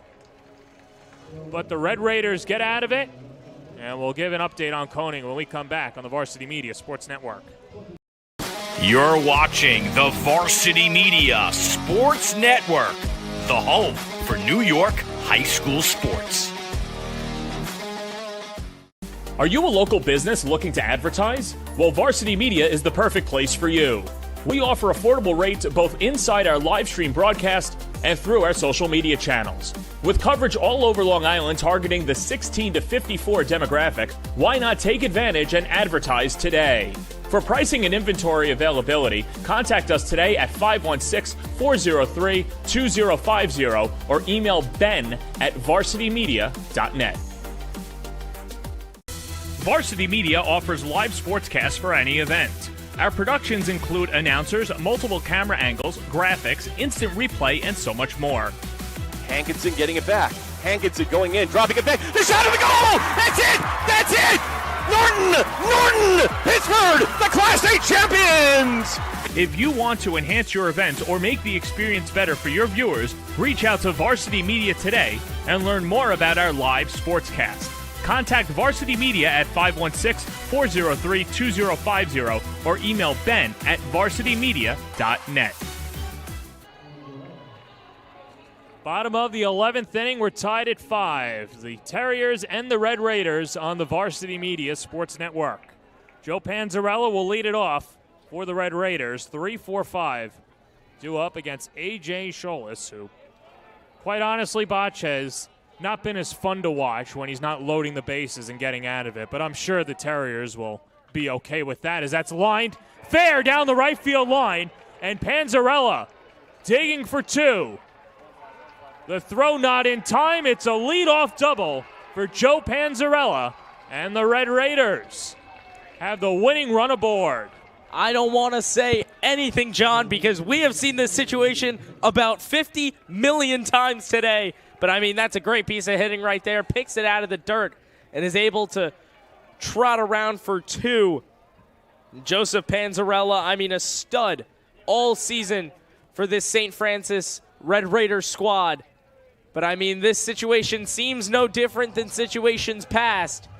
A.J. Scholas has seen this a million times before at this point, so it's just a matter of when do the bases get loaded with no outs, and Scholas has to come up with another double play or 3 straight strikeouts, whatever the heck he wants to do. Well, and that's what's being discussed at the mound right now. Do you put Hill on base and then you just have a force at any base, or do you go after Hill? Now, Hill on the day is 2 for 4 with a walk. He struck out twice, including in his last at-bat against Scholes. And some of the mind games that are being played right now and some of the decisions, and that's why McDermott and Bartell make the big bucks. Yeah, in all honesty, it seems like you should pitch to him. And we'll see, too. Conventionally, you don't bunt with the go-ahead run at second base, but we could see the Red Raiders do that. As Hill, the cleanup hitter, gets set, not bunting. Check swing, did he go? No, says the first base umpire, and the count is 1-0. Scholas really needed that 0-1 count there because that totally changes what this pitch is. Panzarella, the winning run at second base. The Red Raiders looking for a date with the Holy Trinity Titans tomorrow. 1-0.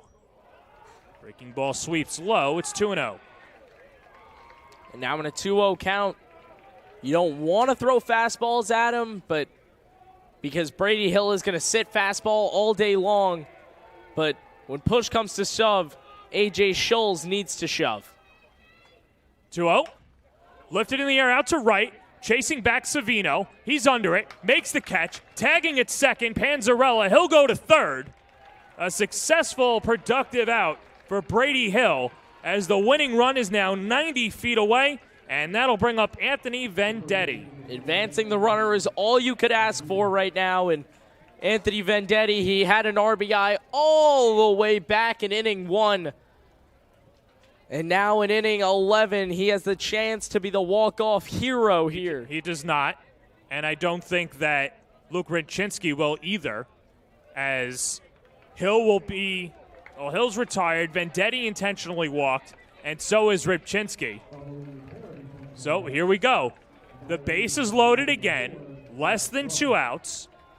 And it's Jake Broad, who's got 3 hits on the day, but struck out swinging his last time up. He'll have the opportunity to win it for the Red Raiders. So just get rid of my spiel, everybody. Now we have Broad up to the plate. With bases loaded, 1 out. Do we see some hyperbolic Scholes magic, whatever you want to call it? Well, we'll see. The bases are loaded with Red Raiders, but Panzarella, the runner at third, is the only one that matters. Vendetti at second, Rybczynski at first. Jake Broad's 4th hit of the day would win it for the Red Raiders. And the first pitch goes to the backstop, heading home, and they win it. Panzarella scores, and the Red Raiders win it in 11. Scholes threw it in the dirt. Panzarella read it well. And the Red Raiders are going to the finals.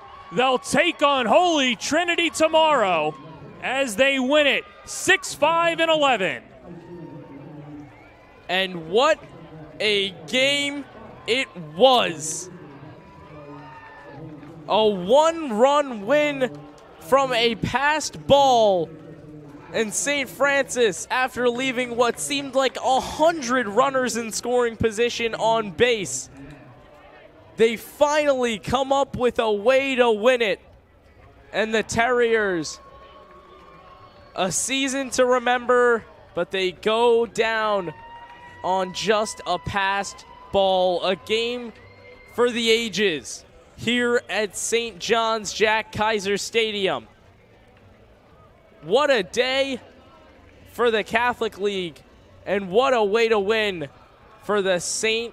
Francis Red Raiders as they punch themselves a ticket tomorrow at 1 o'clock to face off against Holy Trinity for the State Catholic Championship. It should be a good one. We'll take a quick break and wrap it up when we come back on the Varsity Media Sports Network. You're watching the Varsity Media Sports Network, the home for New York high school sports. Maspeth Federal Savings is here through it all. The ins and outs, the ups and downs. Through the winters, the summers, and even the spring leaks. Know that Maspeth has your back. From luxury sheets to balance sheets to dancing under the stars, your mission is our mission. And when our community calls, we proudly step forward. So whether you need it now or planning for tomorrow, through all the twists and all the turns, you can always find us right here in your neighborhood.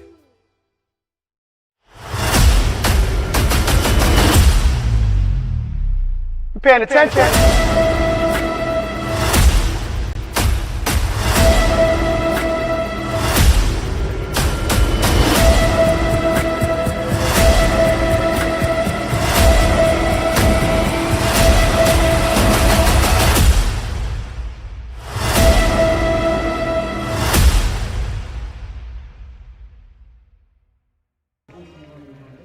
Back here on the Varsity Media Sports Network, it took 11 innings, but the Red Raiders win it 6-5, and that'll lead us to our top play of the game presented by Bo Jackson's Elite Sports. It's time for the Bo Jackson Elite Sports play of the game, now offering Zoom training classes tailored to your specific needs. Contact Ryan McWilliams today to help add another element to your game, and they'll be talking about this play for years to come in the Catholic League. An opportunity for the Terriers to take the lead, but Brian Daly cut down trying to score in the top of the 10th inning on a fantastic tag by Luke Rinchinsky. As we take another look, got him on the back leg. Fantastic job. That kept it at 5-5. They would win in 11, 6-5. Once again, contact Ryan McWilliams. R. McWilliams at BoJacksonEliteSports.com. That was the play of the game. And, of course, we would not be lost without the dominant performance out of the pen by Noah Way-Sura. And that leads us to our pitching performance of the game, which is brought to you by Spring Linden Design. Their designers will show you how to transform your home or business into the one you love. Offering hourly consultations, they'll help make the renovation and decorating process stress-free. Spring Linden Design also specializes in window treatments, blinds, shades, drapes, and plantation shutters. With clients raving about individual needs and affordable rates, book a consultation today. You can visit them at springlinden.com. Call or email today. And who else? Noah Way-Sura. He was fantastic. He went 5 2/3 innings of shutout ball, just allowed one hit, walked 2, and struck out 6. And that was filthy to get Alex Guzman swinging in the 10th inning, as that would keep the Red Raiders in the game and set up a date tomorrow with Holy Trinity. And after a long day of baseball, we'll have another one tomorrow, 1 o'clock Eastern. Holy Trinity and the St. Francis Red Raiders right here on the Varsity Media Sports Network. And that'll do it for Our executive producer, Ben Turchin. For our TD, Chris Sweeney. For our 2 Iron cameramen, Travis DeLuise and Ron Pierre, my partner, John Baccio. This is John Perez saying so long from Jack Kaiser Stadium. This has been a presentation of the New York State CHSAA semifinal on the Varsity